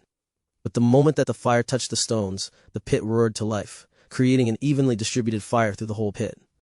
Karl removed the blade and the fire went out, enthralling Lotus. Just use the skill in the pit. I think you will be able to control it directly. That had to be pretty convenient for whoever made this place, she suggested. Karl extended the flaming body skill into the pit, which required him to touch it to get it started. But when he removed his hand, he could still control the skill, and the pit stayed burning. All right, we really are set now. Cook to your heart's content, and we will rest here for a day or two. Dana and Lotus smirked at each other. Don't you think this reminds you of something? Like when you accidentally broke something of your mom's and then hid until she calmed down? Lotus asked. Or ate a cupcake from the batch that was supposed to be for the church potluck. Dana agreed. Chapter 285, Rest and Recovery. For 2 entire days the group rested in the dwarven village ruins, resting and rebuilding their strength. But Karl wasn't slacking. No, he was working hard to spread the energy from the focal points in his beast spaces, and then rebuild them. The process of spreading the energy smoothly took an entire day, and then it would likely take him weeks to rebuild it back to its new peak level. But he could feel the difference in the spaces after putting it off for that long. With 3 commander rank beasts, the energy was flowing much more smoothly through his body after the process was completed, and he had an easier time activating his skills. The royal rank, flaming body, skill was becoming much more effective, though still limited by his own capacity. It was more efficient than the commander rank version for the amount of mana used, but because his cap for energy usage was lower, he still couldn't exert the maximum amount of power that someone like Prince Corbin could have. So he thought. It was close to twice as strong as it would have been at commander rank though. The jump between the 2 ranks was a large one, and while Karl didn't quite understand the difference yet, the feeling of power from Flaming Body was definitely not the same as it was from the other skills he could use. If it had been offensive adaptation that Ray had managed to advance, he might have a more detailed understanding, with 2 skills to compare, but it was her golems that had advanced first. Of course, if it had been offensive adaptation that advanced first, the amount of damage that he was doing at the commander rank might have made even the Red Dragon of Warblush. That skill was truly overpowered to begin with, and having it a full rank higher than the user would just be disgustingly effective. They had no way of knowing what was going on outside, other than the silence when they went to sit by the door and listen for movement. There was nothing close enough for their senses to pick up on the second day. Karl sent Hawk out to scout in the morning. There are still plenty of frost giants in the area, searching for us, I guess. They're big mad about something, and it has to be us blowing up their rock, Hawk explained as he returned to rest in his space for the remainder of the day. With the energy stabilized in an even layer on the 3rd day, and the new focuses forming properly, Karl sent Hawk out to scout again, updating them on the situation.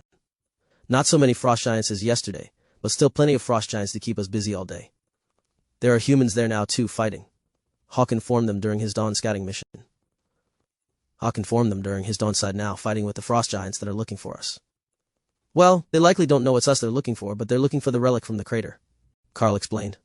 But it blew up, Tori reminded him. Dana and Tessa both gave Karl matching suspicious looks. It did blow up, didn't it? Tessa asked. Karl took Remy and her new lucky statue out of her space to show to the others. I think that this is what they're looking for, he explained. A statue of the All-Mother? I mean, she's the primary goddess of shamanistic magic, but what does that have to do with the frost giants? Lotus asked. Tessa shrugged. No idea. But if it was in the crater, then it's not just a statue. Where did you find it? Remy wrapped protectively around her statue, in case someone tried to take it from her. Karl smiled and stroked the spirit snake's back as he answered. They were using it as the focus for the circle that was summoning more frost giants. I stole it to break the spell. Tessa nodded in understanding. And then the crumbling spell destabilized the frost stone, and everything blew up.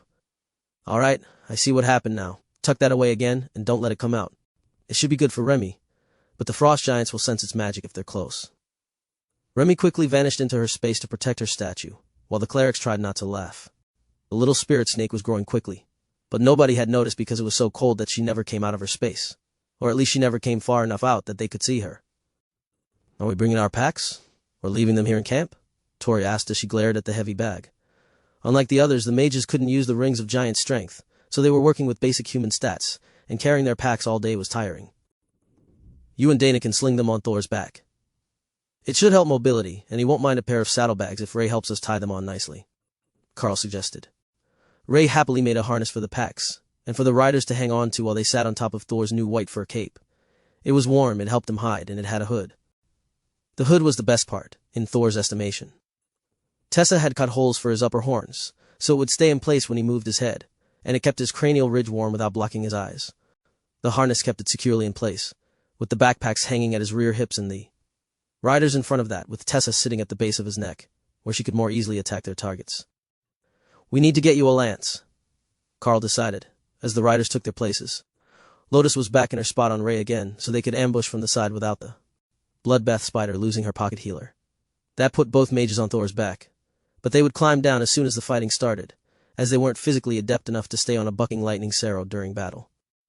Karl led them down a path toward the closest group of human scouts, who were about to end up in combat with a frost giant hunting team, keeping the pace to a moderate jog, so that neither of the beasts was tired when they found their fight. Can I engage? Hawk asked, after relaying that the frost giants were about to reach the human scouts. Go ahead. Just don't get yourself attacked. The fireballs made it easier to track the scout from the ground, and Karl adjusted their route to intercept the frost giants. The scout team had slowed their advance, wary of the insane dragon hawk, allowing Karl and the others to make it to the hunting team first.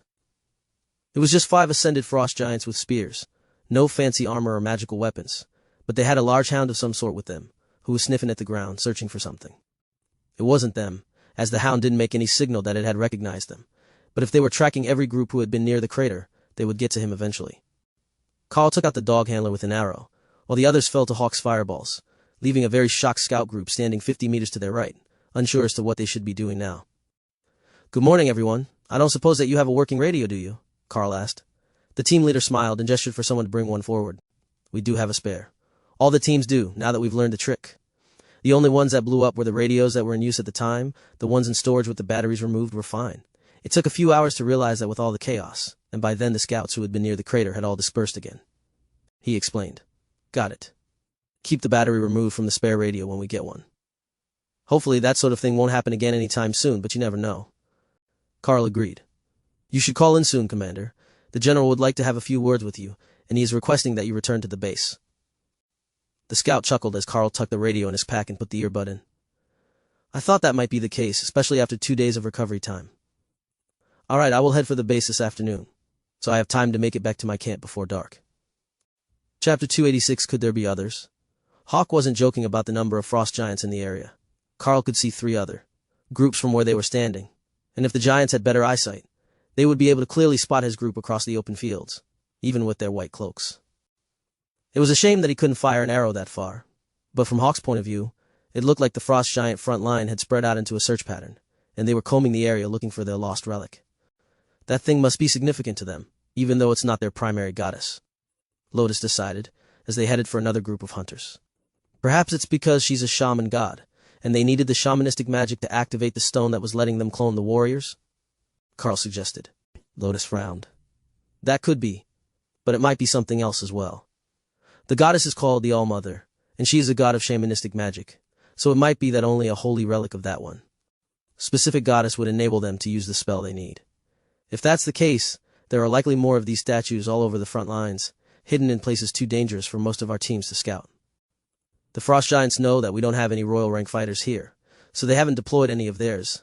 They're just wearing us out before making their big move. Remy perked up at that suggestion. Is she saying we have to collect them all, like totems from my swamp? A whole collection of magical statues to build an array with? Remy wants to know if we should try to collect them all and see what happens. She seems to think that they're supposed to work together. Karl relayed. Tessa and Lotus shared an enlightened look, both remembering something from their training. I think that the summoning effect really might be a set of statues. Totem magic is a thing, but it's far beyond most of us.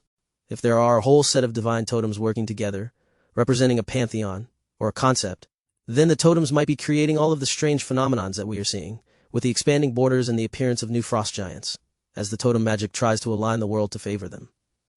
Tessa explained. And if we steal enough of them, the effect would stop, and the borders would begin to return to normal, ending their invasion. That is brilliant. We just need to find the others. Dana exclaimed. And I would get my own expanding swamp, Remy added helpfully. How that would work was a mystery to Karl, as the swamp was a mental space, and the maximum size seemed to be tied to her rank, but perhaps the statues would help her grow up faster. I think that we need to go to the base and see if there are other places like the one that we attacked. If we tell them what we suspect, they might make a mess of attacking it, and then the totems will be moved again. But if we can get a few more before the frost giants realize that they're being targeted, I think that it might be enough that we can send the army after the others. Karl decided. So you're saying, get the intel, attack another hidden spot and see if there is a totem statue there, and only then should we tell the army about the threat? Tessa asked seriously. Yes, I think that is the best strategic decision for us to be able to not only test the theory, but to end the war if we are right. Ophelia looked deep in thought, as she made little piles of snow with her foot. I think Karl is right. The totems won't do anyone any good if they're spread out. The damage would be done, and the border would just stop advancing. But if we can get enough of them together, the effects should begin to fade, as the totems align to favor us. That's how my totems are. The more that I have active, the stronger the effect is. I don't have the strongest totems yet, only bare strength, but once I have 4 of them out, my strength has doubled from its base level. Remy nodded along in understanding. Totems were shaman magic, and although she didn't know any of them yet, she was getting a much better idea of how they worked after watching them appear all around the Werbear when she was in combat. Karl led them back toward the front lines to talk to the general, and Remy studied her statue while trying to remember everything that she could about the totems that Ophelia made. She was close to a revelation. She just needed a bit more time to understand what she was missing. The scouts were waiting for them as they got close to the camp, despite the fact that Karl hadn't sent any radio messages yet. Commander, the general would like to see you in his command tent. The scout greeted them. I would have been more startled if he didn't want to see me, Karl joked. Lead the way, I don't want to walk in on anything unfortunate. My poor clerics have seen too much already this mission. The scout looked confused, but Lotus giggled at the memory of the startled artillery battalion commander when he was quite literally caught with his pants down. They heard the general's laughter when the scout stuck his head in to see if he was free, and then followed him inside. General, good to see you again. I trust that you got a relayed version of the events from the other scouts, Karl asked. Yes, all sorts of confused and conflicting reports. Now firsthand, what happened out there? You did go to scout the location, did you not? The general asked. We did, and here's how it went. Karl went through the details of the engagement, including the snowstorm that made it look like there was no valley there at all until you were in it, to the clear area at the bottom, the identical giants and the destruction, but omitting the bits about the totem Remy borrowed. I understand now. It makes sense that the frost giants are out hunting. They might be looking for the culprit, but also for any leftover magical items that survived the blast, shards of the frost stone, and other valuables. If there are still shards of that exploded stone, they will be valuable not only to the frost giants, but to other water and ice magic users. The general explained. Dana and Tori smiled. They shouldn't have too many problems finding a piece or two of the shattered stone to help with their magic. One other thing. Ascended Mage Tori, you have been reassigned. There is a new group here in need of a mage, and we unfortunately don't have the resources to keep an overstrength scouting group active in the wilderness. But I just got here, she complained. Karl's group was the best she had ever seen. They were competent, worked in unison without arguments or questions, and even better, they actually wanted to be there. Plus, there were 3 commander rank beasts already in the team, more than doubling their combat strength. What more could you ask for? The group in question came in just after the general mentioned them, most likely because they had been waiting for the signal. 2 familiar elites entered leading 2 others with similar faces, that they might come from the same hometown or be relatives to each other. Their entrance was silent, but accompanied by the faint smell of giggleweed and leather oil. The Mackenzie brothers were here with 2 other warriors, and they had been assigned the first free mage as far as Karl could tell. Bob, Brother Doug. Karl greeted them with friendly hugs. Commander Karl, I didn't expect to see you here. Did you bring us our extra mage? Bob asked with a slight smirk on his face as he took in Karl's group. I suppose that we did. We were further down the line when the fallback signal was given, and we ended up behind enemy lines, so we've been poking their supply lines and attacking a couple of suspicious points. Karl agreed.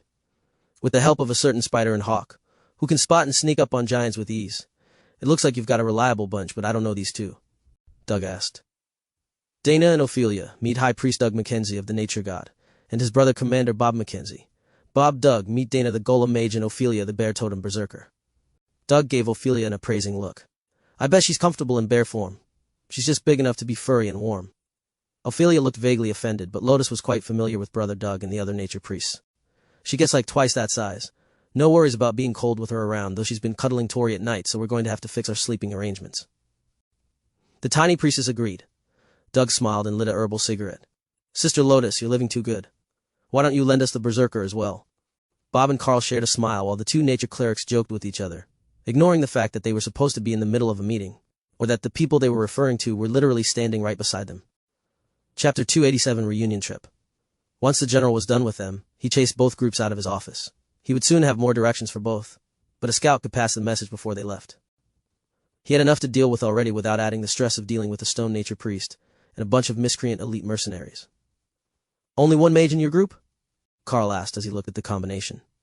Yeah, not great luck on the combo this time, but we've got a ranger who's good with longer distance attacks. Our sisters were both sent to the capital for security detail, so we can't get them for the team this time. Bob sighed. Well, Tori is good with multiple target attacks, but it's a bit of a shame that you don't have a second caster. Then Karl paused.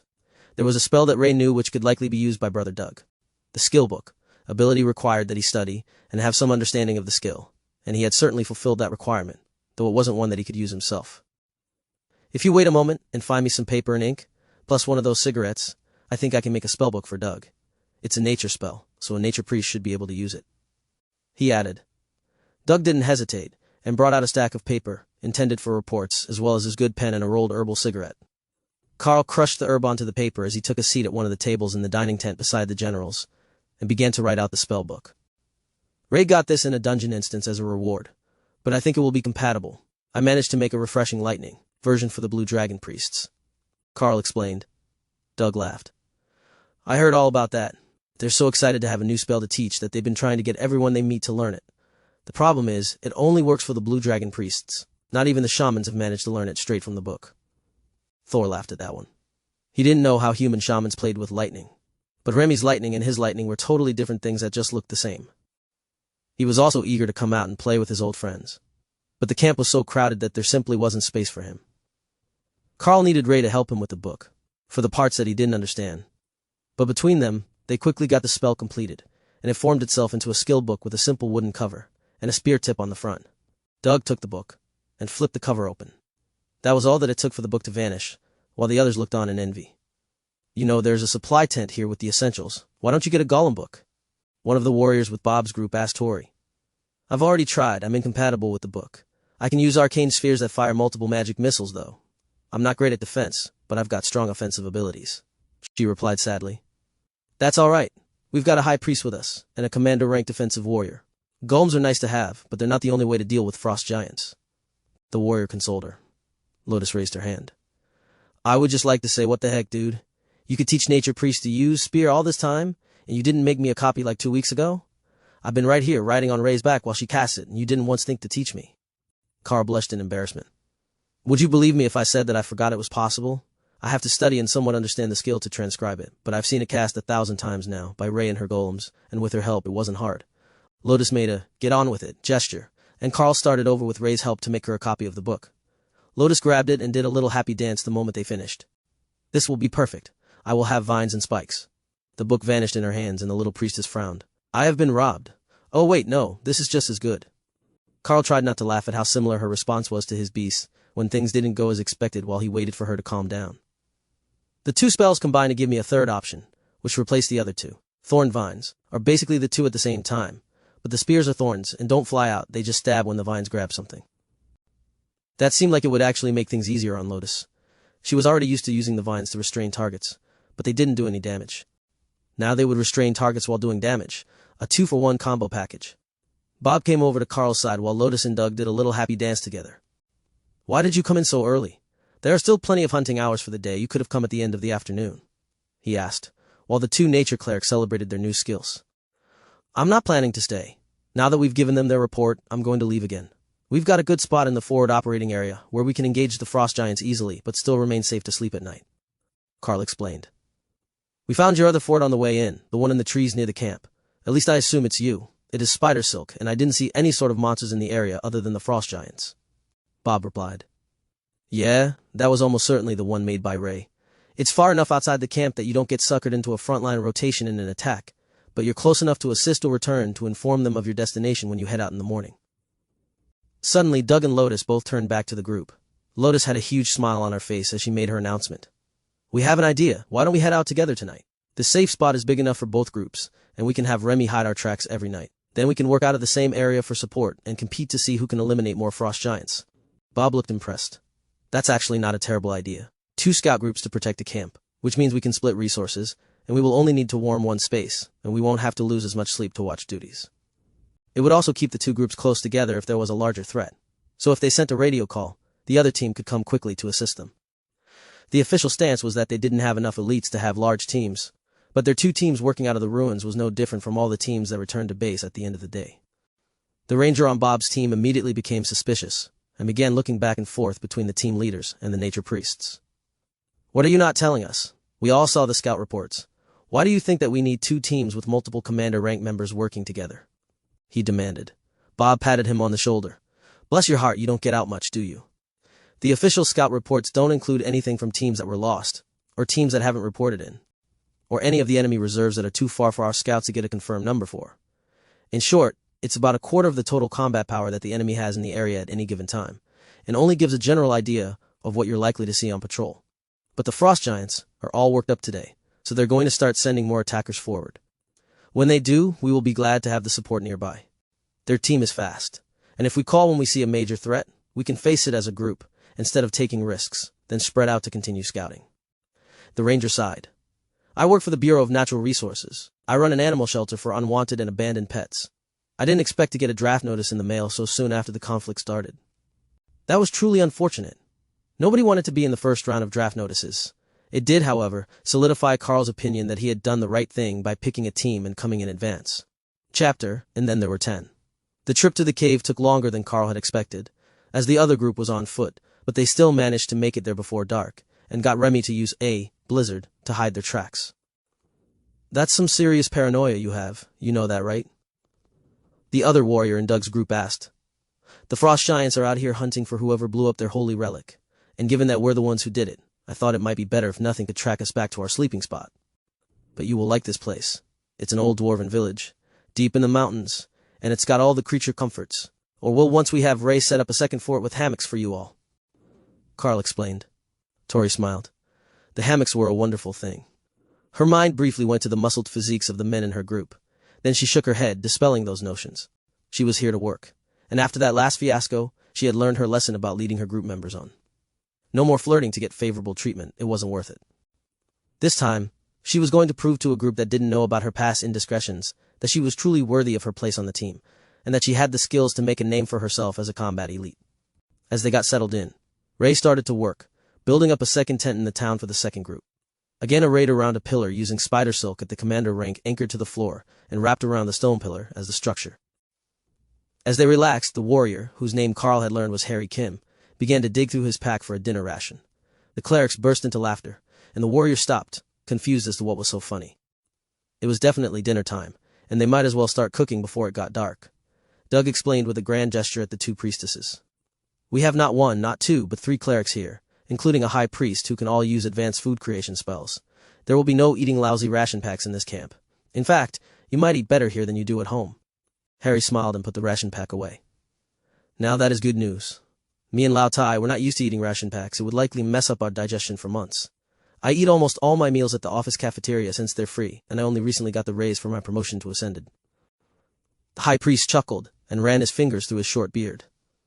It has been a season for promotions. I just made high priest. Commander Karl was promoted in the last few months. Dana made Ascended recently as well. With you, that's almost half the group that has made a milestone right before the war. Ophelia chuckled and raised her hand. I made Ascended 2 weeks before we left, but I was only officially promoted at the end of term exams the next week. Harry laughed. I'm not sure if that makes me feel better or worse. Usually the Ascended members are pencil pushers with a lot of involuntary experience, not promising students. The ranger joined in the laughter and shook his head.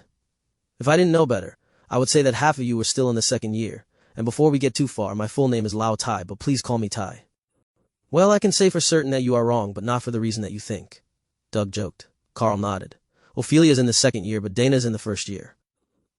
Tai gave her an assessing look that narrowed. His black eyes almost looked closed. First year in Ascended? What the hell were they thinking, even letting you out of the academy, much less to a forward scouting team? Now both the Mackenzie brothers, and all of Karl's team, were laughing. Commander Karl is also a first-year student, the monster of the academy. Compared to, sending him out, sending Miss Dana with him was a small thing, Bob finally explained. Thor saw that as his opportunity. Everyone was laughing. That must mean they want to play, so he came out to bump up against Doug, begging for head pats. Who gave Thor a cloak? That is adorable, he asked as he reached under the hood to scratch between the lightning Cero's horns. It's cold outside and it helps him blend in. I'm the one who cut the horn holes for the hood.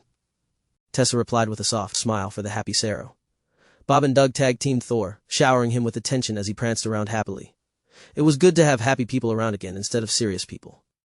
Tai stared at Thor for a few minutes, then turned to Karl. That's a commander rank lightning Cero, isn't it? No wonder you've grown so powerful. How did you manage to bond a beast that strong? He actually started as an egg, as did the others. No, that's not a restriction of my class, just an oddity of fate. A combination of resources, combat experience and training made him into the Cero that he is today. Tai looked amused at the phrasing, but more intrigued by the mention of others. They said that you had a commander rank beast. Was it actually more than one? 3, actually, and one more that's still at Ascended. Thor you have already met. Then there is Hawk, a dragon hawk, who does our scouting duties, Ray the bloodbath spider, who is our resident attack golem specialist, and Remy, a newborn Naga spirit snake, who is still at Ascended rank. The ranger nodded in understanding. Now I see why they let you out of the academy. The beast needed. And with them, you might as well be with a full commander rank team, plus some extra support. How much trouble do you have with the frost giants? None of your team members are giant-sized, and only Thor is particularly durable. Against the 5 commander teams, we are a bit slower than we are used to when fighting teams with only one commander rank frost giant, but we are still not in any real danger. With Thor's barrier over the whole team, plus the blessings of the clerics, the circle of protection, and the golems from both Ray and Dana, we're actually at a reliable advantage. Tai smiled. In that case, I won't hesitate to call on your team if we find ourselves in a bind. Normally it's considered bad manners to pull another team from their mission, unless it's an emergency, but if you've got strength to spare, you will probably be able to finish up and come to us in time. Ray headed back to her space for a short nap after she finished creating the second fort for the Mackenzie team, and the clerics made their way to the fire pits to start cooking. Doug had a skill that created a small fire, and that was enough to control the cooking area, where they were happily scrubbing away centuries of dust and preparing the area for an elaborate meal. It was going to be fairly late when they finished cooking, but neither team was rushing to head out in the morning. They would head out when they were good and ready, then hunt until mid-afternoon and return here. With the number of frost giants that Karl's team had reported, they wouldn't be short on targets, and they would be exhausted well before the sun went down. This is quite the fortification. How long do you think that we will be able to continue to use it? Harry, the Ascended warrior with the Mackenzie brothers, asked, his ice-blue eyes glinting with curiosity. Bob shrugged. For at least the next few weeks, unless the frost giants mount an offensive that puts the main battle line out of reach of it. I don't see them pushing the line that far back, especially now that their holy relic in the area is destroyed, but unless we can find another and destroy it as well, they are unlikely to retreat either. So it is a stalemate, and we just continue to wear them away and keep them from building up enough of a force to challenge the general. Karl nodded.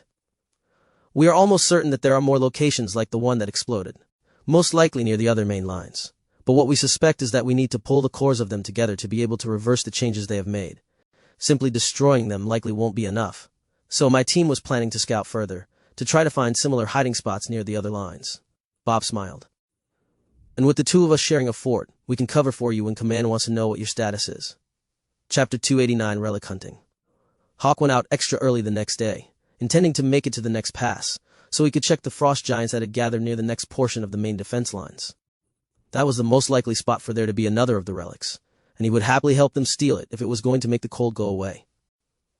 Even if Karl gave to the snake again, they weren't even hiding this one, or maybe they were, but not from above. It was just like the other one, a magical circle next to a big stone, but this one was in the caldera of a dormant volcano, and it didn't feel the same. Instead of so much snow, it was bitterly cold, and the monsters around the magical circle were different. It was still frost giants, but not strong ones. They were making the awaken groups, led by Ascended, and sending them back into the frost giant nation to regroup and mingle with more powerful groups that were coming back to the frontline groups as a combined force. With his enhanced eyesight, and a lot of silent cursing at the effort needed to fly in the thin air, Hawk had managed to get high enough that he could see most of the process around that same frost giant city. Quick math, which the wind speed hawks developed to help them guess where earth mouse holes would be relative to the last ones they had found, told him that there should be one more likely hiding spot on the far side of the first spot they had found a magic stone. That was an almost equal distance, but it was too far for him to fly this morning. So, he set a shallow dive that would build up speed as he went back to create the morning reports on the closest groups to the fort. There were still too many frost giants nearby, and it would take time to get to the volcano, where the next stone was hidden. Karl tapped his spoon against his canteen to get everyone's attention. I have the preliminary scouting report from Hawk. He has found another frost stone location.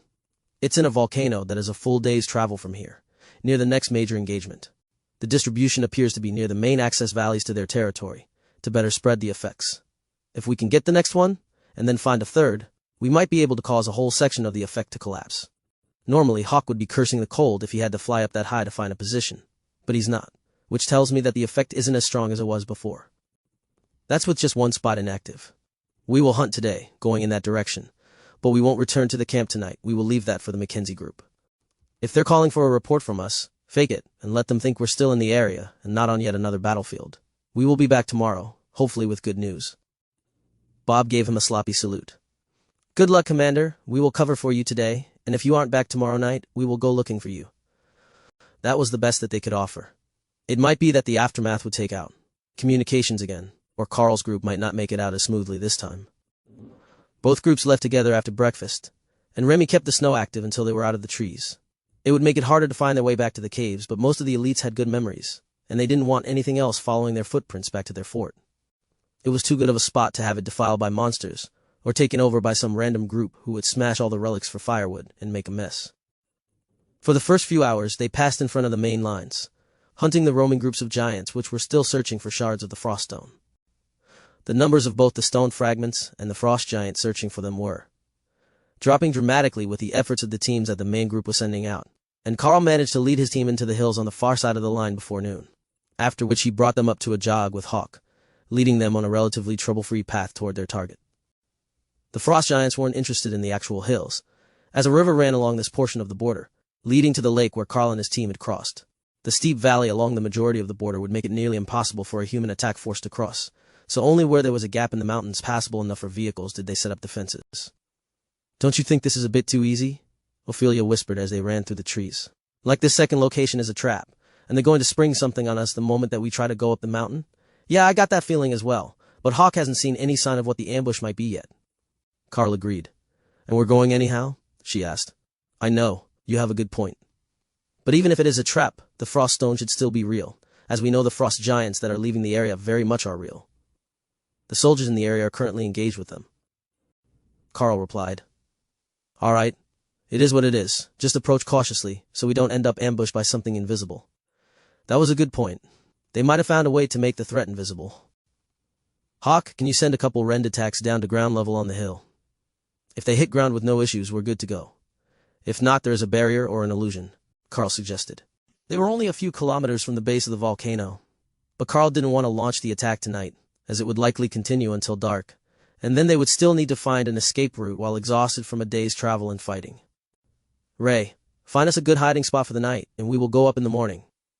Ray rushed out with Lotus on her back to find a good spot to build a fort, and ended up finding a small cave buried under a snowdrift when her foot knocked the opening clear. Found the spot. Bring everyone, and have Remy keep her blizzard up to hide it again, Ray informed them. The cave was tiny and cramped, but with a bit of a silk dome at the entrance, the snowstorm buried it deep, and everyone huddled together for the night with the heat of a dagger covered in flaming body, keeping the cave warm. They ate quickly the next morning and sent Hawk up once again to check the area. All good, many weak giants. I flew low through the trees, and they didn't see me all the way to the ridge, he reported. All right, it looks like we're good to go. Is everyone prepared for this? Karl asked. As ready as we can be. Tessa agreed. Once they were out of their snowy sleeping location, Karl called out Ray and Thor so that everyone could get a ride on their way up, and began carefully following Hawk's route up the mountain. He had found a route that should be easily walkable, even for Thor with passengers, and if they didn't fall into a trap, they should be at the peak within 2 hours. There were very few frost giant patrols in the area, possibly to hide their presence near the human lines, but that didn't mean that Karl and the others wouldn't run across one and set off an alarm if they were unlucky. Their first test came only 10 minutes after leaving camp, when they came across a group of 10 awakened rank frost giants with an ascended rank leader. It wasn't easy to eliminate them all fast enough that none of them could shout, and without causing so much noise that other groups would come running, but with the help of the spider golems and one magic missile to the throat courtesy of Dana, they managed the task and moved on, leaving the bodies for the next patrol to find. There was too much damage to the trees and snow to hide that there had been a battle, and taking the bodies would only emphasize that they were trying to hide their tracks, and that it wasn't a wild monster attack, so they simply left them and continued on their way. The blizzard spell that Remy kept active would make it hard to tell when the attack had occurred as long as nothing happened across it too quickly. Chapter 290. Karl looked up the mountain. There aren't many patrols, so let's keep going. With Remy's blizzard covering for us, it will be difficult to tell when we came through. Speed is our friend until we reach the caldera. They kept moving, using the blowing snow as cover, both for their tracks and to keep them from being noticed. It seemed to be working well enough, and they made it most of the way up the mountain without being intercepted again. But the closer they got to the top, the stronger the feeling that there was something seriously wrong grew. Ray, is there any sign that we're being tricked by an illusion? Karl asked. No. It all looks good, not like that strange situation underground. This place just feels wrong. Like something bad is about to happen to us, but I can't see anything that could cause us problems, she insisted. Then she paused. Whatever is wrong, it is here. Remy stared out of her space at the same time. Stop, there is something here, Karl signaled for everyone to pause. The beasts had senses they didn't, and a few moments to understand what they were sensing wouldn't hurt anything. Karl closed his eyes, focusing on his mental space, the one he used for mediation, and hoped that he would gain some understanding from the void. As he focused on nothingness, he felt something staring back at him. The feeling made his skin crawl, as the sensation of attention grew. They weren't joking. Something was really wrong with this place. Then, the ground began to shake under their feet, and the thermal vision that Karl only paid minimal attention to during the day began to show him hot spots everywhere on the hillside, and even more potently above them. Oh shit. The volcano is about to erupt, he realized. U-turn, it's time to leave, Lotus announced, pointing back. Ophelia was momentarily frozen, but when Thor began to turn around and run, she joined the group. The first spout of hot gas vented only a few meters from their path as they ran, and the rumbling of the volcano got worse. Thor and Tessa were glowing with golden holy light, which was unusual, as they would normally spread the effect to everyone. But as most of the group was on Thor's back, it might be the best way to protect them from venting gas from below. Ray was doing a better job of dodging the vents, as she could see them coming.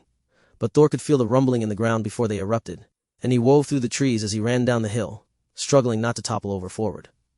Like a war bear. With his build he was a bit top-heavy, and the steep slopes were hazardous for him when running downhill. The top of the mountain exploded in a shower of rock and fire, firing high into the sky. That almost certainly spelled the end of one of the statues, but this time they weren't lucky enough to have recovered it. A sense of power drew Karl's attention behind them, and what he found was the horror of every frost giant in the world. There was a massive mottled red dragon bursting free of the volcano, flying easily among the explosion of magma and stone. Lotus, look back. What is that? Karl shouted over the roar of the volcano. She only looked for a split second, then shuddered and looked forward. That is a magma dragon, a form of chromatic dragon. But I don't think they're supposed to get that big. Even an ancient forest dragon doesn't have a wingspan that large. She shouted back. Do you think it might be on our side? It looks pretty mad at the frost giants, Dana asked. Lotus just laughed and shook her head. Magma dragons aren't really known for their kindness or humanitarian actions. It's better that we just get out of here before it turns its attention in our direction. As if to prove her point, the magma dragon tail swatted an enormous glowing red boulder in their direction, headed straight for their group.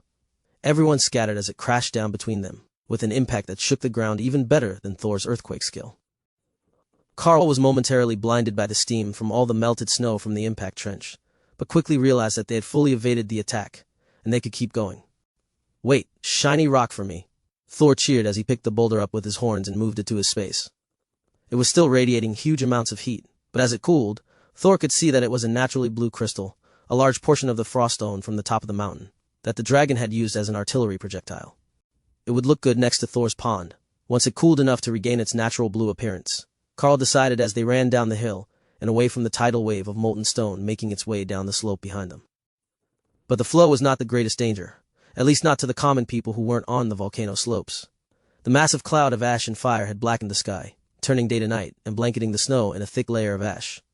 Maybe this was their plan all along. That volcanic eruption is going to throw the entire region into an artificial winter. It will take months for that cloud to clear, and even longer for the temperature to start coming back up. Lotus noted, looking backwards from her perch on Ray's back. "Remy is a shaman. Tell her to make the cloud go away. Shamans do weather, right?" Hawk insisted. An extra winter, when they were already in winter, seemed like it should be prohibited by some sort of rule. That was just too much winter in one place for Hawk to accept. Remy thought about it for a while, and then shook her head. "If there's an overlord-ranked shaman, they could blow all of that back away from us. But I don't have that much power. I'm just a small snake." Remy was doing her best cute and innocent act, even curling the hood of scales around her head to make it look like she was hugging herself. Hawk wasn't buying it, but Thor thought it was adorable.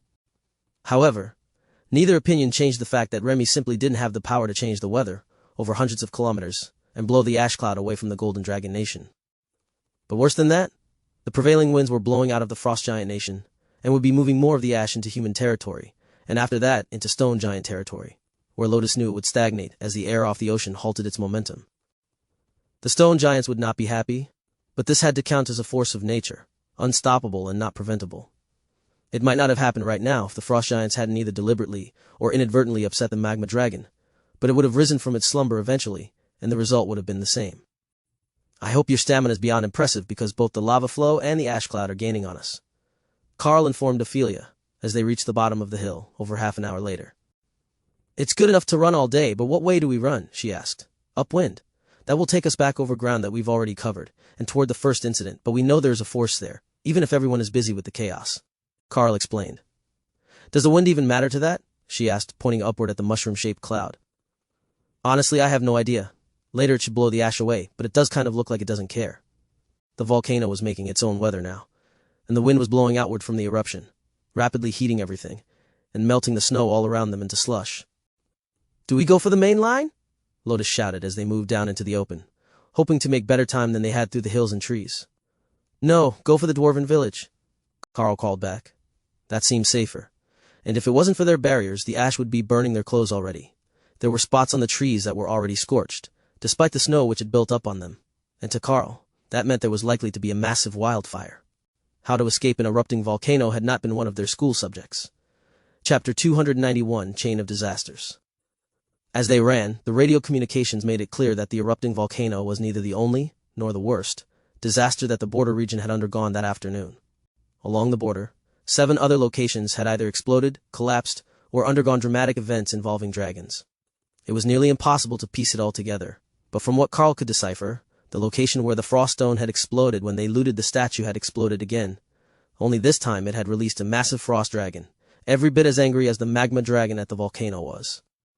It had rampaged through the front lines, uncaring of whether the target was a giant or a human, and then flown off into the Frost Giant Nation surrounded by a storm that hid everything within 50 kilometers from observation. Karl couldn't see any logic in the Frost Giant setting those dragons free, and from the number of incidents, it did seem likely that it was their intention to set the dragons free. Either that, or they had been trying to steal the powers of sealed dragons, and that was even more insane, as the other dragons would see that as an insult to their entire species. The humans might have successfully hid through such blunders, but the frost giants wouldn't be capable of finding a safe spot to hide and wait for the dragons to calm down. They didn't quite have to travel past the spot they had gotten the first statue from, but it was still nearly dark when they made it to the dwarven village on their fastest travel route. The entrance was heavily snowed in, and they had to have the spider golems dig to uncover the entrance of its layer of hardened ash and snow before they could enter. Then, they piled it back over the entrance, and let Remy's blizzard layer more snow on top to hide the fact that they were ever there. They could hear the other team inside, the Mackenzie brothers laughing and joking, while the 3 other voices were much more nervously making remarks about the radio messages. Good evening, lady and gentlemen. We have returned. Karl announced as they walked down the tunnel and into the village, forcing him to return his beasts to their space, as they could not cross the threshold between the tunnel and the cavern. Good to see you all intact. We thought for certain you were going to be blasted to the moon when that mountain erupted. How did you make it out in time? Bob asked, curiosity clear in his pale eyes. We never made it to the top at all. The magma dragon broke free while we were climbing the slope, so we turned around and ran. Karl replied with a shrug. Good call. Doug here's been doing some research as a nature priest, and he has found an interesting fact about the dragons that were spotted today. Bob agreed, then gestured for his brother to explain. Not all the spots that we heard of incidents from were known to have a dragon present, but the ones that did were the prisons of dragons who had gone against the gods or the elders. They are the rebels who would kill without reason or mercy. Now, it doesn't take a genius to realize that there aren't enough frost giants to take this border in any sort of reasonable time frame. Their allies are the real threats here, and they might be the driving force behind the invasion. All that command can tell us is that the frost giants attack first, and that the giant clans are working together, so I've made a few conjectures of my own. So, the frost giants are idiots, but strong with shamanistic magic. They're using that to expand their borders. Second, they set up a bunch of locations of power on top of buried rebel dragons, and the general assumption would be that they intended to set them loose against the human armies. But that's not what I think. I think that they were set up. That they were told that these were places of power, and not that they contained insane ancient dragons who would kill their soldiers as readily as ours. Doug paused to catch his breath while everyone else absorbed the ideas that he had shared. Dana looked confused. You think the other giant clans set them up to fail, and just wanted the dragons to make this entire area uninhabitable? Doug shook his head. No, I think that they intended to make this area the territory of the rogue dragons and wipe out the frost giants, while also giving the humans nowhere to retreat to when the other clans moved in to crush us. It's not a secret that the giant clans never got along all that well, and they only ever cooperated because they viewed themselves as better than everyone else. This could very well be the giant clan version of politics, and we're caught in the middle of it. Karl frowned. Then what do? We try not to die. The main lines are gone, dispersed, and hiding. If the frost giants arrange this, they will be marching through here in a matter of days with an entire city full of giants. But from the direction that those two dragons were going, and the amount of fire off in the distance, I don't think that is the case. If their plan was to gain allies in the dragons, they picked the wrong ones. That frost dragon might be on their side, but the magma dragon, they're essentially mortal enemies. Their elements are completely opposed to the point that one cannot survive where the other one lives. Doug explained with a deep frown as he tried to make sense of the situation. Well, if the amount of ash that is dropping on the area is any indication, the snow won't last for long. The fires were already starting as the snow melted, and the volcano is still going off. How long do those eruptions even last anyhow? Karl asked. Doug and Lotus both shrugged, before Doug answered. Usually it's just one big blast, and then there will be lava flows for a few more weeks. But with a blast this massive, it will take days or weeks for the sky to clear. Perhaps that's why the frost dragon flew away. It wouldn't have wanted to be in that ash cloud any more than we do. But if that eruption is being fueled by an angry magma dragon, the ash won't cool, it will get hotter, and the cloud will continue to spread. Soon, we won't have to worry about being cold. Bob looked toward the direction where the eruption was still taking place, as if he could see it through the stone of the mountain. That's all well and good, but it doesn't answer the question that both of our teams were sent here to learn the answer to. Where did the frost giants get the power to expand the borders, and how do we undo it? Karl smiled. I should have guessed that you got reassigned here for the same reason that I was here. We thought that it was the frost stones, and that if we could reverse whatever we were doing, or steal enough of the focal points, it would reverse the effect, and let the snow begin to recede. Bob smiled. Of course, our missions weren't quite the same. We were strictly here to find a way to reverse the effects, while I'm under the impression that you were here to find the underlying cause. That wasn't what they asked of us. Lotus giggled. I wonder if huge pissed-off dragon melted everything with a volcano is enough to get the bonus for reversing the cold effect. That made Bob's whole group laugh. I suspect that they won't let us claim credit for this one without explaining how we set the dragons loose, and then we would have to take responsibility for that as well. Lotus waved her hands. The word responsibility was anathema to the green dragon's followers and other nature priestesses. Harry, the warrior with the ice-blue eyes that came with the Mackenzie brothers, looked toward the entrance, which was now ominously silent, as the door had been buried by ash and snow. Hey, how long do you think that we will be stuck in here? I mean, we have radio signals still, but I get the feeling that going outside in the next few days will not be easy or wise. He asked. Doug just shrugged. It's a volcanic eruption. They can't give us crap for being buried inside. But fortunately, we have a spot far inside the mountain because that hot ash would make it distinctly uncomfortable in a smaller cave, even if you escape the fires. Chapter 292. In the Mountain. All units along the volcanic line, we are reforming 100 kilometers from the border.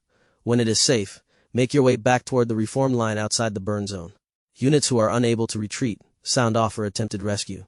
The line general requested over the radio the next morning. Karl looked over at Bob Mackenzie, who just shrugged. We're pretty much fine where we are. We're not going to be affected by the fires in here. The dwarves planned for things like that. So we might as well just wait it out, as we're already in front of the main lines. He suggested. Line command, this is 95988. We are isolated in front of the lines, past the fire threat. We will shelter in place until the situation is resolved. Karl informed them, right before Doug called in to inform them of the same thing. If command suspected that they were together, they didn't say anything, only confirming that they wanted the two teams to continue daily check-in protocol, so they could confirm that they were alive and well. The other soldiers and elites were quickly escaping from the area as the snow melted, and the forest began to burn under the hot ash, which seemed to be intensifying, instead of dissipating, as it should have after an eruption. The magma dragon was still somewhere in the area, and staking his claim on the region around the volcano, adapting it to more perfectly suit his personality and racial environment requirements. He was a proud and ancient being, locked away for a millennium, and now that he was free, it was obvious to the two nature priests that the dragon intended to make himself a new home, right where he had been imprisoned. It would be nice if we could get communications from further away. Now that they're retreating, it's not going to be easy to even get the daily communications out to the lines. There's a channel for long-distance, low-quality communications, but that won't let us hear any of the news from the other fronts. Only get our signal through to the lines in Morse code. Bob explained. The rest of the group gave him blank looks and he laughed. There is a translation on the radio. It's a series of long and short tones. It makes it easier to understand distant signals, and the command staff will have both an automatic decoder and an expert on hand to translate signals. It's only to be used for urgent messages, and you keep it brief. Normally, what we would send would be something like our name and then all alive, he explained. Not long after, the radio signals on the main channel started to get less frequent, as the teams that could be recovered were led to safety. The ash was clogging up the vehicles and making it hard to breathe, but a mage or cleric barrier made it relatively safe to keep moving, as long as you weren't too close to the volcano, where the dragon's magic was already imbued into the ash, and causing it to burn through barriers. Bob laughed as the radio finally had a moment of silence, with nobody attempting to transmit. This might be the most relaxing mission I've been on in a while. Tessa chuckled at the notion. Only for the next few days, things are going to get hectic again after the frost giants regroup and try to eliminate that dragon from their border. They might even come back with the frost dragon. Karl considered that for a moment. Their elements lined up, and the dragon had flown off into their territory, but that was no guarantee that they were on the same team. In fact, if they really had been trying to siphon power from the dragons, they might have made a new enemy of the creature. Karl took some time to work on rebuilding the energy focus in all the beast spaces, and noticed that Remy had made some interesting alterations to her swamp. There was a miniature swamp within the swamp, using sprigs of the various plants and small rocks, so she could slither through it like she was a giant snake, as tall as the trees. It was cute, like a child's playhouse, and Remy looked happy with her construction, so Karl didn't mention anything about it as he continued to build the power in the spaces. It would still be quite some time before she was fully grown, but the other three were slowly moving up through commander rank, and didn't seem to be limited by anything yet. It was simply a matter of time, lots of time, until they managed to advance again. The large frost stone that Thor had obtained had been Tremi's space, and was serving as the focal point behind a platform like the one that the Naga bosses in the dungeon had been standing on. Remy had the book that Ophelia had found open on the platform, where she had built up a set of strange statues. They had been placed around the perimeter of the space, and she was currently working on some sort of skill, Karl assumed. She was intensely focused on something, and she was adjusting the position of the items on her platform, then focusing again, and making more adjustments. Comparatively, Hawk was making small flying mice out of his fire. Thor was napping in his pond full of holy stones, and Ray was carefully rearranging the corpses strung up in a forest. It took a while for Karl to understand what the little snake was up to, but Remy was trying to create a totem. Each of the stacks of stuff was designed to represent something, and she'd even made a bunch out of mud, then adorned them with shiny things to get them just right. He couldn't tell what sort of effect she was going for, but it looked like the frost stone had been permanently changed by the magic of the magma dragon.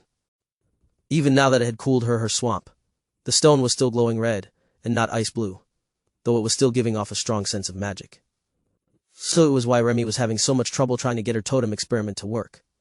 But as she was basing it off the ones that Ophelia made, there was a chance that she would need to make extensive modifications anyhow to make a shaman-type totem. It didn't really matter if she was successful, though. Remy had found a learning project that was keeping her attention for more than 5 minutes, and that alone was impressive. Even if most of it was just making statues of herself out of clay, and then decorating them to see if they would become magical. It seemed a bit silly, but it was making her happy. And the fact that there were dozens of little Remy statues around the platform now was highly entertaining to the other beasts. Among the humans, everyone had a hobby to pass the time as they waited. Karl had chosen to meditate to work on his strength, as had the 3 clerics, though they had taken a mid-afternoon break to play with the beasts before focusing again. They were just beginning to relax for the evening, secure in the fact that they were underground with the entrance to their bunker buried under ash, when a roaring from above them caught everyone's attention. It wasn't the deep roar of the magma dragon, it sounded smaller, but similar in tone. Fleefers, the distance and the sound of flapping wings. Doug laughed as the dragon flew away. I hope that's a territory fight about to break out, because if that idiot of a magma dragon has attracted a mate already, it's going to take forever before it's safe to leave the mountain. That was a thought that hadn't occurred to them before. The magma dragon was turning the area into a perfect nest for himself. But what if there was another single magma dragon in the area? It seemed unlikely, as there were no other volcanic areas that Karl knew of, but anything could seem possible if you knew little enough about how the world worked. And he knew exactly zero about how magma dragon mating rituals worked. Whatever happened, it was in the distance because they didn't hear anything else that night other than a few more messages from the lines, reporting that there were no frost giants approaching their new position today, and that the black cloud of ash was still blotting out the sky. Once that changed, and the ash began to cool, they would head out to see what survived. Chapter 293, Remy's Dedication. The first of them to see success in their endeavors that week was Remy. On the 3rd day after they had hidden inside the village to wait out the volcanic fallout, she managed to reach a level of success with her totems that none of the others had expected. Well, did you find something good in the book? Karl asked as the overjoyed spirit snake came outside to show off for everyone at the same time. Remy shook her head and gave a smile that made her fangs drop, startling the members of the other group, except for Doug, who had been expecting it. She focused hard, glowing with red energy for a moment, and then a small Lamia statue appeared on the ground. It was 4-armed, with brown scales and a cream underside, where Karl had been expecting it to be blue and gold like Remy herself, but the head definitely looked like Remy.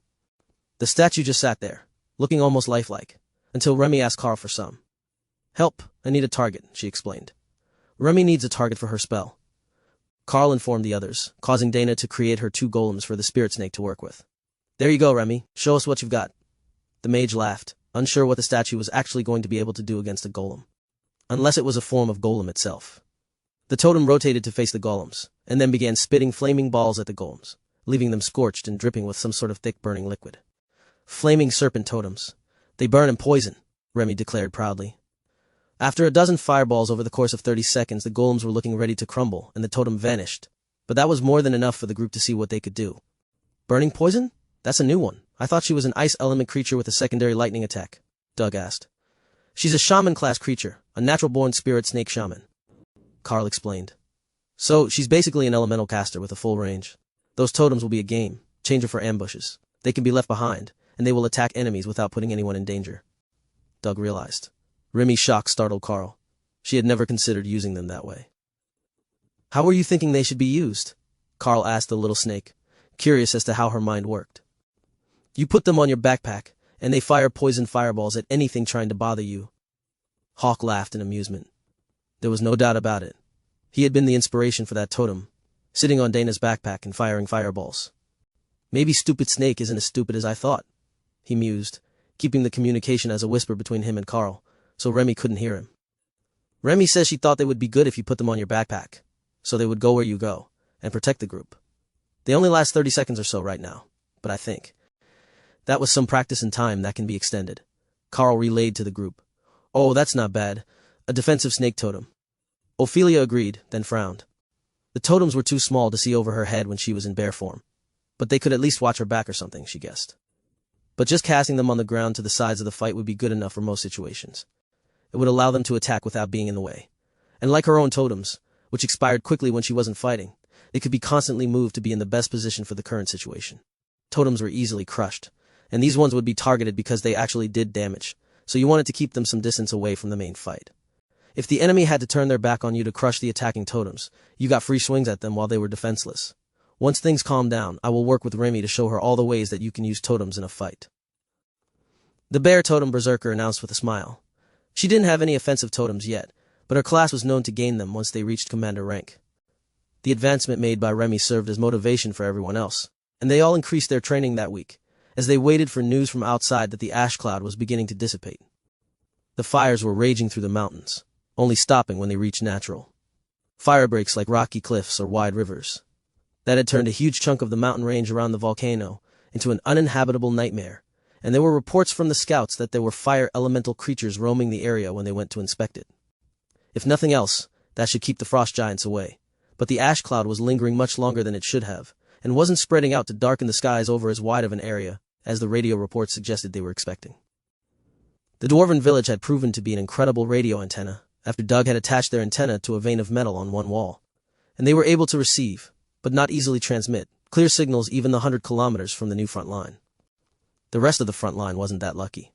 The spots where there was no massive ash cloud, or enraged magma dragon, were facing intensified assaults from the frost giants, who had been displaced from a few unfriendly areas along the border. Now that they only had a few areas to launch their assault through, the frost giants hadn't given up. They had only focused their reinforcements on the more hospitable areas, which was giving everyone a headache. The defenders couldn't afford to transfer too many soldiers, in case the frost giants moved back to the less friendly portions of the border, but they needed as many as they could get on the portions of the line where the attacks were still taking place. From what Karl could tell, further down the border between the two nations, there had been another incident of some sort, and the frost giants had completely retreated, ceding the area to the hill giants after the snow melted. That put their current position near the southeastern end of the battle lines, with a large frost giant city supplying new troops constantly, as a staging point for their invasion. On the 10th day, the ash cloud began to dissipate, and the temperature of the falling ash dropped until it stopped sparking spontaneous wildfires. There was still a layer of blowing ash all over the region, sustained by the dragon's magic so it would never truly fade, but what was blowing out of its territory wasn't harmful to anything but a housekeeper's sanity. That was their sign. The worst of it was over, and the reports said that they were outside the dragon's territory, so the falling ash should have mostly ended, though they were still close enough to get some blowing at them. Shall we go see what is outside, and get back to work dealing with the frost giants? We can strike what dares to come close to these hills and return here every evening, Bob Mackenzie suggested. Karl nodded. That works for me. We can work our way into the frost giant nation and attack troop patrols as one large unit, to cut down on the number of reinforcements that the main line is getting.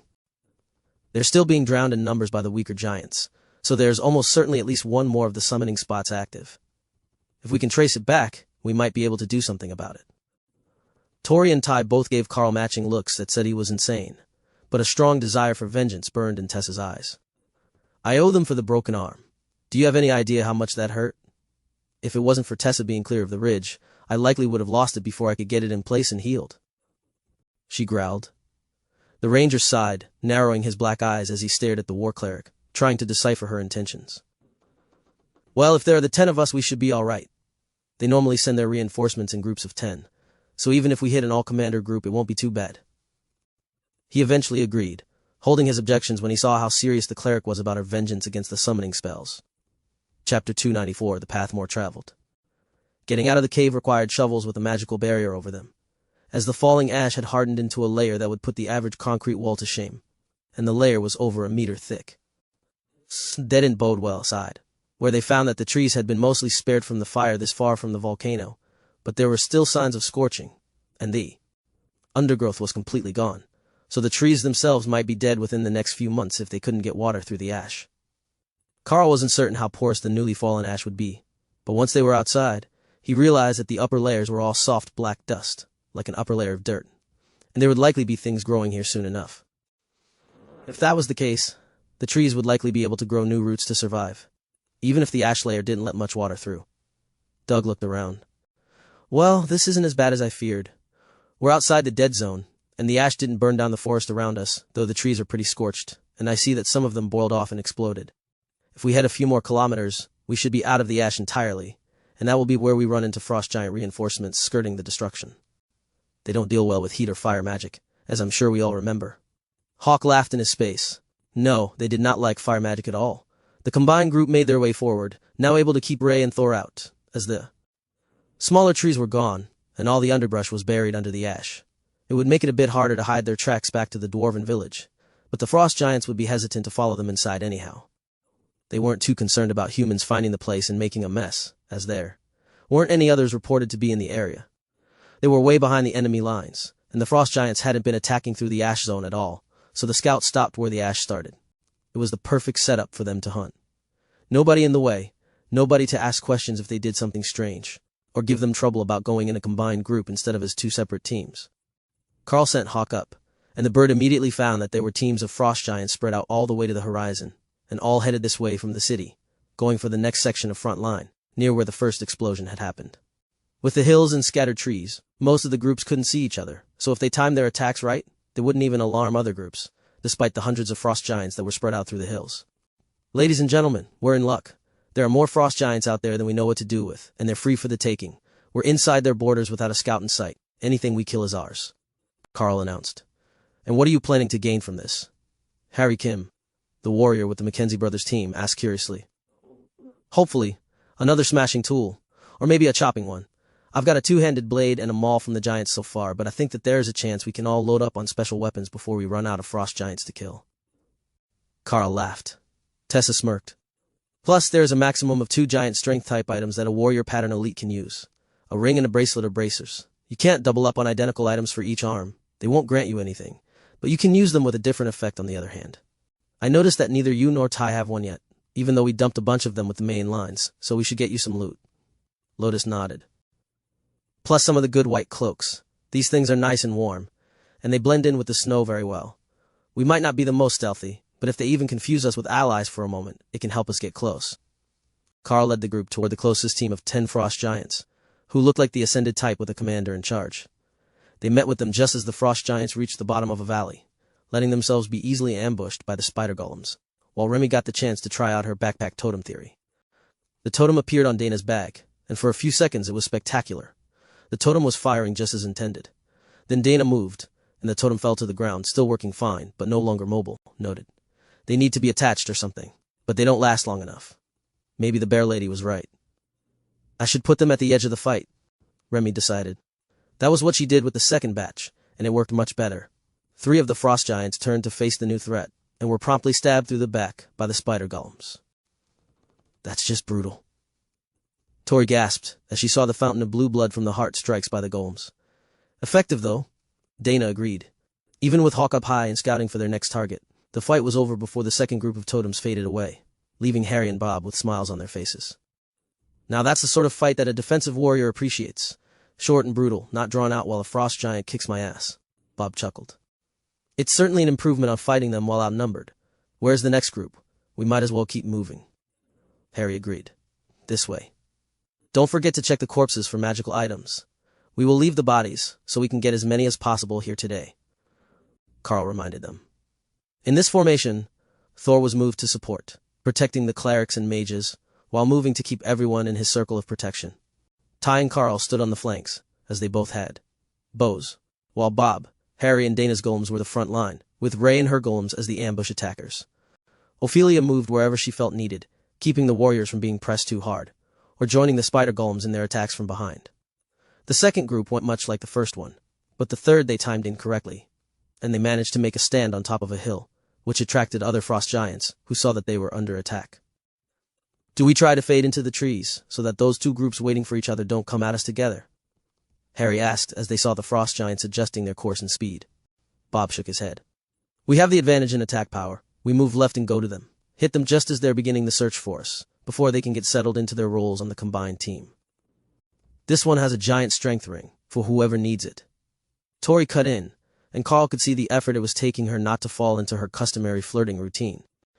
She really was trying to be a proper party member, or so he thought. She had slipped and made a suggestive comment to Bob on the second day in the cave. In response, he told her that he didn't like flirtatious little girls, which was a harsh blow to her ego. But Tori did like big, muscular, stoic men, so she was trying to show him that she wasn't just some ditzy teen mage. The end result was that she was turning into a competent team member, so everyone else assumed she really had turned over a new leaf, which made it a small victory all around. Same pattern as before. Remy, make sure your totems are far enough from the group that the giants can't just stomp them. We will strike as soon as Ray is in position, Karl instructed. Remy could only keep 2 totems active at a time, but 2 streams of fireballs while she cast her chain lightning was more than enough to put her on even ground with the ascended mages in the group. That was enough for Karl, but Hawk and his opinion that beasts were better teammates than humans had stuck in Remy's head, and she wanted to prove to Karl that he could rely on her, even if she was still small. Chapter Totems and Spears. The group rushed the frost giants, who were ready for their approach, but not for the dirty tricks that the team was about to pull on them. First, the appearance of the two snake totems pulled their attention to one side, as fire and venom invaded their bodies, amplifying the pain of the chain lightning. The left flank was distracted. The spider golems hit from the back, causing chaos in the ranks before Rei herself was into the right flank of the frost giants. She was laughing as she dodged a long spear that one of the giants was holding, completely removing one of the two commanders from the fight, and forcing the formation to spread out to avoid being in the way of his attacks. With haste, the giant had no chance of actually landing a solid hit on the nimble bloodbath spider unless she got closer to him, but that wasn't her goal. She just wanted the real fighters out of the way while her minions took care of the weaklings. Then, she got a brilliant idea. A stream of silk wrapped the spear, and with her foreleg she pulled it free of the giant's hands as he lunged forward on the attack. Then she fired her own volley of spears back at him, small spikes that peppered him with heavily bleeding wounds. "Where is your spear goddess now?" Rei laughed, and Karl felt an ominous sense of attention in the back of his mind, as if they had insulted something that could look down on them from another plane of existence.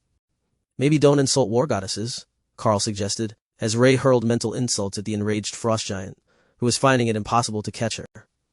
"Then I will make him give the pointy stick to our war cleric and have her teach the frost giants how to use one," Rei retorted.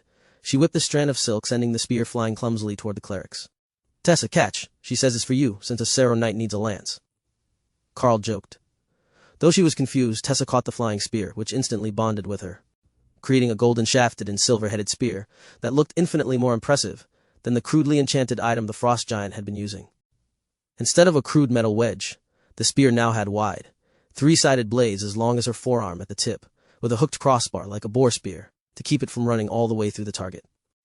The spear glowed with holy light as she hopped up on Thor's back, and led the lightning Sero on a charge into the frost giant ranks with her spear leveled and her shield in her other hand.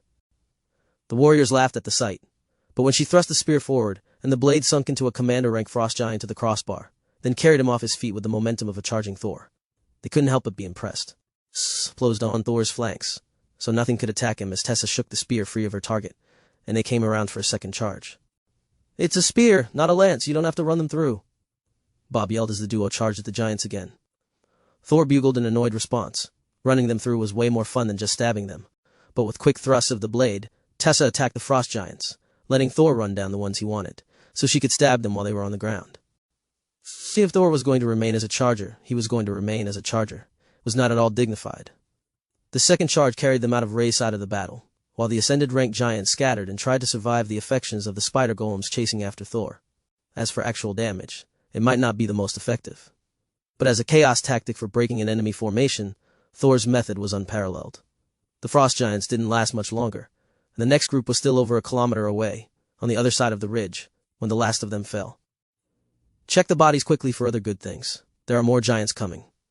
Thor, this time you and Tessa are in reserve.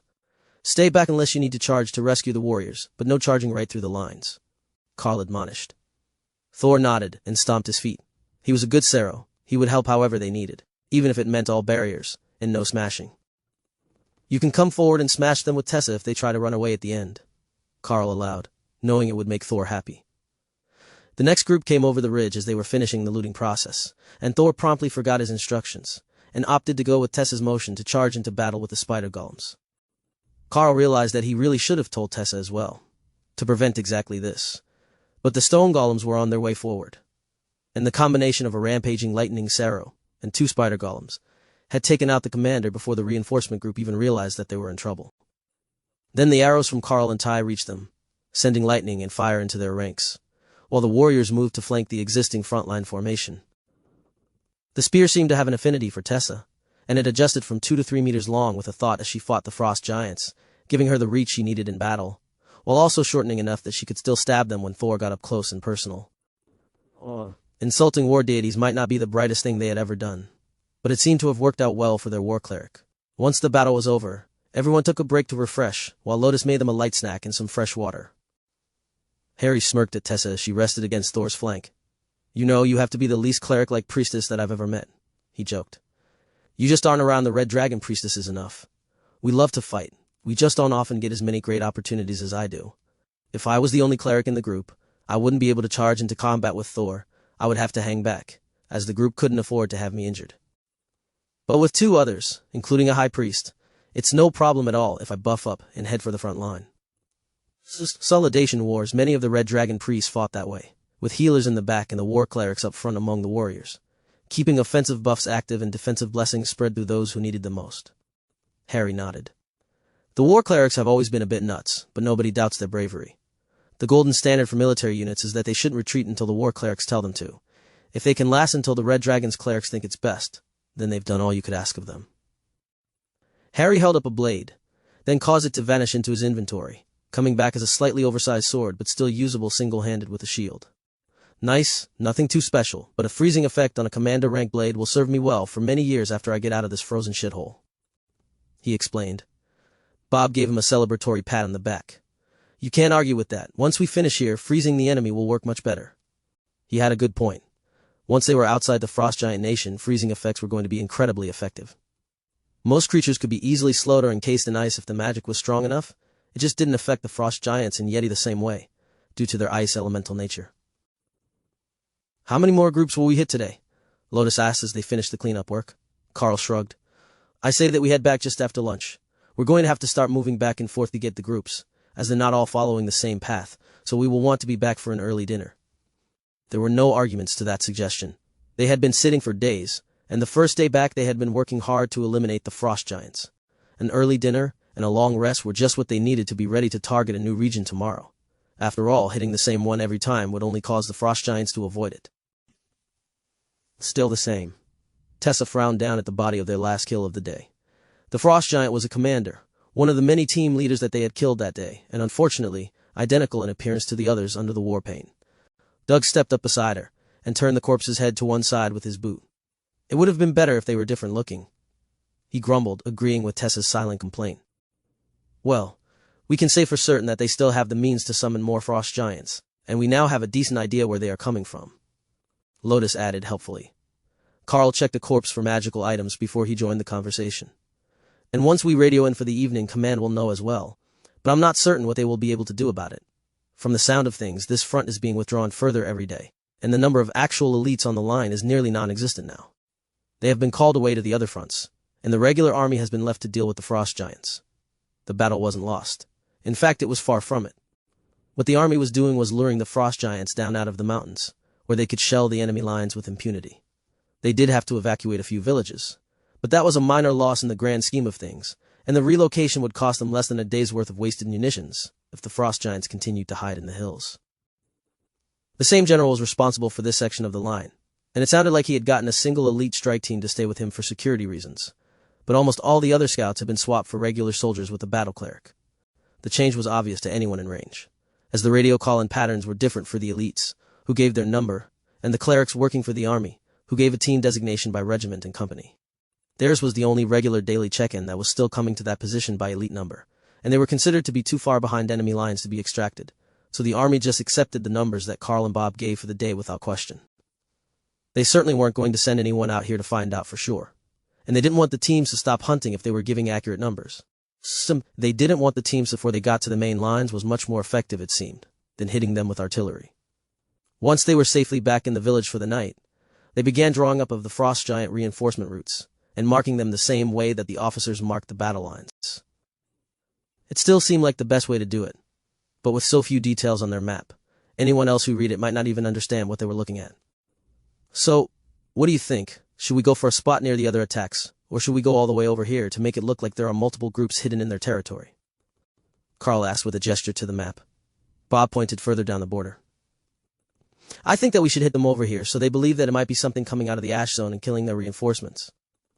They would naturally suspect it, and it would make for a good cover, instead of sending them looking for humans immediately. Karl looked to the others, and they nodded in agreement. All right, that sounds like the best plan we've got. I will have Hawk scout the area in the morning, and we can attack the Frost Giants further down the border, closest to the ash waste first. With their plan made, they settled in for the evening, keeping a light watch from inside the village.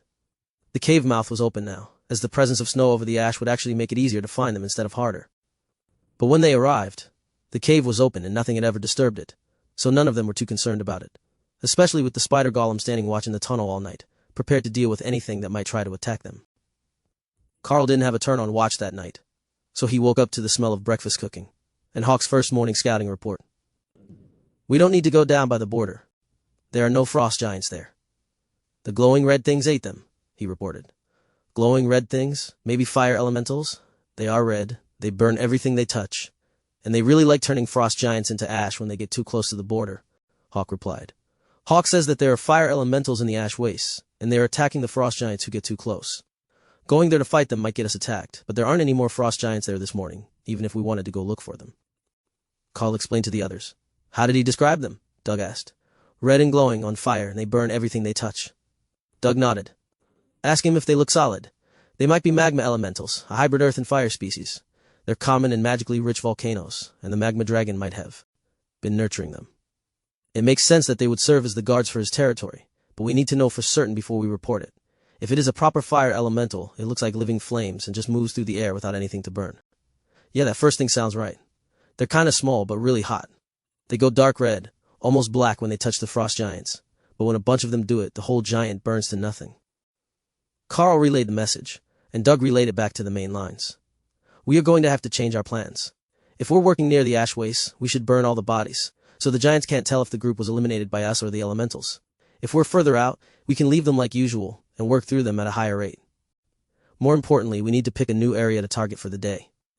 If this is the first time that the creatures of the ash wastes attacked out into the snow, then it might be the start of a new conflict as the dragon attempts to expand his own space as well.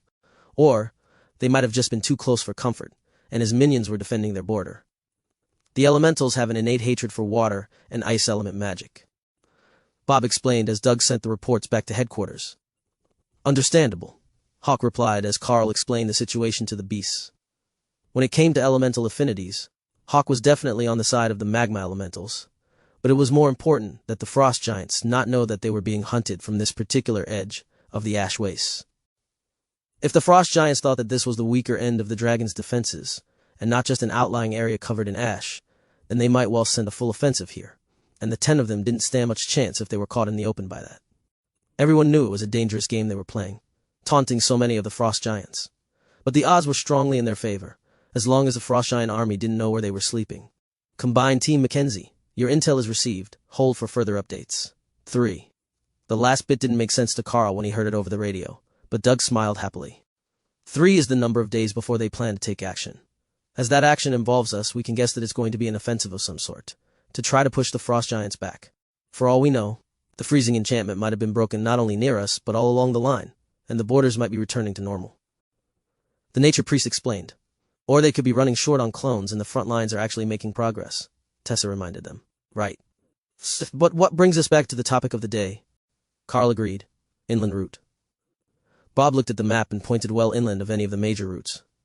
What if we don't ambush any of them, but instead we zigzag across the pattern, as if we were a wandering monster pack being chased from place to place? It would confuse them with its disorganized nature, and it would let us search their territory to see if there are any signs of where they might be making the new clones.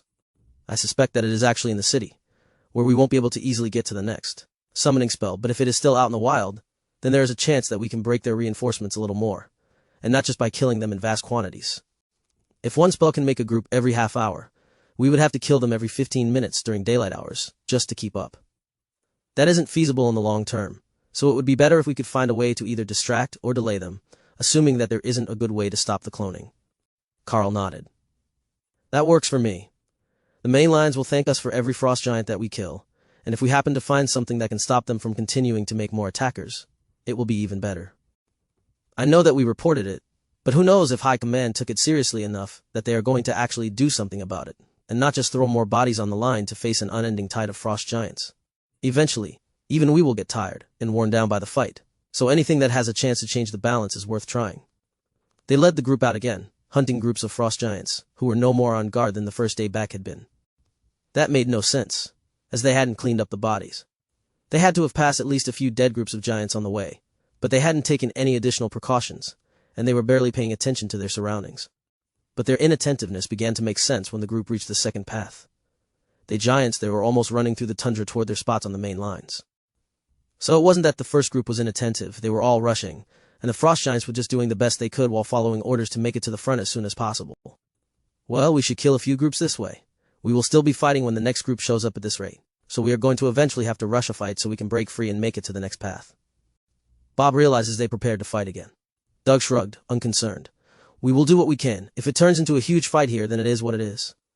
Ty and Harry gave him a look that said he should be concerned, as it would lead to an all-day fight until they were exhausted and made a mistake. But the nature priest had a level of confidence they could only aspire to. Today Thor was pulled back to the second line, defending the casters, but by the time that the fourth group made it to their battle, that proved to be a valuable bit of foresight. The frost giants pushed past the warriors, taking light wounds to shoulder them aside. If it hadn't been for Thor, they might have made it into the much less durable magic users, and that would have been a disaster. With Thor's lightning barrier on them, they weren't just squishy and easily killed, but they didn't have giant strength, so they could end up being grabbed and hurled through the air, while they were unable to fight back. But with Thor blocking, the giants ended up boxed in, and were quickly dispatched by the arrows fired by Karl and Ty. This is a mess. Ray, finish those quickly and we will withdraw to the first line but further toward the city. That way we can make a fighting retreat at the end of the day. We're not going to make it any further with so many giants on the path today. Hawk broke away from the fight to scout them a route to the next fight, assuming that they could get away from this one, but came back with bad news. There is no more first line today. They're all on this path. The elementals have chased them away from the ash wastes, he explained. Hawk says we have 2 routes worth of frost giants to fight. They abandoned the line closest to the dragon's territory. Karl informed the others. Bob nodded. Finish these as quickly as we can. If we can charge into the next group, we can take them by surprise. Advancing into them, so they don't see the other bodies, should give us a little bit of an advantage, and we can use all we can get. When the day starts to wear us down, we will retreat toward the ash and see if they follow. Karl burned extra mana to add flaming body to all the arrows, in addition to chain lightning. The extra damage took the giants out fast enough that they still hadn't heard or seen any sign of the next group when the fight ended. So they charged forward, away from the growing pile of corpses and into fresh snow, where they could ambush the frost giants from inside of Remy's blizzard. The change of pace was just what they needed, and the group picked up a new rhythm, hitting the frost giants hard and then taking a short breather before charging into another group. They didn't move far between fights, just enough that the next group didn't realize that the blinding snow wasn't a natural phenomenon, as the day was windy, and blowing snow was a constant phenomenon in their lands. They managed to keep the pace until the middle of the afternoon, when Hawk informed them that the flow of giants was slowing, and that would give them a chance to retreat and hide before they got too hungry. There wasn't enough of a break for them to sit down and eat a proper meal, so they had been snacking between fights. That was enough to keep going for a while, but it wasn't good for a whole day's worth of combat. They weren't uncaring bureaucrats who saw fighters as data on a sheet, just numbers to be added and subtracted, so they would let the rest of the frost giants go and take care of themselves first. They were about to retreat when Lotus pulled an interesting item from the body of one of the commander-ranked team leaders. Check this out. I think that it's a drawing of the statue of the All-Mother that Remy is holding on to. They're still looking for it, so there has to be something special about that particular statue, she announced as Ray flipped the tiny cleric onto her back for the run. Did we find anything similar on the others? Karl asked as they jogged off toward a stand of trees closer to the ash-covered lands near the volcano. No, the tube that it was in caught my eye because they never have scrolls or anything with them, and I'm not sure that they even have a written language to read. But it's just the drawing, so I don't know what they're planning to do when they find it. For all I know, it might be a drawing to get someone to make another statue, Lotus realized. Karl shrugged and slowed his pace once they were out of sight behind the trees and headed into the ashes.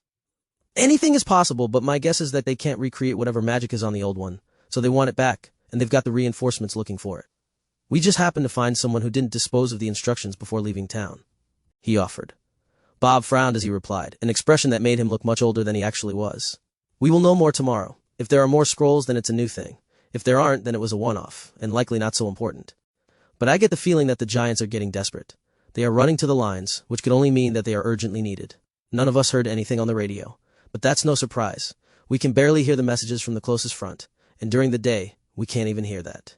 Despair is good. Let them suffer, Ray cheered. Chapter 298, Light Reinforcement Day. The radio reports of the soldiers on the line were so happy to have a reduction in the frost giant numbers that it felt cruel to report in their numbers that day. The main lines were celebrating that the frost giant reinforcements were finally slowing down, but that all came to a crashing halt when they found out that it was only because Karl's merged group had killed hundreds of giants today, and nearly prevented them from resupplying their lines. That news was a shock all through the command structure. There was something definitely amiss with this double-strength group, but none of them were privy to the details of the group's strength, other than their official rankings. On paper, they didn't look like anything special. There was one extra cleric from the usual composition, but that shouldn't change the outcome of the fights in a highly positive way. If anything, it would normally reduce their efficiency, as the clerics weren't known for their damage output among well-equipped elites. It was only among the average soldiers and the faithful on the line that they really shone as the beacons of power with their blessings. So the generals in command of the theater were thoroughly baffled by the number of frost giants that the 10 elites were managing to kill. So much so that they even sent a scout up the mountains to watch the frost giant city through binoculars. They could see that the giants were leaving the city, and then at various points, they just stopped coming over the hills. A few times they did manage to get a view of the fighting, but it was so far in the distance that none of them could make it out clearly through the blinding snow. Seeing all those giants disappear before they could make it to the front lines was a wake-up call for the soldiers. The elites in whatever group was hunting out there were even more scary than the groups of frost giants that they had been hoping not to run into during this mission. But more than that, they could keep up their kill count all day long. They seemed to have left the battlefield mid-afternoon, but you could only be in combat so long before becoming exhausted, and by the preliminary count of the scouts, they had killed hundreds of giants in a single day, just as their reports had insisted. Soot would not be happy to hear that, as they had thought that the threat was tapering off, and they could claim credit for their stalwart defense. But if it wasn't the case, then they were only resting while the frost giants found a new way around to attack their lines. But for groups that had retreated, other than the two who were closest to the volcano, it was a golden opportunity to move up to a better position. They could retake the best defensible spots and fortify them as much as possible, while the numbers coming at them were lower than usual. It might be their only chance, and they didn't know how long that group would be in the area. The suspicion was that it was an unannounced royal rank elite, and not two commander-led groups working together, as the official report said. If they had a prince with them, it would make sense that they could mow through frost giants so quickly. But even 2-on-1 at the same rank, it would not be easy to defeat the groups fast enough to get out of the way before the next group was on you. The sun faded from the sky, and the scouts bedded down for the night, hoping that Karl and his group would be back out in full force the next morning. The next morning brought the generals just the reprieve that they were hoping for. More disappearing frost giant reinforcements all along the paths leading to the closest sections of the line. But what Karl and the others found was not nearly as encouraging. Tessa sighed as she picked up a wooden tube with her spear. That's the 15th one this morning. Every group leader, whether it's a commander or an ascended, has one of the drawings of the statue. They are definitely hunting for it, and that means they're not going to give up until they either find it or run out of soldiers. But if they're still making more clones, she trailed off, letting that sentiment linger. If they were making more clones, they would never run out of troops, they would just keep hunting for the statue, or whoever had taken it. Lotus shrugged. At least the flow is lighter today. There are only a third as many groups as before, and that is with the first route blockaded by the magma elementals. I think that we might be able to push further forward, or up into the other route soon. If we can find out where the ones who aren't coming this way are going, we can relay that back to the lines and maybe save some lives. Don't you think that it's getting warmer here? I mean, it's still frigid, but it is definitely warmer here than it was a few days ago. Doug noted as they fought. I think it is. That warm breeze coming from the volcanic ash area is taking the chill out of the air, and it's only a little below freezing now. At this rate, it might actually be comfortable to wait on the front lines, instead of a constant struggle to keep from becoming an ice cube. Bob agreed. Karl looked up at the faint haze of ash still in the sky. But the giants don't do well in the heat, so it might change their deployment routes. If they stop coming this way entirely, then what do? Tessa chuckled. Then we kill giants somewhere else until they give up and go home. If a magma dragon wants to hold this portion of the border for us, I have no objections to that. However, I do want to see what is in that city. If they're still cloning frost giants, it would be best to find a way to destroy another of the statues or crystals. The group paused for a snack, as the groups were so far apart today, and Karl looked off in the distance, where the city should be if it wasn't hidden behind the horizon. If the rate drops again tomorrow, I say that we head for the city and see what's going on. Perhaps they're sending them on a different route further from the dragon. If the combination of us and the elementals has completely rerouted reinforcements to this portion of the line, then the army should know so that they can push their advantage. Want me to go look? Hawk asked. Yeah, go ahead. We will do our own scouting here for the next few hours. Let us know what is going on in the city. Karl agreed.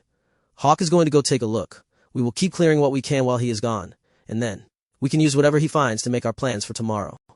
Karl explained. Dana frowned at him.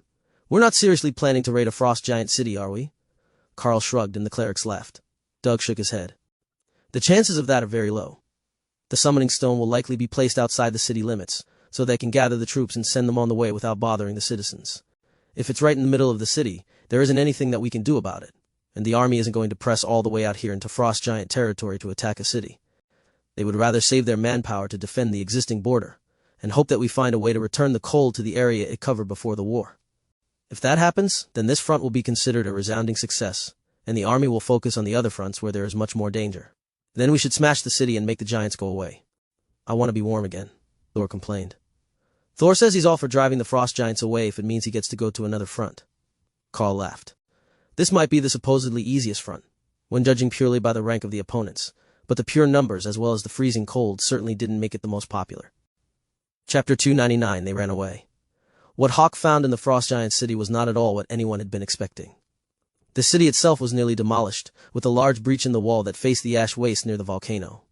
He was not the first one there.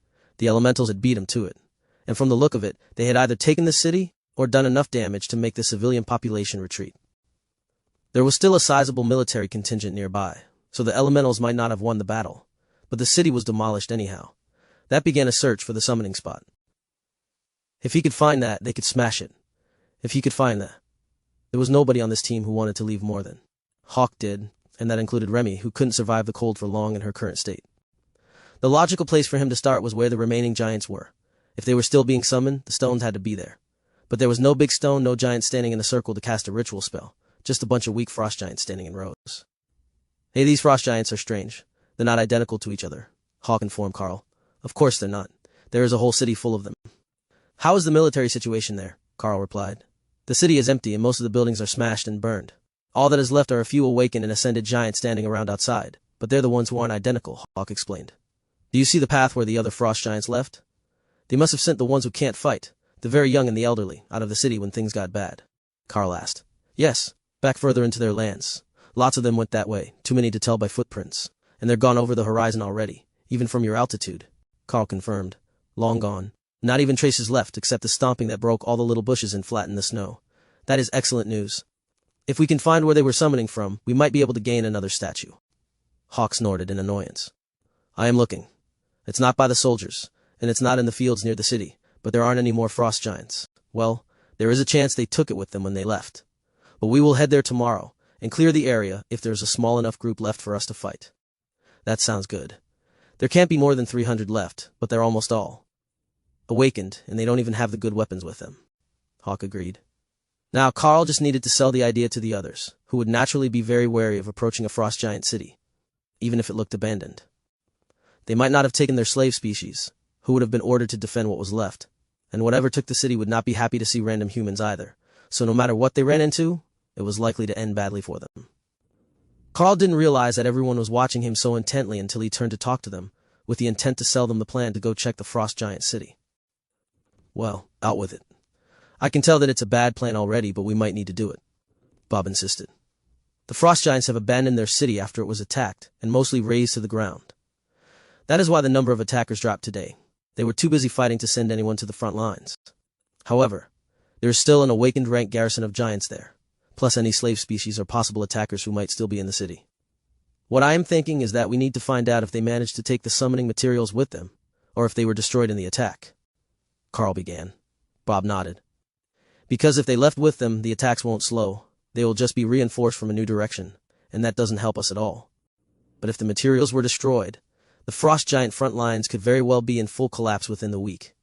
They've already lost most of their summoning ability with the spots near the front lines that were destroyed, and while they could theoretically make more, if it were just that easy, there would have never been peace with them. Exactly. Now, is there anyone who has a good reason why we shouldn't at least go check it out tomorrow? Karl asked. Tori rolled her eyes as she glared at him. Other than the fact that you're insane, that is a suicide mission. It's a city full of frost giant magic traps, and possibly thousands of lesser ice monsters. Yeah, other than the obvious. Hawk says the city is mostly empty, and I really do want to know what they did with the summoning equipment. If it's destroyed, that's perfect, but Hawk can't tell from the air. There's just no sign of it. Karl explained. The mage looked around for support, but everyone else was either resigned to the fact that they were going to have to search for the summoning location, or kill off the rest of the frost giants in the area, and then wait to see where the next batch were coming from. All right. I suppose it's not actually more dangerous than fighting them in the fields, as long as the city is actually empty. Hawk wouldn't lie to us about that, would he?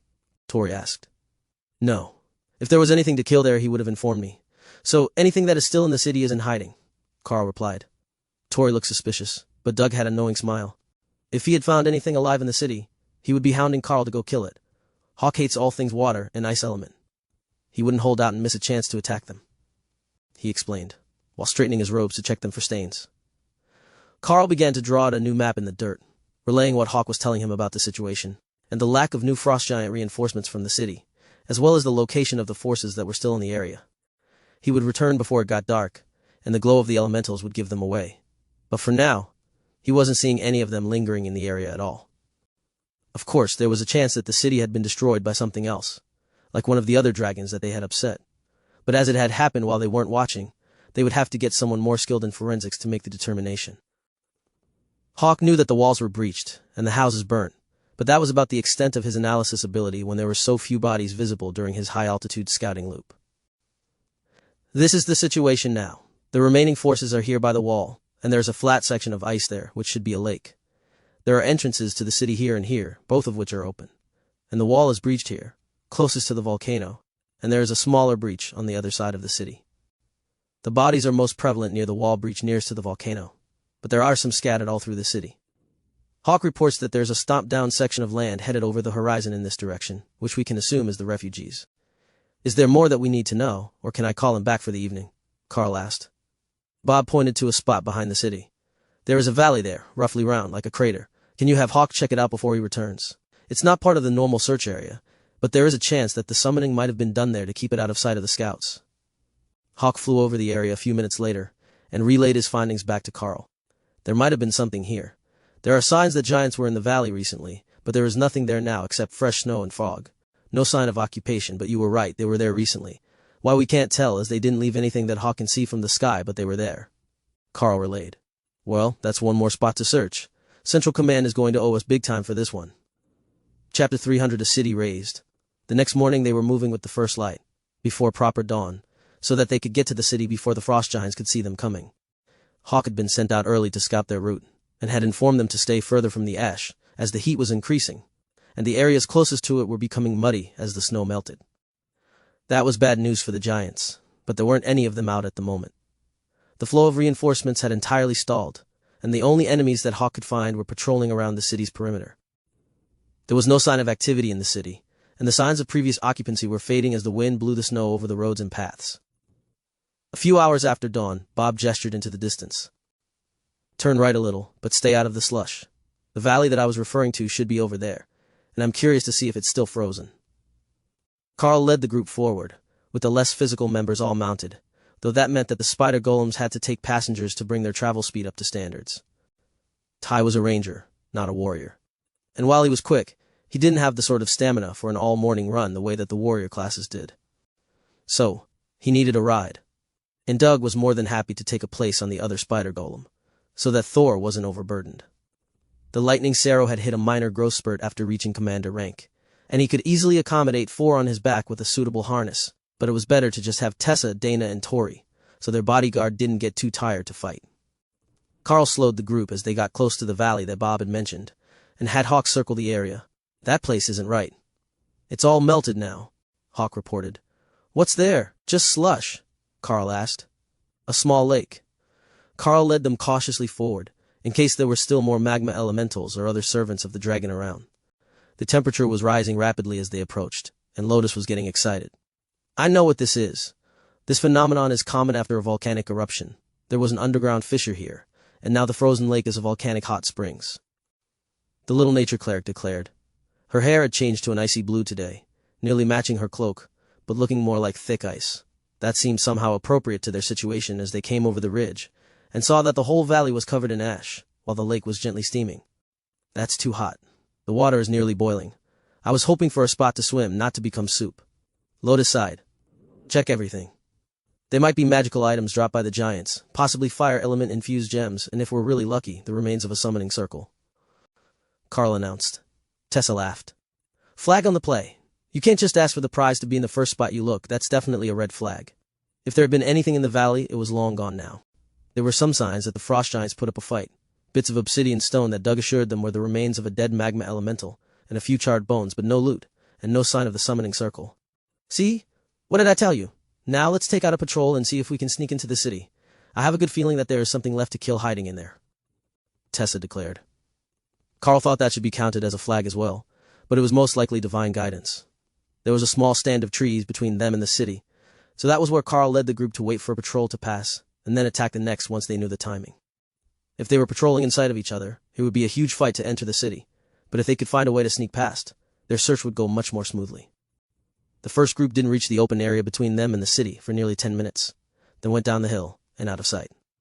That valley is a blessing. If we attack there, we will be able to take out a scout patrol without them seeing us coming, and then we can make the city before the next one arrives. Bob noted. The team moved into position, and when the next patrol came over the edge of the valley, Thor led the charge out of the trees, letting Karl and Ophelia fall in on his flanks with the warriors outside of them. You'll enjoy this. Just watch them work. Tori joked to Bob and Harry as Thor ran, and she tried not to fall off. Karl fired 2 shots as they ran, causing the awakened rank frost giants to stagger under the effects of chain lightning, and killing 2 of them with the arrows themselves. Then he switched to his hammer, coated with flaming body. The first swing shattered bone and sent the ascended rank leader of the team flying like a rag doll while Thor charged through the lines, and Tessa stabbed at everything she could reach. Ophelia leapt into combat with an axe in each hand, hacking at the giants in a frenzy that would make Ray proud, and cause nearly as much of a mess as the bloodbath spider usually did. In seconds it was over, and the rest of the group didn't even get a chance to engage in the fight before Remy pulled the corpses into her space and intensified the snow of blizzard to hide the battle. Ty whistled in appreciation from his spot on the back of a spider golem.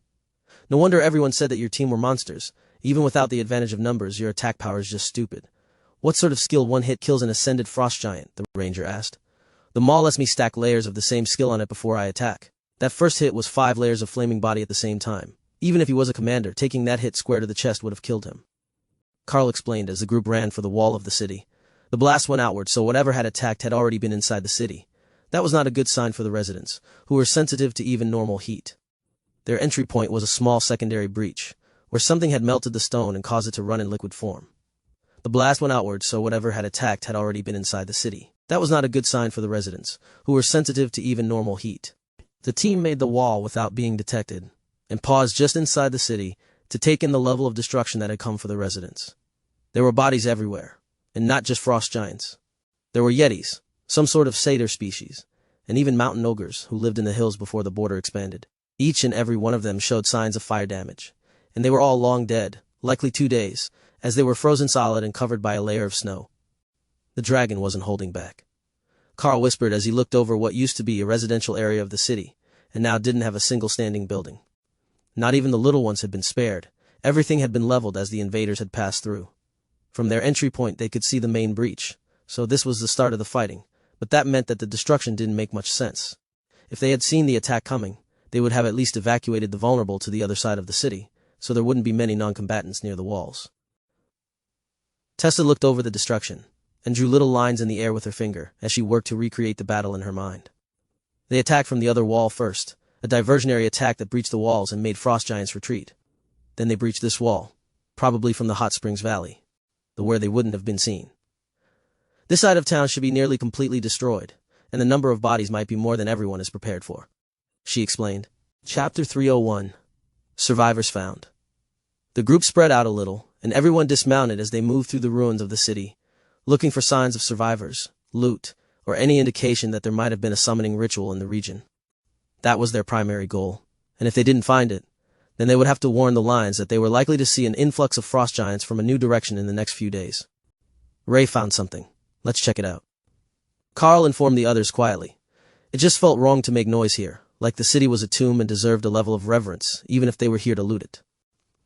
Dana took out the shovel from Karl's pack and passed it to him, so he could dig through the rubble to get to whatever Ray had found. With a barrier on it, the shovel cut through stone with a little effort, and it only took a few minutes to clear the rubble, while Ray got more excited by the second. There is a door. A stone door that leads downward.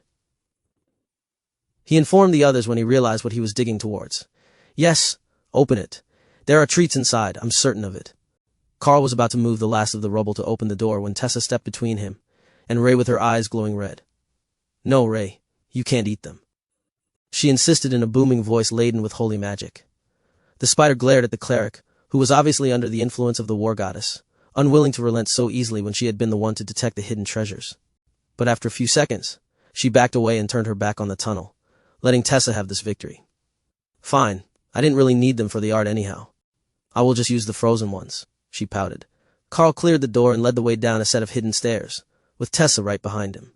What he found was a small room with a few dozen liquor barrels, and a dozen satyr children, huddled together in terror, and looking malnourished far beyond what 2 days in a hiding hole would justify. Tessa held out a hand to them.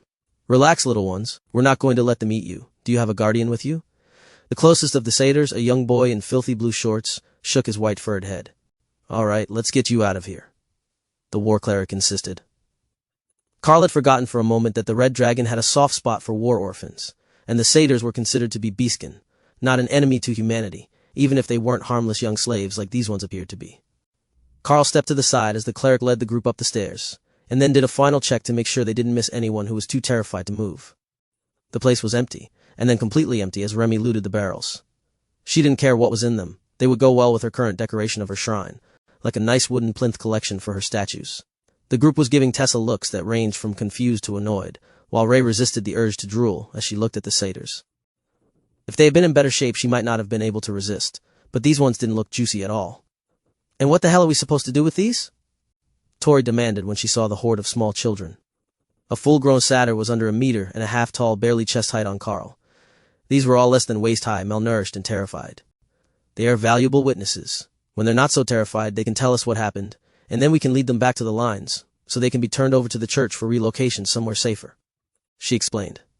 Those aren't the only ones. If the cleric knight is going to collect them, we might as well get them all. Like an army of little furry blood bags, Ray suggested. How did you find them anyhow? Karl asked. Scent, mostly. But the edges of the door were a bit warmer than anything else. Everyone? Ray says there are more hiding. If we're going to collect refugees, we might as well get a whole bunch of them. Karl informed the group with a sigh. The warriors frowned in resignation. That meant they would also be nominated to dig through the rubble to rescue them. They had the superhuman strength, and with the war god pressuring Tessa to fulfill her duty as a cleric, they wouldn't be able to leave them behind without at least trying to look for survivors. Ray pointed out more spots, and the group began to dig, finding more satyrs and a few other species of beastskin, and then finally a small group of terrified human children, dressed the same as the satyrs and suffering from frostbite. Thor, can you surround them in a barrier to keep the cold off them? I would ask Hawk, but he can't spread his fire skill to large groups. It doesn't work like that, Karl asked. The refreshing lightning didn't actually warm you, but it did heal and refresh stamina, so while the cold was still painful, at least the frostbite was healing. Did Jessa? Greetings, everyone. We are elites from the Golden Dragon Nation, here as a scout team investigating the situation. Now that the city is destroyed, we will take you all back with us to be placed in the care of the Red Dragon clerics, or the church's healers, who will find a suitable permanent home for everyone, or settle the children in orphanages among others of their species. You might not know if you were born here, but the of the Red Dragon are active in both the human and beastkin nations. Servants. He gestured to Tessa with the last bit, and she smiled as she gave them a slight bow. There were some confused looks, as not all of them had a solid grasp of the human common language, but the message was quickly relayed to everyone, and hesitant smiles came to the mass of filthy faces. Karl cleared his throat. Now we just need to finish searching the city, and we will be ready to leave once we have as many survivors as we can find. That brought a bit of enthusiasm to the group. They knew the spots where the others would have tried to hide, and they were willing to go down and help encourage the groups to come up and join the growing tide of refugees. There were very few working-age adults here, and the ones who were older were all women. From what Karl could tell, those left behind were the children and pregnant women, who would have slowed the pace of the fleeing frost giants. Karl had expected to see the elderly as well, but after a moment he realized that there was no such thing as elderly for these people. When they could no longer work due to age or infirmity, the giants simply ate them. When they made the far side of the city, they had nearly 100 people in their care, and Bob was looking concerned about the chances of making it back to the front lines with the poor condition that so many of them were in. Thor, do you see a large wagon anywhere? The bigger the better. We will load everyone in it, and you can pull it back to the lines. Karl asked out loud, so everyone would know what he was thinking. Lotus pointed behind them and toward one of the open gates. There are a bunch of supply caravan carts over there. They should hold plenty of people. It might not be comfortable, but the goal is just to get everyone back to safety. Are you ready to be a cart, Sero, for the day? Karl asked. Like with the bus, but we can string a bunch of them together, and then I can be a whole train, Thor suggested. The image in his mind was hilarious. He saw himself as a locomotive, pulling the train of wagons through the fields with his looted beastkin. Satyrs didn't attack the lightning Sero in nature, as they were both herbivores, so Thor didn't see them as a threat. There were some arguments over the good food when they met, but not enough to consider them an enemy. With that in mind, Thor donated some of the mount feed, plants that he had gotten from Doug the first time they were together. They were growing in his space now, and he could spare enough to give all the plant eaters a meal. I will pass it out once we get to the wagons. That will keep everyone occupied as we travel, so they don't panic when the patrols attack us. Chapter 302, March of Ash. Overhead, Hawk laughed at their plan. It was like a huge face slapped at the giants. First the dragon's friends smashed their city, now the humans showed up, and they were going to loot the place dry, leaving with a wagon caravan full of pilfered people and supplies. It was kinder than the frost giants deserve for being ice element creatures, and he was looking forward to roasting any of them who tried to stop the caravan from leaving. There were a half-dozen wagons there, and everyone understood the plan without too much confusion. The carts were moved to link up in a chain, with a harness made by Ray for Thor to pull the whole convoy. They were strong, made to pull huge loads of gear and food for the frost giants, not just to carry a load of small satyrs and starving humans. Thor looked at the 6 wagons with pleasure.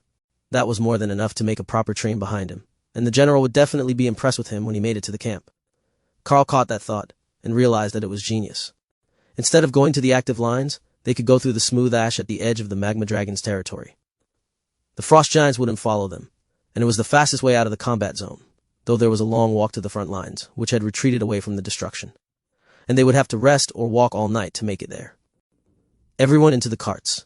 I will run along with Ray, but everyone else can rest while they protect the convoy. Once we exit the city, the patrols will see us, but stay with the caravan and let me and the beasts take care of them. We will catch up with you soon enough, Karl explained. Wait, we didn't find the summoning stone, Dana realized. One of the satyr boys looked at her in terror, shaking his head. He whispered too low for her to hear, but Lotus relayed it for her. He says that the stone is gone. The burning thing smashed it into a million pieces, then melted the pieces. Well, that was one way to guarantee that it wasn't used again. With everyone loaded, Karl sent Thor out of the open gate and into the open. The convoy was unmistakable, and a round of shouts went out as the patrol realized that the hidden survivors were escaping with a lightning arrow. Thor took the convoy up to a gentle trot, which was as fast as he was comfortable going without tipping the wagons or throwing anyone out of them when they hit a bump. Ray, it's your time to shine. We made you behave all day, but you can make a mess now if you'd like, Karl suggested. Hawk laughed at them as Ray and her golems sped toward the scouts. Then the ice-hating bird began to bombard the hapless frost giants with fireballs, intent on killing all of them before Ray could get to them. But Ray was fast, and so were her spider golems. The frost giants hurled themselves to the side to avoid the bombardment, but that left them on the ground when the spiders arrived and tore them apart before moving on to everything else that they could see. Thank you for bringing them down to my level. That was much easier than jumping up on them. Ray taunted Hawk as the bird moved to attack the next group before Ray got to them. The refugees in the wagons didn't see a friendly sibling rivalry. What they saw was an elite with a flaming bow in his hands, and a group of monsters tearing apart the frost giant patrols that had kept them captive for most of their lives. They didn't know what they had done to deserve this rescue, but they were definitely thanking the dragon gods for the assistance. Thor, where are you going? Tessa asked from her spot on the Cero's shoulders. He had turned for the ash waste between the volcano and the dwarven village, which would take them through the ash wastes, where the dragon's minions were in charge. It was the best flat route that he had found, and it was faster to not have to pull the wagons uphill, so that was the route he chose. A little extra time in the ash was no big deal in Thor's mind, so he just snorted happily and gestured with his head toward the valley that was their target. All right, big guy, I trust you to pick the best route for us. She agreed, stroking his horns in encouragement as he continued to trot along with his precious cargo. The frost giants hadn't even tried to chase after them. They were too concerned with the full-scale assault that Karl and the spiders were launching on their patrols. There were none of them above ascended left, and that was barely 1 in 20 among the mostly awakened rank trainees who were assigned to prevent exactly this sort of incident. But none of them had expected the human elites to be so brazen as to assault their city, even if they somehow learned that it had been razed by the dragon's minions. In the distance, Thor heard a frost giant war horn blow the tone for retreat, and knew that they wouldn't have any more pursuers for a while. But he didn't slow down, and kept to the pace that his barrier could refresh his stamina at so he could travel all night. Karl and Ray would catch up soon enough, as they were much faster than his wagon train. They just had to finish playing with the fleeing frost giants, and then they would be satisfied. Hawk, go scout for Thor and keep the path clear. I don't want any delays on their retreat, Karl instructed as he watched the last of the frost giants following the same retreat path as the others into the distance. That was valuable information, as it told him that it wasn't a random retreat in the only safe direction, but a deliberate choice where they were going.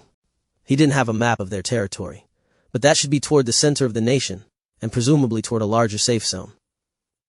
That should also be where their royal rank elders were waiting for the battle's outcome. They weren't something that Karl would look to go challenge without a good reason, so he just asked Ray to let them run, and to scout the area between them and Thor for anything that might delay the convoy. That was fun. We should do that more often. Did you see their faces when they realized that we stole from them? It was even better than Hawk when he realizes that someone is stealing his food. Ray commented, as she signs of life. Stupid Yetis, losing my pigs, Hawk complained, still not over the betrayal by the supply caravan who had been attacked in advance. They caught up to the convoy within 30 minutes, at a distance, with the golems on one side, Ray and Karl on the other, and Hawk leading. That put Thor's train in a bubble of protection, but they didn't see anything all afternoon, and Thor had just passed back piles of feed to be spread among the wagons for dinner when they reached the edge of the ash. Thor, pause here for a moment. We will all eat and rest a moment. Then we will head through the ash tonight. If we press all night, we can make the lines in the morning. It won't be fun, but it will be the safest way. The magma elementals glow in the dark, so we will be more easily able to see them coming. We might not see any this far away from the volcano, but following Larkin's law, anything that can go wrong will go wrong. Lotus giggled. The legend of Larkin the Unlucky was a common children's story. According to the legend, he had been an aspiring adventurer, who had been brazen enough to try to see a nature goddess in the bath. He had been caught, of course, and from there, his misadventures only got worse, with every plan that he attempted to form failing in ever more spectacular fashion, until the world dragon took pity on him and calmed the ire of everyone the unlucky man had upset along the way. Then, true to his name as Larkin the Unlucky, he had been caught peeping into the baths again. Chapter 303 All-Nighter. Once everyone had food in them, the atmosphere among the wagons drastically improved. But when they learned that Thor intended to push through the night, with Ray to lead him past any pitfalls they might find in the ash, the atmosphere was nearly ecstatic. They were already out of the freezing cold that marked the Frost Giants' territory, and by morning they intended to be at the human battle lines, where the World Dragon Church would gather them and take them somewhere safe. That notion was a bit dubious among the beastkin, who were less likely to trust the humans at all, but the dragon gods were worshipped all over the world, and that was enough for the refugees to trust Tessa's word that the Red Dragon clerics would take them in and care for them. Are we really going to travel all night even though we're out of the frozen lands? One of the human refugees asked softly, with a heavy accent.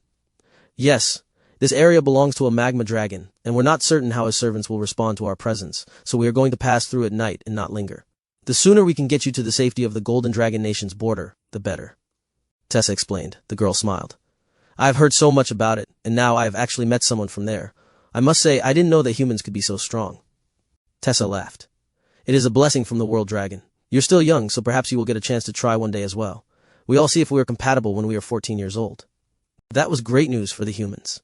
None of them were 14 yet. In fact, most of them were not 10 yet. Anyone who was grown enough to keep up with the forced march had been taken away by the Frost Giants when they fled. Well, that or they were dead in the streets, because they couldn't get to safety fast enough when the attack started. What about us? Do we get a chance at the blessing? One of the satyr children asked. Tessa shrugged. I honestly don't know. Our country is almost all humans, and I haven't met anyone else who was compatible with the blessing. But I also can't say if you will remain in the Golden Dragon Nation, or if they will arrange to have you join a Red Dragon orphanage in the Beastkin territories. That made sense to them. While being anywhere safe was 1,000 times better than their lives yesterday, there was a certain appeal to living among other Beastkin. Like, they wouldn't be a minority group, they wouldn't be treated as lesser, and they might actually get to live the sort of idyllic life that slaves told stories about. Thor began pulling them forward, and Ray returned to her space to sleep, while the spider golems were instructed to follow Karl's orders. That should be good enough, and then when Hawk turned in for the night, she would come out again to lead Thor. Not that Hawk couldn't do it. From the sky, he would be able to see much more, but there was no reason for them all to suffer a sleepless night if they didn't have to. Oh, this is better already. The ash here is soft and warm on the feet. I like this place, Thor announced as they began to move through the destroyed aftermath of the volcanic eruption. Just be careful if you see solid stone. Many of the volcanic stones can be slippery, Karl warned him. Of course, most of them were heavily textured and provided firm grip for the feet, but it was better to be safe and not take any chances with wagons full of people. A slippery side slope could spell disaster for their little adventure. As they trudged off into the night, Hawk kept a careful eye out for anything that might pose a threat to their group. But what he found was much more exciting to the bird than any elemental. There are squirrels and mice and small monsters in the forest again, he declared a few hours into the ash. Already? I thought that they would still be far away from here, Karl replied. Me too, but I can see them. I think it's a good sign. If the elementals hated all monsters, they would chase off the little ones first, right? Hawk replied. Karl wasn't certain how sound that logic was. It was easier to scare the little monsters away, but they weren't really a priority, as they weren't a danger to anyone or anything. Jay woke up from her nap, and came out to lead the caravan down the path that Hawk had scouted for them. Are you certain that you're not going to sleep yet, Hawk? Karl asked. I will stay up until we reach the edge of the dangerous area. Once we're out of that, I will sleep, and you can deal with the human soldiers." He replied easily. Well, if he wasn't tired, Karl would let him keep scouting. Between him and Ray, they shouldn't miss much, if anything. Thor pressed on well past midnight before they came across their first real obstacle. The remains of a magma flow that were much thinner than they looked, according to Ray's eyes. Her thermal vision showed the intense heat below the surface, and if they'd only been looking at the top layer, they might have gone right over it without noticing, and possibly collapsed it. "Is there a better spot nearby?" Karl asked as the bloodbath spider raced down the magma flow searching for a crossing point. He was headed in the opposite direction, doing the same thing. But he was headed toward the core of the territory, and the flow was only getting more intense. "Yes, Thor. Turn right and come to the base of the hill. The flow spread out, and there's a nice thick crust on it here. That should be more than enough for the wagons," she instructed. Thor adjusted course, and Karl made his way back to the wagons. "I think we might need you here," Ray muttered as Karl was nearly to the convoy. "Don't tell me it fell through and burned up the wagons," Karl sighed. "Nope, we made it past that. Now we're just a bit stuck. The ground on the other side, to get back to the main path Hawk scouted, is really rough with waves of stone, and the wheels are getting stuck in the ruts." That was easily enough solved, Karl thought as he approached the wandering line of wagons. "Gentlemen, and Lady Ophelia, can I get you down here for a moment? We need some strong arms to take the weight off the wagon wheels while they get over the waves in the stone. Thor is losing traction," Karl explained. It was a moonless night, and they hadn't lit any lights, to avoid attracting attention, so to the eyes of everyone else they were still making progress, and they hadn't realized there was an issue. "No problem, we will each lift one from underneath, just enough to get them to move over the ridges." "How far do we need to do it?" Bob asked. "Not far. 20 meters should put us back on smooth ash again." It was a slow and careful process to ensure that they didn't break a wheel with a side load, and Tessa set a light spell over them so they could all see what they were doing as they worked. Which was now a smooth spot in the ash. Everyone got back on board, while Karl moved ahead with Ray to check the area for dangers again. The progress wasn't as great as they had hoped, and it only got worse as they left the ash in the small hours of the morning. The ash ended before the snow had, and the result was that the tropical weather on the other side had turned the entire area into a mud bog, which Karl repeatedly had to wake the others to help pull them through, as Thor couldn't get enough traction on the slippery hills. But they did eventually make it out of the worst of the mud, and onto a hard-packed section of road, where they took a break to let Thor snack and rest while the sun came up. The radio transmissions were clear now, and the army lines were within Hawk's visual range, so they would only be 4 or 5 more hours before they arrived at their destination. Chapter 304 Orphans Delivered. Karl took a 15-minute nap as they were preparing a proper hot meal for everyone's breakfast, and woke up to the smell of roasting meat and pancakes. "Good timing. We're just getting ready to serve everyone." Thor passed out food for the satyrs, who need roughage, or they get stomach aches.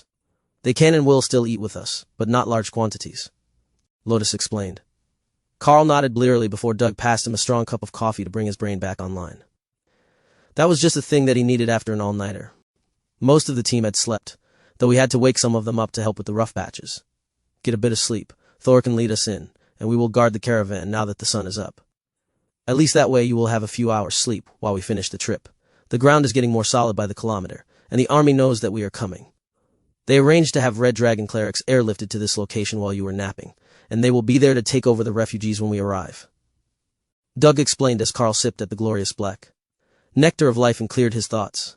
The satyrs happily made a spot for Karl in one of the wagons, and Karl leaned back against the side in the corner, so he would be able to see out if anything required him to wake up. He ate breakfast there before passing out, and what seemed like seconds later, a light tap at his shoulder brought him awake. "Sir, we are 10 minutes from the army camp. The warrior man just met with a scout, and they're escorting us in," one of the boys whispered. "Thank you. I will join the others at the front," Karl replied quietly, then gently shifted so he wouldn't rock the wagon too badly when he vaulted out. Karl checked his spaces, and found that both Ray and Hawk were asleep already. There were no more threats that needed their attention, so they caught up on sleep while they could. Inside the army camp might have its own dangers, but those were human dangers, and the humans could deal with them on their own. They didn't have to go all the way to the camp, as fate would have it. A large group of red-robed clerics ran out to greet them, drawn by the presence of Tessa on the back of Thor. "Priestess, where did you find such a magnificent steed?" asked the sharp-eyed high priestess, who had dragon horns above her ears and a ridge of spikes down the center of her head, along with slotted golden dragon eyes. That was a sure sign of either dragon blood, a lot of favor from her goddess, or more likely both. The appearance set the beastkin at ease. If they had sent someone who was obviously not human to meet them, then these people might not be too bad. He's a bonded companion to Commander Karl, on my left. She explained, looked at Karl in shock, making him wonder if he had something on his face. The high priestess he hadn't shaved in a while, and he had been sleeping in the wagon as they drove through the ash, so he likely looked like one of the miners coming to the surface after a shift right now. Fortunately, he had unequipped his white cloak when they entered the ash, as it was too warm for the environment, so he could at least put on a clean layer. Then he realized that he didn't have to. He could swap into the commander-rank student suit when they reached camp if he had to go indoors somewhere. The refugees were quickly sorted by age, and Ray erected a wall of spider silk to make a changing room for them, while the clerics hung bag showers so they could get clean before changing into the traditional visitors' hassocks that the church passed out to everyone. "Have they eaten?" one of the priests asked quietly. Tessa nodded. "We stopped a few hours ago for breakfast. I don't think that they'll be able to eat much again so soon afterwards, but by afternoon they will certainly be hungry and exhausted." Karl could hear the laughing, as the refugees got washed and changed, not entirely in that order, as some of them didn't quite get the idea of showering. It wasn't something that you could do in the frost giant lands. Just getting enough liquid water to drink was a chore, so there was none for washing, and they would usually just use handfuls of snow. After a few minutes they were back out in matching white hassocks, with clean faces and wet hair or fur, in the satyrs' cases. The high priestess raised her voice a little, catching the kids' attention. "There we are. Everyone is looking much more refreshed. Now we have set up tents for the day, and then the church will be sending buses for us all tomorrow to bring us home. For those who didn't meet me earlier, I am Matron Millie, head of the Axon Orphanage, not far from here inside the Golden Dragon Nation, but near the Beastkin Nation border. A messenger has been sent to see if the orphanages there have enough space for those who want to transfer. But you are all more than welcome to stay with us. If you would like to say goodbye to the kind elites who brought you back, you may do that now, before we begin your processing." There were many tearful goodbyes from children who had only known the elites for less than one full day, and didn't even know everyone's name. But nobody would hurry them. They had been through enough, and the church wanted them to feel safe in their transition. The affectionate goodbye meant that now they were all dirty again, but the priestesses didn't mind much. Even Thor didn't miss out on the affection. It might have actually been the most popular, as he had pulled their convoy all the way here. That was what the lightning Sero had been waiting for, and once the kids were led away, he vanished back into Karl's space, leaving the convoy of empty wagons alongside the road. "Elites, please come with us. The generals would like to speak with you about what happened inside the Frost Giant territory." An officer with a lieutenant's gold bar insignia informed them. Karl pointed to the shower bags. "Give us a few minutes to get refreshed, and we will be with you. Like the kids, we crossed the ash last night, and were not quite fit to be meeting with the high brass." The man looked like he was going to argue that he had orders to bring them immediately, but something about the look on their faces told him that discretion was the better part of valor, and he simply nodded. Ray had made 2 rooms for the kids to shower in, which were now split into men's and women's showers. It was a short shower, as the bags weren't large, but the amount of ash and filth that was washed off was incredible. Once he was certain that there weren't tracks of ash mud down his face anymore, and the crud was gone from his hair and beard, Karl switched into his suit, and Doug switched to a formal set of high priest robes, while the others simply equipped their armor again, leaving it fresh and clean, though still combat damaged. "Change back to your armor. They don't know how to deal with combat elites. They will push harder if they see you as a suit sort of person," Bob whispered, as he put his own armor back on. Karl chuckled as he changed back to the armor, and carefully rinsed off his pack so he didn't get ash all over himself again. "All right, how annoying do you think this is going to be on a scale of 1 to 10? Karl asked Doug, who had the most experience with authority figures. "I will put it at a solid 8. They will want a lot of information, as we've been behind the lines so long. But they won't push too hard because honestly, you two look a bit scary right now." Doug laughed, then created a herbal cigarette, which he put to his lips, then motioned for Karl to light. Karl laughed and used Flaming Body to get it lit before leading them out to wait for the ladies, who had longer hair to deal with. Karl had to wash his hair 3 times before the ash stopped running out, so he knew that it would not be a fast process for them to be clean again. Chapter 305 General Orland and Company. As expected, it took another 10 minutes before the ladies were ready to face the world again, freshly washed, and with their hair loosely braided so it wouldn't go wild as it dried. Their travel packs weren't exactly loaded with the finest of hair products, so frizz was just a fact of life for adventuring elites, but after the effort to get rid of the ash, it was worse than usual. "All right, that is everyone. Lead the way, Lieutenant," Bob announced once the group was back together. Karl decided to let Bob take the lead on this one, as he had all the experience on his side when dealing with military leaders. He was out here all the time, preferring to be on a mission to being anywhere else, so he was constantly in contact with the military leadership, and knew more about just where his role as an elite fit into the social framework. Karl had enough experience with that yet. though he was certainly one of the more powerful elites now, and everyone granted him the respect that a commander deserved when he had the badge on his chest. There was a lot to be said about knowing how hard you could push before someone would push back. But the one thing that they had all missed was the word generals, not general. Generals, which used to be the council building of the small town that had been commandeered as the military camp when the lines were pulled back from the volcano. They found 4 men in highly decorated uniforms waiting for them. By the change in Bob's expression, Karl knew that this could mean trouble. So, he gave the officer a look, to see if he could guess which would be the issue. Not all generals were elites. Most of them were too old for that, and commanded based on experience. But these 4 were all elites, and surprisingly, one was a royal rank elite as well. That must be the cause for Bob's change in expression. In a room full of commanders, military rank didn't matter much to the mercenaries like Bob. But even for regular civilian elites, the royal rank general still had authority over them due to his power level. Not the sort of power that a general had over his troops, but enough that he could easily change their deployment orders, and nobody would question it. Bob stopped in the middle of the room, with Karl and Doug on either side of him. "Generals, it's a pleasure to see you all again, though I must say I'm surprised to see you all in the same spot," he began. The generals chuckled at his comment as they looked between the trio of commanders. The royal rank general replied with a straight face and a gravelly voice. "Yes, seeing 3 commanders in the same spot is somewhat unusual, isn't it? But let's skip the pleasantries. What happened to the frost giants? The reinforcements have stopped. Our scouts tell us that the city looks like it's been destroyed, and you were the only forward team in the entire region." Bob shrugged. "I wish we could take credit for all of that, but we're only partially responsible. We were killing the reinforcements as quickly as we could, but they were using a shaman magic-type cloning spell to create more every day. It was the servants of the magma dragon that attacked the city, and presumably either destroyed the spell, or some of its components, and forced the frost giants to abandon the city. The magma dragon's influence is spreading inland, and soon that whole region will be thawed.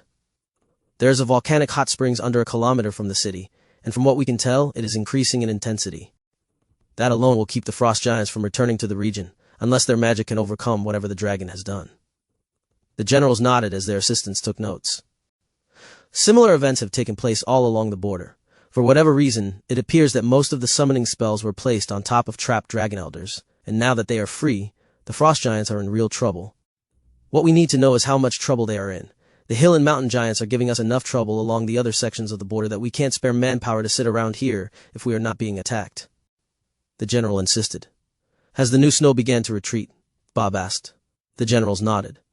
"In fact, not only has it begun to retreat, the natural weather is nearly back to the old border, except for the region around the volcano, where the snow has retreated even further. That volcano was well within the frost giants' border before the war, and now everything up to 30 kilometers inward of it has melted. Then what is left of the actual battle lines? There was nothing here. We would have passed it on our way if there was," Bob asked directly.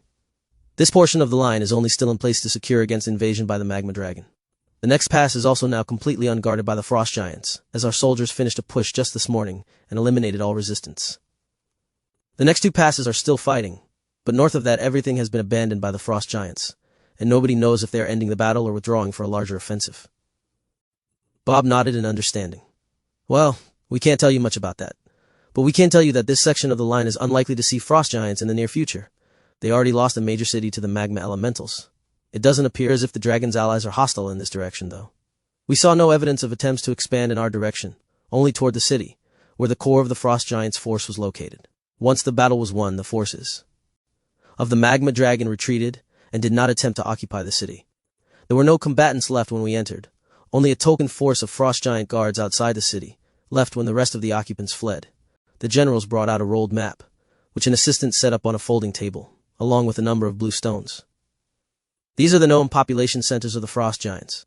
The red stones are the number of frost giants that have been reported killed during this conflict," the general explained. The red stones were still being set up, but already they vastly outnumbered the blue stones, and there was a concentration of them right where Karl and the others had been fighting. Karl might not have liked math class much, but it was fairly obvious that the known population of frost giants was about a third as many as the number of frost giants that had been killed on their battle lines since the conflict started. "They have summoned 3 times their population to send to war?" Doug asked, startled by the scale of the devastation. "Not all of them are summoned, but close to that, yes. That is why it is so imperative that we find out what happened to the summoning ritual materials. Not hearsay or guesses. We need solid proof of how they are doing it, and of any locations that have been forcibly stopped. The problem is, many of the suspected locations have been the site of natural disasters in the last few weeks, and now we don't have the troops to search them all." The general agreed. Doug gave a rueful laugh, as he took a long drag on his smoke. I suspect that there is a however coming up in your next sentence. The general's face turned up in a slight grin, as he watched the unconcerned high priest becoming a very high priest in the middle of their meeting. You would be absolutely correct. We have an official mission for all of you. We have a location for you to scout.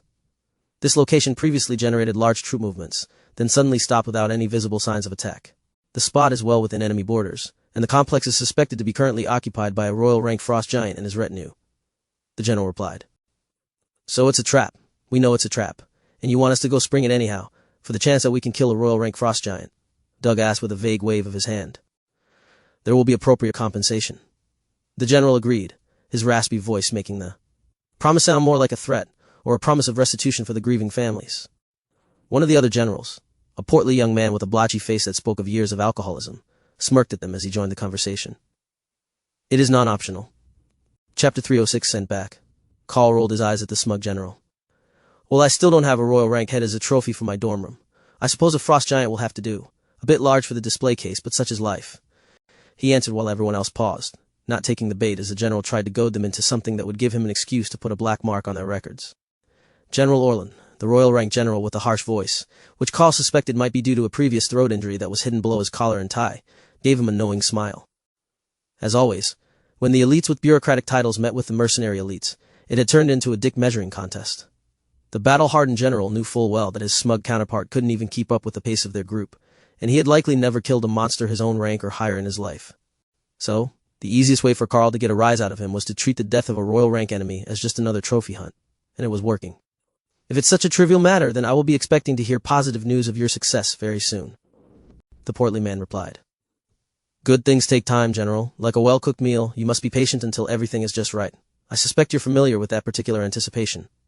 Karl agreed. General Orlin glared between the two of them, and raised his voice for the first time. Enough. Both of you cut it out, or take it outside to hold a combat trial. The mission has been demanded by the central government, and approved as necessary by the Bureau of Elite Development and the Army. Your combined team has been volunteered by regional draw, so I will provide you with the information that we have on the situation, he insisted. Then he said the words combat trial. The portly general turned his head away, no longer feeling like fighting. So Karl focused on the task at hand. He's a spicy one, isn't he? The general seated on the far right whispered to Doug as General Orlin began to outline the situation around the cavern where the royal rank giant was suspected to be hiding. He used to be so humble and polite. I think he's getting it from his bonded beasts. He's got a bloodbath spider with him, and if it were up to her, there would already be someone shouting for a medic. Doug whispered back. Karl could clearly hear him, as could General Orland, but the others were both mages, and lacked superhuman senses. The quiet general nodded without changing his expression. In a confined space, not even. General Orland was likely to be fast enough to prevent a commander-ranked beast like that from carrying out at least a first strike. What would they need a medic for? I'd eat his face without even needing to ambush him. Ray chuckled in amusement. Karl ignored her taunting to focus on the intelligence reports, and found that while the indicated spot was a fair distance from the border, there were no major forces or cities in between them and the site. At least that part had been well judged. The threat inside the cavern complex under the ruins was unknown, but thought to be at least 10 commander-ranked giants, plus their royal rank leader. That would normally be enough to take out any team that the humans might send to try to destroy the summoning ritual, but there was no guarantee that they hadn't saved a last batch of summoned giants underground as well. The report said that it should no longer be active, as there hadn't been any troops sent out since the volcano incident, but that was no guarantee. How long do you need to prepare? General Orlin asked once his briefing was complete. Bob looked over at Karl and subtly shrugged. They were already intending on heading back to the battlefield, but they could tell the general that they needed a few days, or some particular supplies before they returned if Karl wanted to delay a little. Just a quick restock of our hygiene and other supplies and we should be good to go. They had been in the field far longer than usual, and it was normal to only carry a small amount of unscented soap and shampoo with you. But with the warm dwarven village, they could wash regularly, so they were running out, and hadn't been filthy until they crossed the ash plains to get here to the front lines. The supply tent is fully stocked with anything that you might need. Will you be leaving in the next few days? General Orland asked. Karl looked at Bob and the older elite's face took on a deceptively innocent smile. I'm afraid that we have much to do, General. Once we have resupply, we will be leaving again within the hour. If you could ensure that one of the wagons our team and the refugees arrived in is still available, we would appreciate it. The overweight general glared at the team with growing suspicion. There had to be a reason that they were rushing right back into battle after only recently having returned to civilization. But the part that he failed to realize was that they were more comfortable in their hidden camp than in the small town that the army had taken over as their base. General Orland waved his hand toward the door. In that case, don't let us keep you. It's a long walk back to the border, and you don't want to be caught out in the ash overnight. Once they were well away from the command building, Tori sighed and turned back to glare at it. Are we the only elites on the entire front? If they had already developed such a detailed plan, complete with routing and estimated numbers, they could have sent someone a week ago, she muttered. They likely had, and it hadn't worked out for the last group, which was why they had such a detailed plan this time, but nobody wanted to say that out loud. Well, at least we will have plenty of soap and shampoo again. I hope that nobody took the time to shave because we're about to go right back into the heart of the cold. Doug laughed. Ophelia took the nearly depleted smoke from his hand and finished it off with one long drag. At this point, I'm not certain whether my legs are hairier in this form or as a werebear, she joked. The soldiers passing by did a double take when they heard that from the muscular berserker, who they hadn't expected to be a shapeshifter. The supply sergeant gave a similarly startled look at the group as they approached. There hadn't been anyone coming or going from the base in a while. They were only holding position near the ash, so new faces were an unexpected sight for him. What can I do for you? He asked as Karl led the group in. Mostly hygiene supplies for everyone, then one new multi-tool for me and whatever the others need. Karl replied, then shifted, so the man could scan the commander rank badge he had pinned to the tabard of his armor. Got it. Combined team with 10 members in total, on official military assignment. That makes it easy. I'll grab the kits while the corporal takes the rest of the orders. The sergeant disappeared into the back room before the corporal on duty could even put his book down and realize that he had just been volunteered to take the orders of 10 elites in need of supplies. Everyone had broken or worn out something during the trip, and this was their last chance to get it fixed before they headed back into the cold. Plus, as a military assignment, as long as the item they requested was regular military issue, they could just have it. For the clerics, that was bonus loot. They could replace any worn-out tools or utensils, and nobody would ask any questions. The army had some good stuff that the clergy always wanted to have, lightweight and made for durability, but more expensive than what the clerics were issued by the church. I have a list, Lotus announced with a smile, passing over the running tally of damaged and worn items that her and Tessa had been keeping since the war started. If the army was offering, the priestess wasn't about to hold back. Chapter 307, Through the Snow. Once they were resupplied and everything was packed carefully into its assigned spot in their packs, the group headed back where they had left the wagons. The soldiers seemed startled to see them heading back out only a few hours after they had arrived, but the ones who had been around longer understood that the group was likely just running away from something annoying. The plan was to hook Dana's 2 stone golems up to the lead wagon to pull the group along, while they left the others behind. That would make the trip back much easier on everyone and faster, as the giant's comfortable jog was a running pace for the mages and clerics. Plus, with only one wagon, and a path to follow, they would be able to avoid the worst of the delays that had slowed them during the trip out. And the golems might even be able to get enough traction on the muddy hills to make it up without assistance this time, when Thor's larger feet had struggled. It only took a few minutes to get them hooked up, and they were on their way back into the ash, with the intentions of stopping overnight at the dwarven village to get a good night's rest, and finish refining the plan to attack the cavern. The army thought that you could just march in there and wipe them out with enough firepower, but that was the last resort. Pretty much any other plan than charging into the cave was likely to be a better one. They waited until the town was out of sight over the hills before anyone said anything, but they weren't in a big hurry to start making plans when they hadn't even seen the area around the target. Finally, Doug broke the silence. Your group has been randomly selected from those in the region. He mocked the pudgy general, as if we weren't the only ones in the area at all. The others chuckled, and the nature priest took out another smoke for Karl to light. It was the most that anyone had seen him smoke at work, and it was a sure sign that he was feeling the stress, but didn't want to outright say anything about it. Lotus smirked as she joined the rant. Well, we will have all the bragging rights when we get back home. Imagine how jealous all those white-robed battle clerics and guards are going to be when they find out that it was a pair of the Green Dragons clerics who got the first Royal Rank team kill of the war. In fact, I'm not even certain that the main lines have managed to get one yet, so it might be the first at all. Doug laughed. Wouldn't that be something? If we find out that we've got the first one of the war, I say we go get another, just for funsies. Karl knew that it probably wouldn't be that easy, but if they could get not only the first one, but the first 2 of the war on this front, then they would certainly live up to any level of hype when they got home. But more imminently, Karl noticed that everyone in the group was becoming much more powerful than they had been when they started the battles. Officially, practice did help the growth rate, but it was supposed to have more to do with the individual how rapidly they advanced unless they were using some sort of magical aid. That didn't seem to be the case with their group. If Karl had to hazard a guess, another month of this, and there wouldn't only be 3 commanders in the group. The golems were already noticeably more impressive than they had been at the start of the war, but Karl didn't have a standard to judge them against, so he couldn't really tell how far through ascended rank they were. That didn't seem to be the case with their group. If Karl had to hazard a guess, another month of this, and there wouldn't only be 3 commanders in the group. The golems were already noticeably more impressive than they had been at the start of the war, but Karl didn't have a standard to judge them against, so he couldn't really tell how far through ascended rank they were.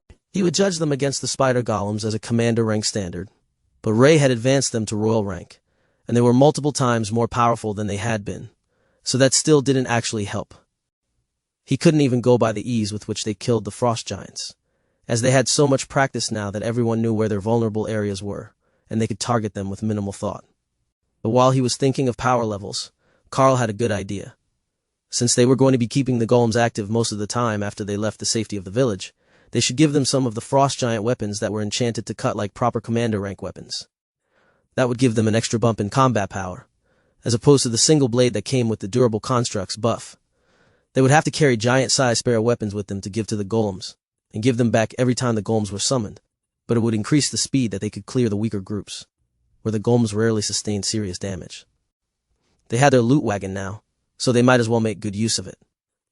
Everyone rested as the golems trudged steadily through the mud near the ash wastes, doing their best to avoid slipping on the muddy slopes. But it seemed that the logic behind using golems instead of Thor was right. Thor's feet kept him from sinking as deeply in the mud, but they also reduced his traction. The golems were pulling them smoothly along the path that the wagon train had followed to get to the lines last night, and with the sun up, they were able to avoid some of the worst areas, where they could now see that the mud was worse than it was a few dozen meters away. That let them make it into the ash in good time, where their speed improved, and by the time that it got dark, they were almost back to the dwarven village. The last few kilometers were a bit more difficult, as they were getting far enough from the volcano that the trees had survived, but they managed to get the wagon to within 100 meters of the entrance to the tunnel. They left the golems to guard the wagon, and everyone made their way back into the dwarven village. We're not leaving at first light or anything crazy, are we? Because as nice as it is to not walk, that wagon is not soft. Tori asked. Karl and Bob looked at each other and shrugged. I don't see any reason to rush that much. We should head out before noon, but it's less than a day's travel, and we don't want to get too close at the end of the day. Karl suggested. Bob nodded. All right, then we will double-check all our gear in the morning after breakfast, then head out. It will get us in place early enough to check their scouting situation, and then we can make a proper plan based on what is actually there. What are you thinking?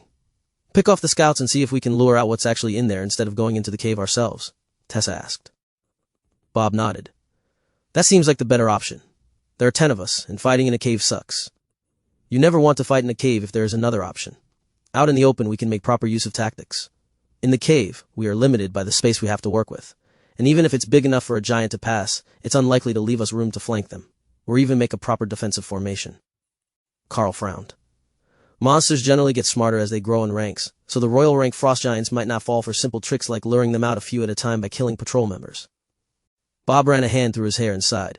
That is certainly a possibility. They might send out everything that they have the moment that we're detected, and that will be a nasty fight. So, before we get anything started, we will have to make some preparations. Depending on the terrain, we might be able to have the 2 greenies make a vine field to slow their approach. He gestured to the 2 green-robed clerics, who smiled at the chance to show that they could do offensive magic as well. But we won't know until we get there. Chapter 308 Clever Girl. The next morning, everyone took a leisurely shower, courtesy of the free use of cleric magic, and then checked all their equipment after breakfast while they mentally prepared themselves for the day. Hawk was sent out to scout, and he hadn't found anything for the first 20 kilometers. So the start of their journey should be an uneventful one. They didn't waste any time getting Thor hooked up to the wagon, so that the golems were free to fight while he protected the casters in his cart. It was connected with relatively weak spider silk, strong enough that it wouldn't break during use, but weak enough that Tessa could easily slice it with a wave of her spear if Thor needed to be cut free during battle. This way, he was the only one walking, and everyone else could rest in case of emergency. It was the most efficient method that they had come up with so far, and Thor was delighted with his new toy. How far is it to this hiding hole for the frost giants? Hawk finally asked after lunch. He hadn't seen a single living thing all morning. Just snow, snow and more snow. Plus, the temperature was dropping even further with every hour he traveled, and it was putting him in a terrible mood. From the location on the map, about 100 kilometers from the ash. So, about the same as from the lines to the dwarven village. When you see 2 rivers meet, that will be where the cave is, Karl replied. When we're done, I'm burning this entire country to the ground just to make it warm again. Thor plodded along, periodically looking back to see if everyone else was having as much fun as he was. There wasn't anything to bother him today, he just got to pull his wagon around, and nobody tried to rush him. Only an hour before dark, Hawk sent back a report that, for the first time that day, was not about the easiest route for the cart. There are human bodies over here, and they're in armor. They might have something important on them, he reported. Are we near the cave? How far is it to the spot where the rivers meet? Karl replied, just to be safe. 30 more kilometers. Their math sucks. But I can see it, and I can see the giants in the distance. This location was entirely too far for humans to be inside the Frost Giant Nation. If they were in armor, they weren't prisoners of the Frost Giants, so they must be another scouting team that had been sent in. Hawk found bodies ahead. They're in armor, so there's a chance it was another elite team. Karl reported. 20 of them in total. 3 in white robes, 2 in red. The rest are not clerics, Hawk amended. Yeah, almost guaranteed they were an elite team. Hawk says that there are 5 clerics, including 2 war clerics among the 20 bodies. Karl added. Everyone grimaced as they heard the news, but he was right, they might have important information on them. If nothing else, they could load them in the wagon on the way back out so that they weren't left here for the frost giants or monsters to eat. That seemed like the least that they could do for them once the threat was dealt with. Is there any sign of what attacked them? It might lead us to a second group of giants, Karl asked Hawk. Nothing. It's been snowing down there, and the footprints are all gone. Thor led them toward the site of the attack, while Hawk circled in the sky, waiting for any sign that the frost giants were still nearby. They shouldn't be too far from where they were supposed to find that cave, but he hadn't seen it yet. All that was out here was deep snow, deep enough that Thor had been avoiding going over hills, as it would drag on the bottom of the wagon and make it hard to pull. Thor pulled to a stop next to the bodies, and Karl got down from the wagon with Bob and Harry. They would check the bodies while the others waited on guard. With no sign of what attacked the group, there was no telling if this was actually a frequently traveled path, where frost giants might come across them while they were searching. Not that they didn't trust Hawk's scouting ability, but he could only be in one spot at a time. Karl made his way through the bodies of warriors and mages, all of which were showing signs of losing a fight against the frost giants. There were missing limbs, massive crushing damage from clubs, and general carnage. Karl felt his stomach turn at the scene, and tried to forget the fact that these were all ascended and commander rank elites only a few days ago at the most. He had been in battle a relatively long time, but not like this, not with these massive casualties. It was horrifying to think that an entire group could be wiped out like this.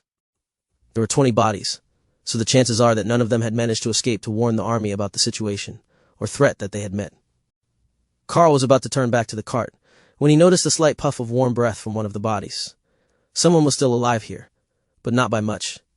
He whistled, drawing the attention of the others, and made a waving gesture toward the legless body that Tessa immediately guessed meant healing. A golden glow surrounded the cleric an instant, before Lotus area healing surrounded the entire area. But only the one body glowed with healing light. It was too late for the others. Once the survivor had some time to heal, Karl knelt beside the body and brushed some of the snow off the man's face. High Priest George? What the hell are you doing here? Karl asked softly. The man's body didn't move at all, but it was still glowing with healing light, repairing the damage done. George's eyes opened weakly, and he silently mouthed the word, trap. Karl stood up and drew his blade, surrounding himself with a layer of flaming body, in addition to the refreshing lightning that he always kept active. That seemed to trigger the trap, and from all around them frost giants burst up out of the ground, showering the area in rocks and snow.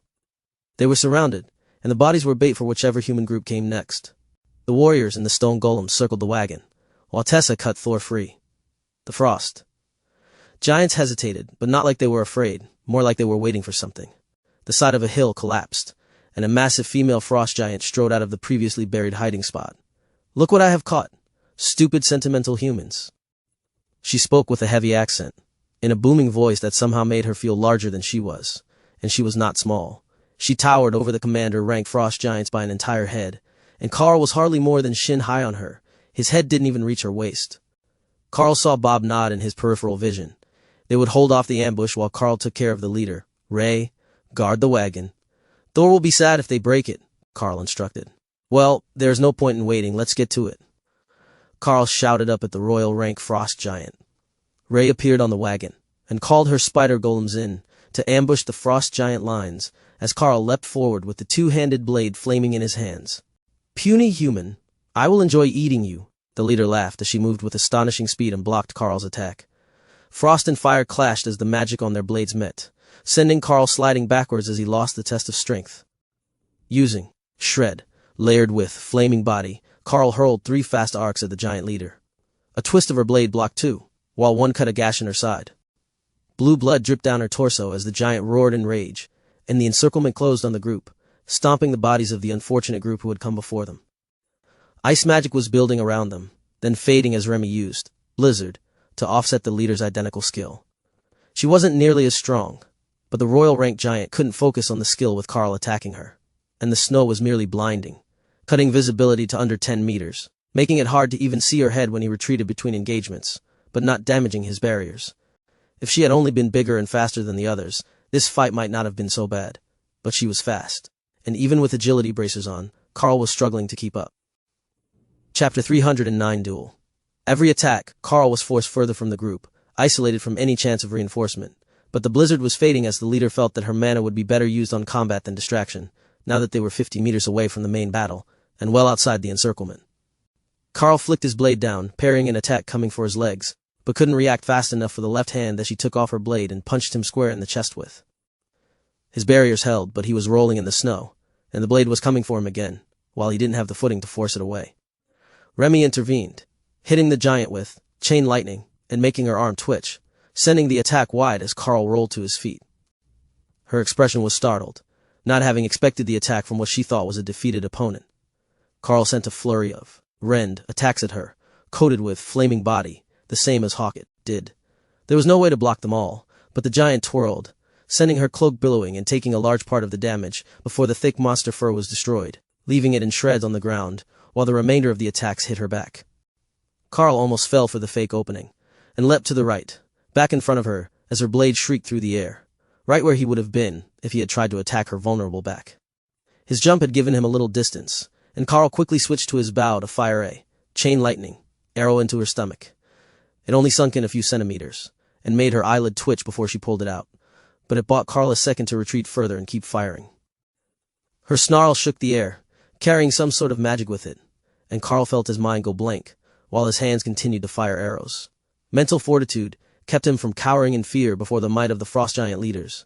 Intimidation, ability, and well-trained hands kept his attacks going, while Remy set up her poison flame totems on either side of the giant. The pain had to have been incredible, as the first balls of poison and fire hit her body, and the frost giant turned, looking for the insect that dared to try to ambush her, while still at the ascended rank. But all she found were the totems, and one of Karl's arrows buried itself deep into her ribs, sending numbing lightning through her body, slowing her reactions. Powerful strides brought her back to Karl, who hastily switched back to his blade and clashed with the weakened giant, who was still taking fireballs to the back, distracting her from the fight, and coating her in agonizing poison. The damage might be negligible, but with every attack it stacked, and when she tried to stomp the totems out of existence, Remy simply moved them out of reach, another dozen meters away, and behind her again. Then, their knight in shining feathers was there to take his vengeance on the ice element, and Hawk was bombarding her from above with royal rank fireballs. Those ones were causing real damage, and while Karl was still on the defensive, she was slowing. A direct hit to the back of her head dropped her to one knee and made her eyes roll back, giving Karl the opening he had been waiting for. His blade streaked toward her neck, aiming to decapitate the frost giant, or at least slit her throat and take her out of the fight. 3-on-1, even a royal rank frost giant was no match for them. That overconfidence was what cost him the most dearly. Without looking, her blade flashed out, slicing cleanly through his left arm and burying itself in the chest plate of his armor. His strike came up short, barely clipping her throat, but sending out a fountain of blood as the artery was severed. Pain shot through Karl's body as he watched the frost giant woman fading in the distance. He realized that he was flying through the air from the force of the strike, and he could still see a severed hand holding his sword laying on the ground in front of her. But the fight was over. Hawk's shred hit the back of her neck, and the giant's head rolled free of her body, coming to a stop next to Karl's sword. Karl slammed into a tree, and his barrier shattered along with his ribs, but he landed on his feet, before falling to his knees gasping for air. Everything around him was fuzzy, and he could feel the world fading. But there was one thought in his mind. He needed his sword back. That drove him to crawl through the snow as the buzz of Remy's voice in his head faded in and out. The last thing he knew before the world went dark, and he felt himself fall to his side, was his hand grasping his sword. Karl's entire world was pain and blackness. Then there was a strange pressure on his arm, and a voice in his ear, saying something that he couldn't understand. Ray had hurled Lotus over the battle, sending her flying into the snow next to Karl, where the nature priestess got to work, pinning Karl's arm in place with a number of hasty stitches and a bandaged splint before she began her healing spells. That was her only chance of reattaching the arm. If it healed with the arm off, it would have to be cut again to reattach the two, and that would just be unnecessarily painful. At least it was clean, as the deep white snow had nothing but mixed purple blood in it. "Stay with me. You need to stay awake." Lotus was shouting at him, dragging Karl back out of the darkness. "There you are. Open your eyes. We need to move. My vines will only hold off those giants for a few more seconds," she explained.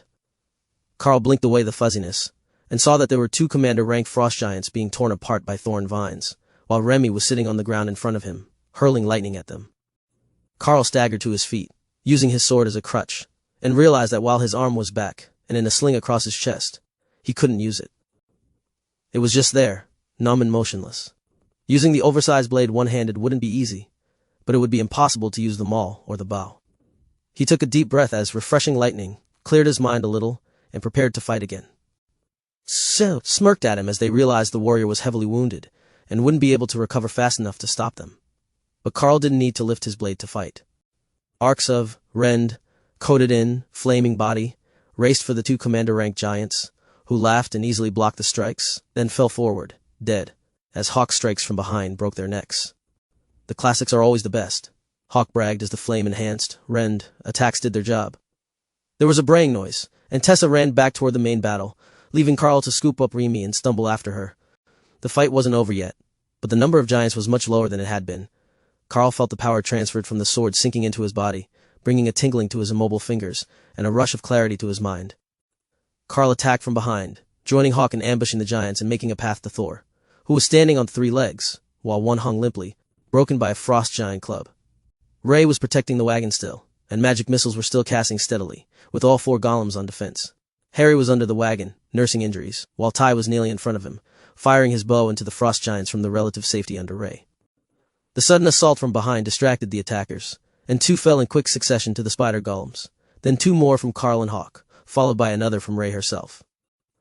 The last few tried to run, but Hawk and the spider golems were on them, and before they had made it 100 meters, they were all taken down. Lotus vanished into the wagon, which her healing spell was centered on, covering the whole group. Tessa ducked under the wagon to check on Ty and Harry, and Karl did a quick head count. Bob was still standing next to Ophelia, who was panting as she leaned against a frost giant corpse, with all her limbs intact. Tessa was in the wagon, as was Lotus. Thor's leg was visibly healing, Dana's golems were still active, and Ray looked fine, but there were 2 that he couldn't see. Doug and Tori. Chapter 310 Mad Dash. Karl stumbled back to the scene of his battle, and grabbed the head of the royal rank frost giant. He had told the general that he would mount the head on his wall after all. Somewhere in Karl's muddled mind, he knew that made no sense, and that there was something wrong with his thinking, but he dragged the head all the way back to the wagon, before Tessa sat him down in the snow and shone a flashlight in his eyes. "Can you hear me? How many fingers am I holding up?" she asked. Everything was a bit blurry, and it took him a few seconds to focus, as her image kept swaying in front of him, but Karl confidently held up 2 fingers in the 5 for victory. "Definitely a concussion, plus whatever other internal injuries aren't healed." "Lotus, what is up with the sling?" Tessa asked, far too loudly, as it was causing him intense pain in his head. "It was severed. I pinned it in place and put a localized healing spell on it, but it won't be ready for at least a day," Lotus replied. "Can you move your fingers?" Tessa asked, and Karl tried his best to focus on his hand, then realized he didn't have to, he just had to wiggle his fingers aimlessly. "Well, they're all moving, all right, you should keep the limb," Tessa informed him. "Doug and Tori?" Karl asked. "Doug is recovering from a blade across the chest, but he will be fine," she replied, then patted Karl on his good shoulder. "All right, time to get up. Can you send the beasts back into their space to rest and recover, or do they need more healing first?" Tessa asked quietly. Thor returned to his pond to sleep, followed by Ray and Hawk, though Ray left her golems out. Remy remained in Karl's sling, periodically casting a healing splash on his arm, in hopes that it would help it heal properly. She hadn't been injured during the fight, and the inside of the sling wasn't too cold after Tessa adjusted Karl's cloak to cover most of his front. Karl remained sitting for a few minutes as the others worked, and then a motion to his left caught his eye. The movement of a frost giant had him on his feet in a flash, ready to attack, but it was only Bob and Ophelia, wrapping the royal rank giant's head in a bag to hang off the back of the wagon. Bob quietly addressed the team. "All right, we've got everything cleaned up, and the bodies are in the wagon to go back with us. Let's get everyone in, and the golems will take us back. Ray, can you come out and make a new harness?" "Wait, can she even hear us when she's not out?"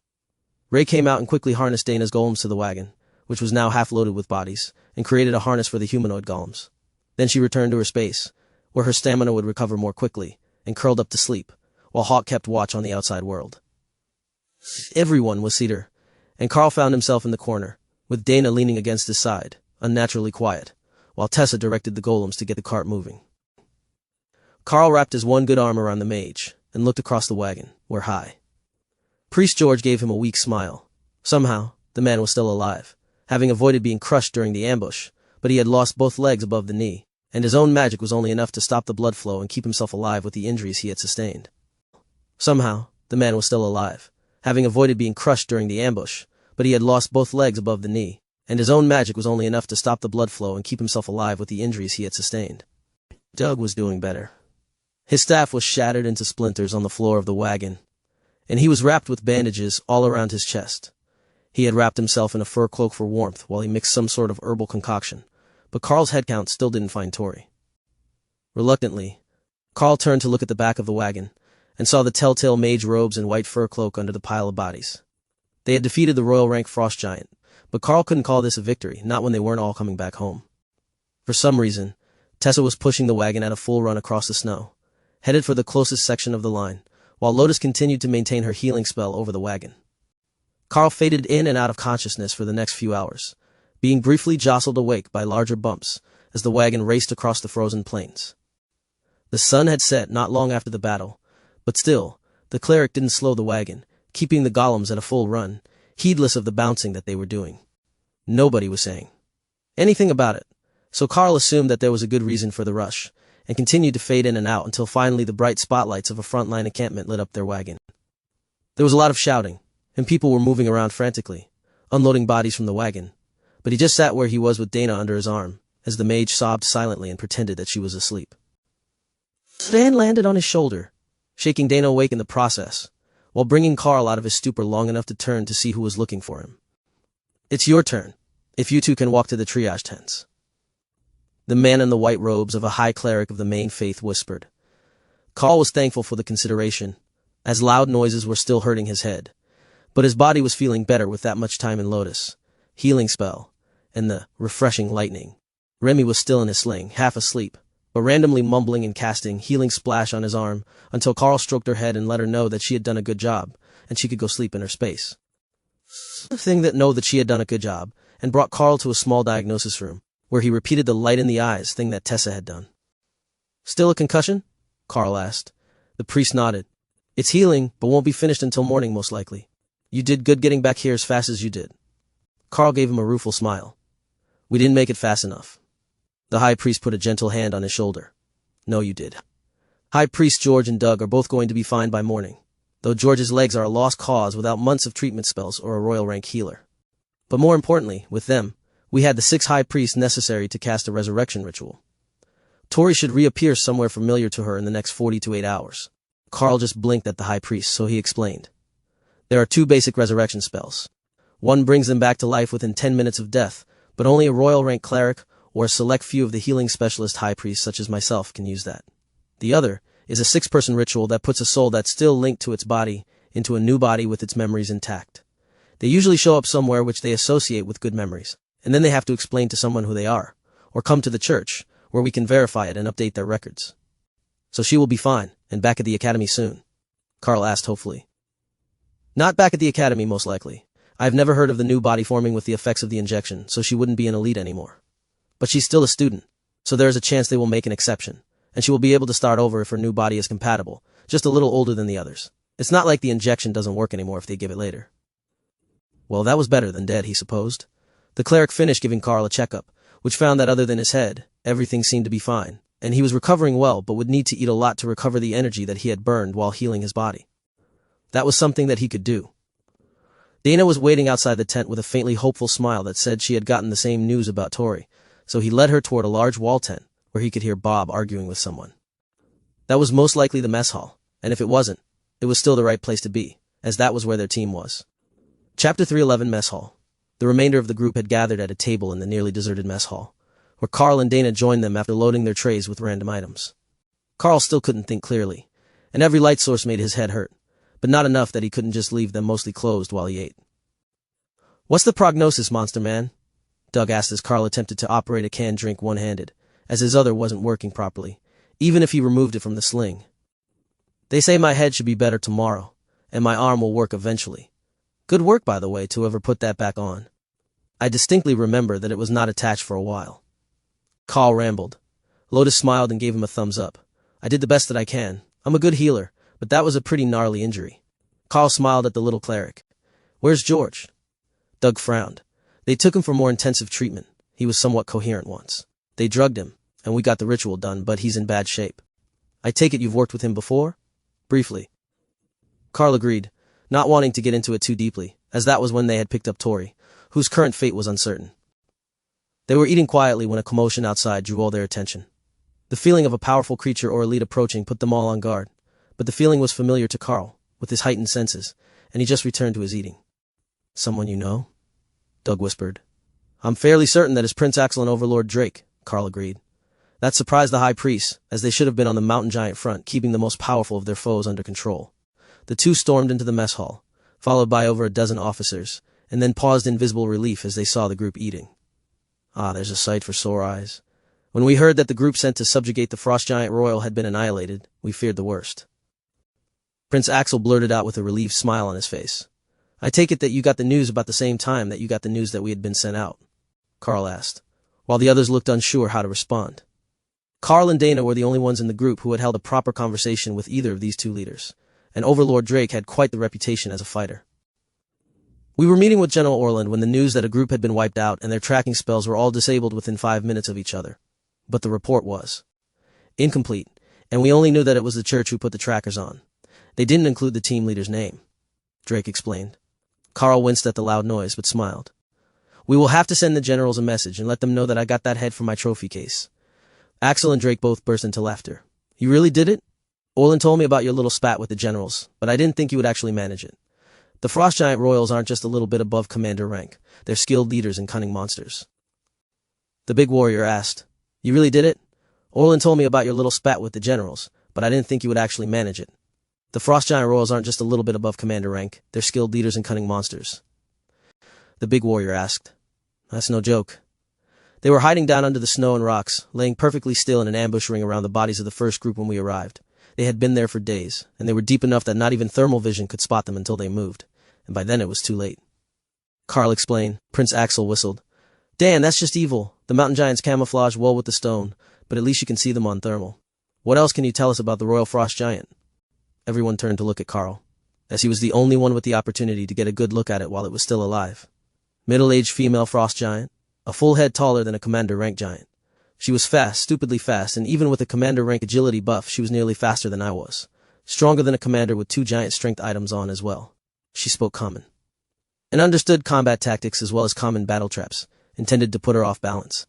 Still vulnerable to fire, but able to take an immense amount of pain from poison attacks, with no noticeable decrease in combat efficiency, until fire attacks began to damage her back and shoulder muscles. Karl explained. She spoke human common? What did she say? Axel asked. Karl took a second to sort through the fuzzy memories for exactly what she said. He couldn't get it, but Remy filled him in with the details. She said, Look what I have caught, stupid humans. Then told me that she would enjoy eating me after I landed the first blow. The prince nodded. That much was expected of the giants, and not enlightening or shocking, even if it was uncommon for them to bother to learn human language. All right, I just need a basic overview of the battle. Who was where? Axel asked. Karl gestured to Doug as he hadn't actually seen the battle. He was too busy. Karl was lured off to fight the royal giant, while I was in the wagon with Dana and Tori.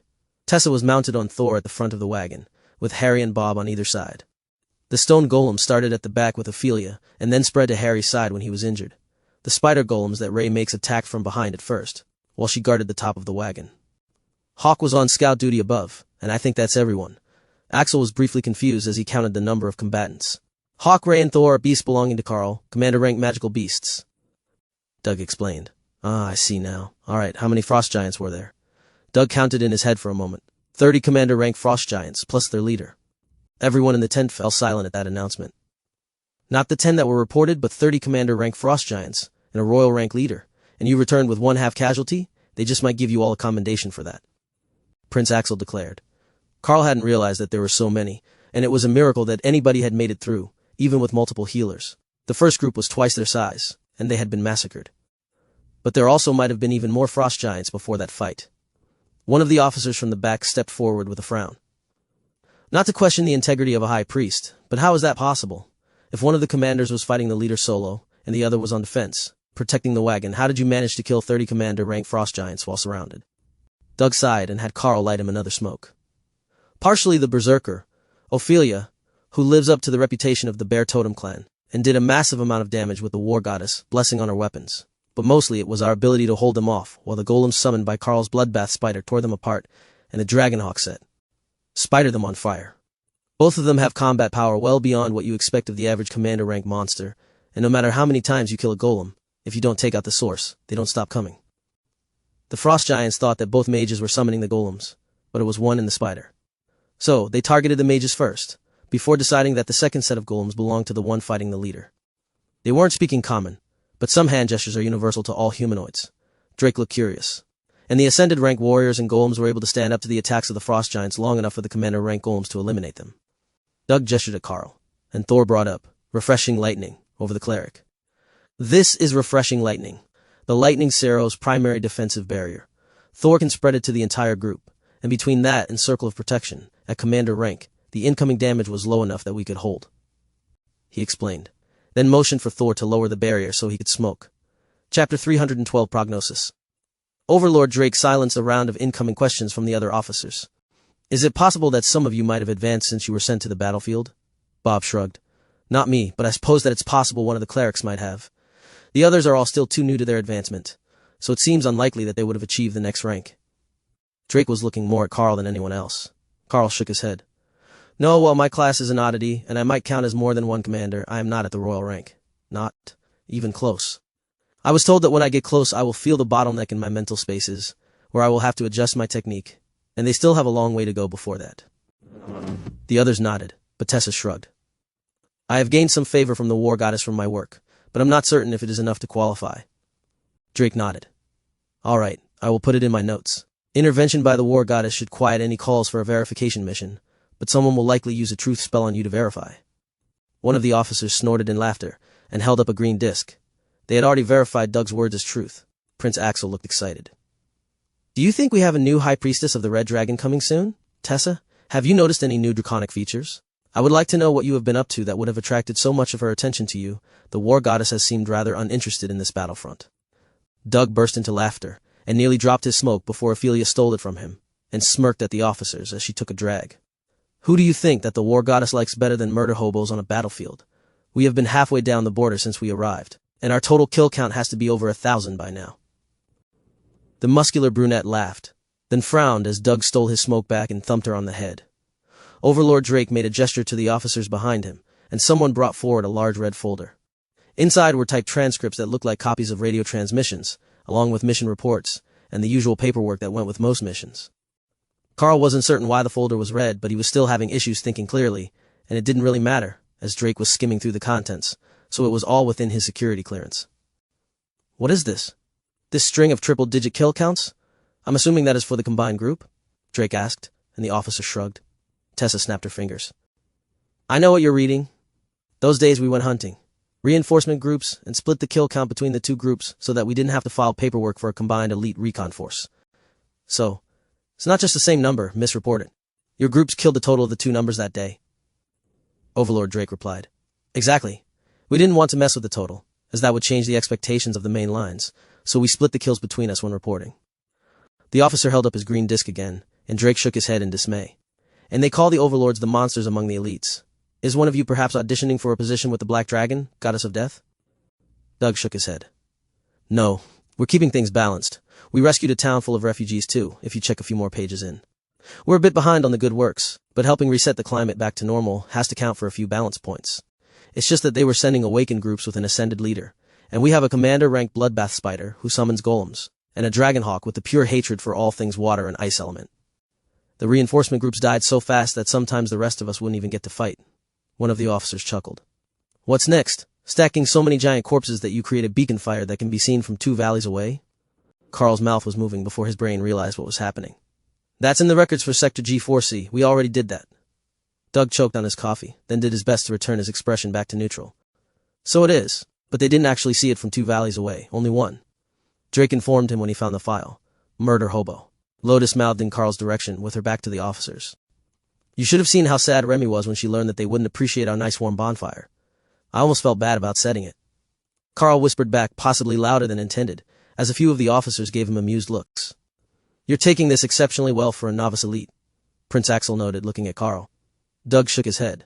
He's got a major concussion. Nothing has actually sunk into his mind yet, and probably won't until he has a few days to unwind and return to reality. The prince sighed. I suppose that makes sense. Everyone else but Doug looked some level of traumatized, so I thought he might have some skill that helps with processing and compartmentalizing traumatic experiences. A high priest in white robes cleared his throat from the doorway, and Overlord Drake nodded. We will wait until you're done eating, and then you are all being evacuated back to the capital for medical assessment and recovery. For those of you who are still in school, your personal tutors will be there when you get there. Karl was not looking forward to a helicopter ride with the condition that his head was in, but it seemed inevitable. It would take days to get there down the gravel roads in a bus. How is their recovery prognosis? Overlord Drake asked. 90 days to full recovery. The white-robed high priest explained. That long? We were hoping to get them back in a combat position once the healing was finished. The overlord sighed. The high priest frowned. If it's an emergency deployment, then 14 days. But surely we don't need them back on the line that desperately. The frost giants have been devastated by dragons, and this line has almost gone calm over the last few days. Unless they come up with something new tactic or weapon, then we can spare 2 teams of elites. Overlord Drake rolled his eyes. You think I care about a bunch of ascended rank frost giants? No, we still need more people on the hill giant lines, while I'm with the other overlords, keeping the mountain giants at bay. Unlike the frost giants, they don't need to change anything to move their border, and they're stronger. So, if this combined team can reliably take care of teams made mostly of commander-rank giants, then we need them on the other fronts. Karl sighed, and Prince Axel smirked. You shouldn't have told them that. I know that sigh. It means I foresee complications that might stretch that maximum recovery duration in my future. As if they had practiced it, the whole group turned to Karl with looks of clearly fake concern. That poor severed arm, and the lingering head injury, certainly we won't be able to deploy so soon. Lotus joked. Now it was Prince Axel's turn to sigh in frustration. All right, enough of that. You're not even trying to fake it properly. But the next time, you shouldn't be in a scouting role. You will be in a main camp where it's safer, and you will have support to deal with larger attacks. Karl couldn't help but smile at the sour looks on everyone's faces. No offense, Prince Axel, but it's likely safer for us not to be on the front lines with the rest of the elites. I have heard on good authority that that's where the monsters attack. If we're in the field, we get to be on the offense, and with one notable exception, where we were outsmarted by a bunch of angry popsicles, it's been working out well for us. Karl explained. Angry popsicles? I like that one. Hawk laughed. Chapter 313 Evacuated. The church worked fast, or perhaps their timing was simply impeccable, as that was the moment when the clerics came in to inform everyone that the evacuation helicopter for the wounded elites was landing, and that it was intending to return to the capital as quickly as possible. Where in the capital will it be landing? Overlord Drake asked. The university's Wounded Veteran Treatment Hospital. The cleric responded immediately. That was likely one of the many facilities that were actually connected to the university and cathedral, but hidden in the woods to preserve the feeling of natural surroundings. All right, we will come with you. We would like to be present for the official diagnosis from the resident experts, Prince Axel declared. Did we do something to piss off Colonel Valerie? Karl muttered to himself, making the prince and overlord both laugh. Probably. Goddess knows I likely did, but that's just how she is. But we were tasked to ensure that the students were safe, and to impress upon the church that we can't afford any lingering damage that will hinder their growth. We had to be on this front for an inspection anyhow, so it was no big thing. Prince Axel remarked quietly. So that's how it is. I don't think that we have much to worry about. My arm might be mostly useless right now, but it will almost certainly recover in a reasonable time frame. Karl replied. Axel smiled and gestured toward the door. It's that almost that the brass finds unacceptable. Now I suppose we should be leaving, as the church specifically made space for everyone in the evacuation flight. That made sense to Karl, especially when they had started with the speculation that one of the others might have made it to commander rank. The church did almost all the testing once you were out of the academy, and 2 of the most likely candidates were Tessa and Lotus. The thought of Lotus, the tiny wild child of a nature cleric as a high priestess, brought a smile to Karl's face, which drew the attention of the others. Something amusing about an evacuation flight? Harry asked. Karl shook his head. No, I was thinking that they likely expedited it, hoping that one of their own had reached commander rank. No, it might be Tessa, but can you imagine Lotus as a high priestess? I mean, nature priestesses are known for being a little out there, but Lotus in charge of stuff that involves sitting in paperwork. Lotus gasped in horror, and Doug laughed. There are at least 50 pages of reports to write after you officially advance. You should mentally prepare yourself, little one. The high priest teased his counterpart. And how long did it take you to do them? Tessa asked. Doug shrugged. I got through the first assignment that day and I'll get them the rest of it later. Meaning that he still hadn't done it, even months after the advancement test was completed. Either the paperwork wasn't all that important, or the church just gave up on the nature priest and let it slide. Karl had thought that they were going to force him to be responsible for at least a whole week before letting him escape again. Once they were loaded, the helicopter began to spin up the rotors, and Karl's head began to pound in time with the thumping of the air. Here, take one of these. It will help with the headache. Head injuries are tricky, since so much healing magic depends on what the body thinks is its proper state. It knows what a healed arm should be like, but when the brain is injured it gets confused. One of the clerics explained as he handed Karl a small white pill. Karl swallowed the medicine and immediately his headache began to fade as his whole body became numb. Fortunately for him, the ride ended long before the pill wore off, and before he knew it, Karl had his arm around Dana, leading the group into the hospital while she grumbled about it being a waste of time as she wasn't injured. Physical wounds aren't the only thing that we treat here, one of the clerics informed her with a gentle smile. Lotus pulled Dana out from under Karl's arm with a smile and gave her a spin. Relax, I've been here before. It's good to get things off your chest, and they have the good food as long as you're not sick. Dana smiled softly. Is it common for nature priestesses to be sent for mental health evaluations? Lotus nodded happily.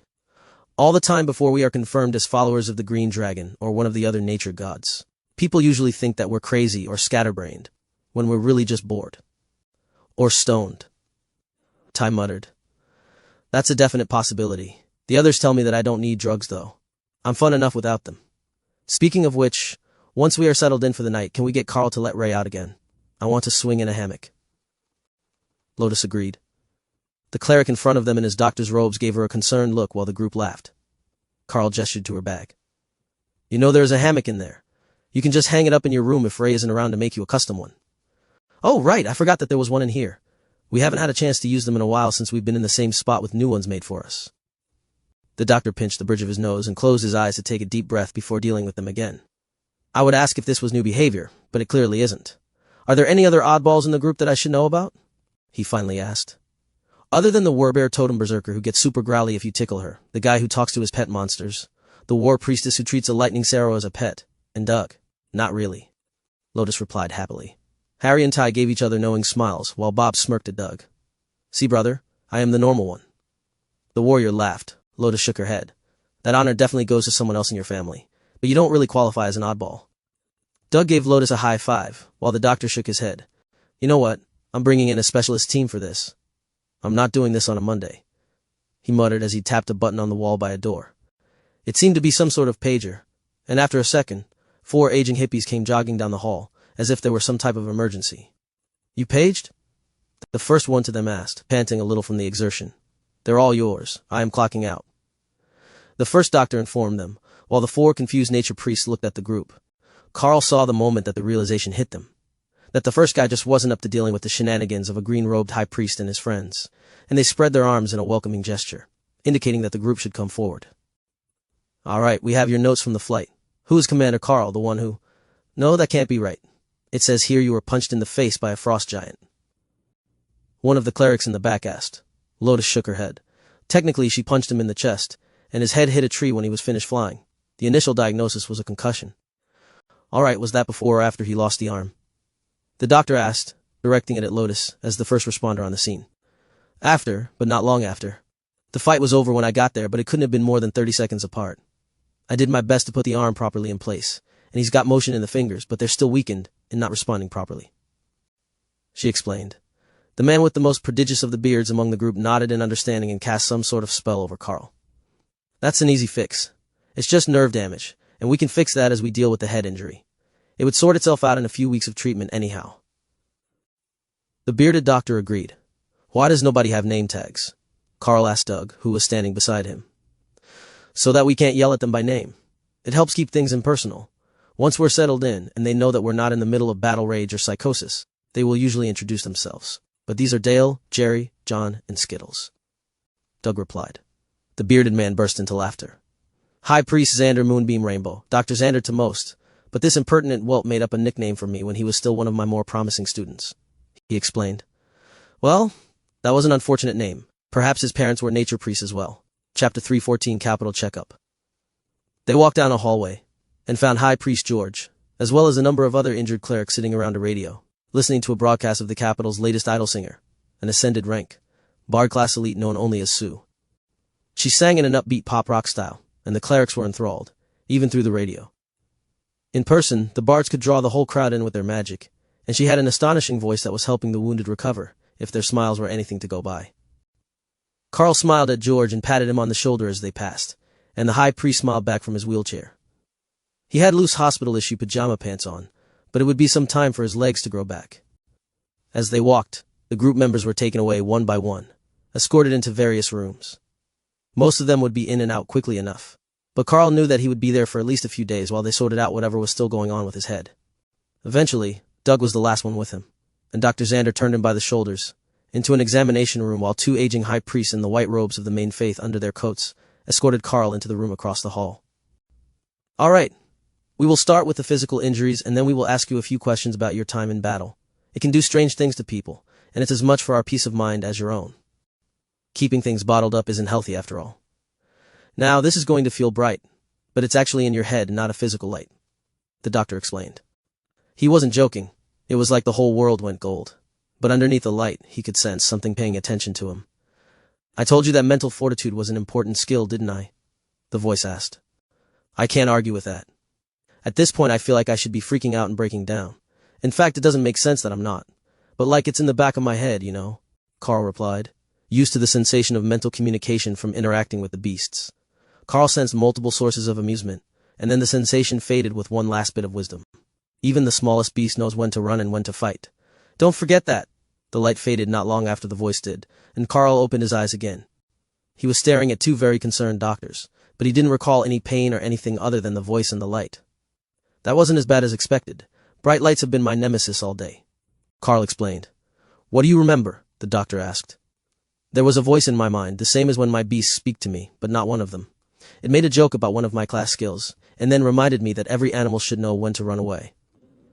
Karl shrugged. "That's all?" the doctor asked.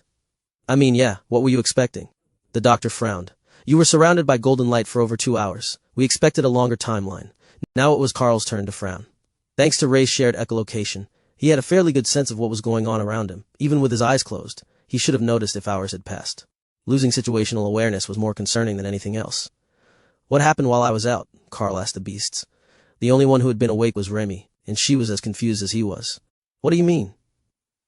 "I didn't even have an opportunity to fix the eyes on this new totem, and then you were done with your thing," she asked, unsure what the doctors were talking about. "Are you trying to remember something?" the doctor asked. "Oh, sorry. I was conferring with the beasts. But their sense of time is the same as mine, and they think it has only been a minute or two since we arrived in the room." "Have you conferred with someone outside to see if it were you whose sense of time was warped?" Karl replied. The doctor pointed at a side table with a pair of empty plates and coffee cups. "Point taken. If everyone else had hours, then it had to be me. But on the bright side, my head feels wonderful again," Karl informed them. "Well, we will continue our checks and verify that the damage from the concussion is healing properly. But the reaction of your pupils is back to normal, as the light in the room adjusts, and that's a good start." Karl knew what they meant. He had seen miners with head injuries before after the many minor collapses, and they always had one huge pupil and one tiny when the lights got bright again. "All right, now for the part that's going to be much more difficult. We would like to talk to you about your time behind enemy lines. What was that like, being cut off from support, alone with only a few strangers?" the doctor asked. Karl laughed. "My team aren't strangers. We might not be family, but we've been through a lot together, and this was not our first mission together. In fact, even the Mackenzie brothers are familiar faces, as I have worked with them recently as well. Being behind enemy lines was partially our choice. We wanted to be away from the main lines, where we could start fights on our own terms, not wait for the frost giants to charge and then respond. But when the lines were pulled back the first time, we were guarding a spot along the border. We would have had to go through the enemy lines to get back to our side, but as I mentioned, we didn't really want to be involved in that shit show anyhow. So we set up a nice den in a cave and went out daily to hunt the frost giants and their allies." "A den?" the doctor asked, taking notes. "That's really the best way to describe it. We didn't make physical upgrades to the caves we stayed in to call it a fort. We just had Ray, my bloodbath spider, create hammocks, a proper door and such.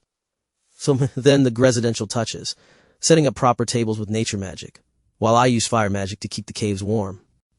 All in all, it wasn't all that bad. Do you know how many nights I slept in the cold in the lithium mine village because we couldn't afford more coal for the stove than we needed for cooking? Having fire magic to keep a cave warm all night is pure luxury." The doctor gave him a gentle smile. "Do you resent the lithium mines?" Karl shook his head. They suck, but the job of a miner will probably never be a good one. I have transferred money home from my parents, but I heard that the day I made ascended they promoted Dad up out of the hole anyhow, so he's in the office and doing better. Any other siblings? Karl shook his head. My mom wasn't big on children. She liked me, but she wasn't the sort that wanted to raise an entire football team on her own. The priest chuckled. It sounds like you know a few of those. There are always a few families like that in any town, right? I heard from some of the other students that the farms are way worse, as they need the extra hands. But more hands means they need even more help, which leads to more kids, until they have a small army on the farm. Karl laughed. That made the cleric give an honest laugh. I grew up on one of those farms, 10th of what are now 14 children, and most of my siblings already have at least 5 of their own. I showed an exceptional affinity to holy magic even as a small child, and when I managed to actually cast a healing spell at 16 years old, they brought me to the church for training. Then you understand. Not everyone wants all the family. As the nature priest would say, some people relate better to the warbear and her lone cub than the earth mouse and their litters. Chapter 3:15 Roommates. The cleric made notes as they talked, and when he had finished with his list of questions, he stood from his chair and nodded in satisfaction. Let's get you moved to a recovery room so that your head can recover. As far as I can tell, that is the most pressing issue. The rest is all incidental, and it should sort itself out with only a few more sessions, he declared. Well, that's all that we can really ask for, right? But can I ask a favor? Our 10th group member, Tori, underwent a resurrection ritual, and she should be showing up somewhere soon. Could you please let me know when she is found? I'd like to do something for her, regardless of whether they're going to see if she's compatible with the injection again in her new body or not. Karl asked. Of course. The church is keeping an eye out for her, along with a number of others. The Hill Giant war front has been brutal lately, and they have resurrected a number of elites. It's a common enough request, so I will put it on your notes, and when there is news, someone will come to inform you. But you should really rest first. Nothing is better for healing than time, and we will have a specialist come to check on you in the morning. The doctor informed him with a smile. Wonderful. Where are we all staying? This is a hospital, and you are a patient. You will be in a recovery room, while the others will be in their own rooms, though you will likely all be in the same ward as you came in for the same evaluation. He chuckled. Karl laughed. You make it sound like I'm some sort of invalid. The doctor looked from his arm, which was still in a sling, to his head, which still had a visibly healing scar on one side. All right, point taken. Where is this room? The doctor gave a sigh that spoke of released tension, and left Karl with even more questions. Why was he so uptight? They had just finished a meeting about his experiences, and Karl didn't think that it had gone that badly. The man should have a good reason to be so nervous. The room that he led Karl to had 3 other elites already there, all awakened, and all sporting visibly missing limbs. Gentlemen, we have your 4th roommate. Welcome Commander Karl to your little group, please. He will be here for a bit, but not as long as you, since his cleric managed to find and reattach his old limb. The doctor informed the men in the room. The hospital beds didn't look comfortable, and the room was full of strangers, not exactly prime sleeping conditions.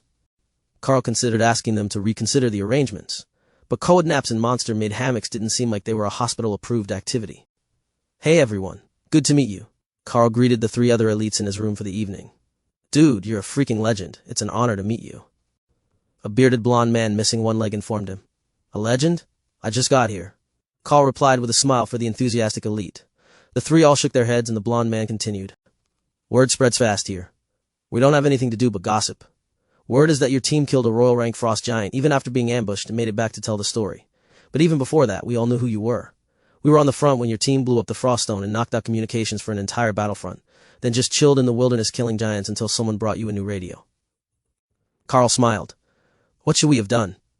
We've been running away from command staff interrogations and paperwork since before the war started. We came straight from monster subjugation missions to the border when it all kicked off, and I've been doing my best not to be in a main camp overnight ever since. Their laughter caught the attention of the staff, who sent a white-robed acolyte with a nurse's hat on to yell at them. Only, when she arrived in the room, the first thing that she saw was that they weren't arguing, and that Karl was still in his armor.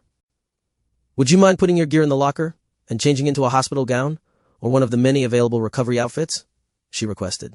If you try getting me into one of those silly paper hospital gowns, I'm putting it on backwards. Karl warned her.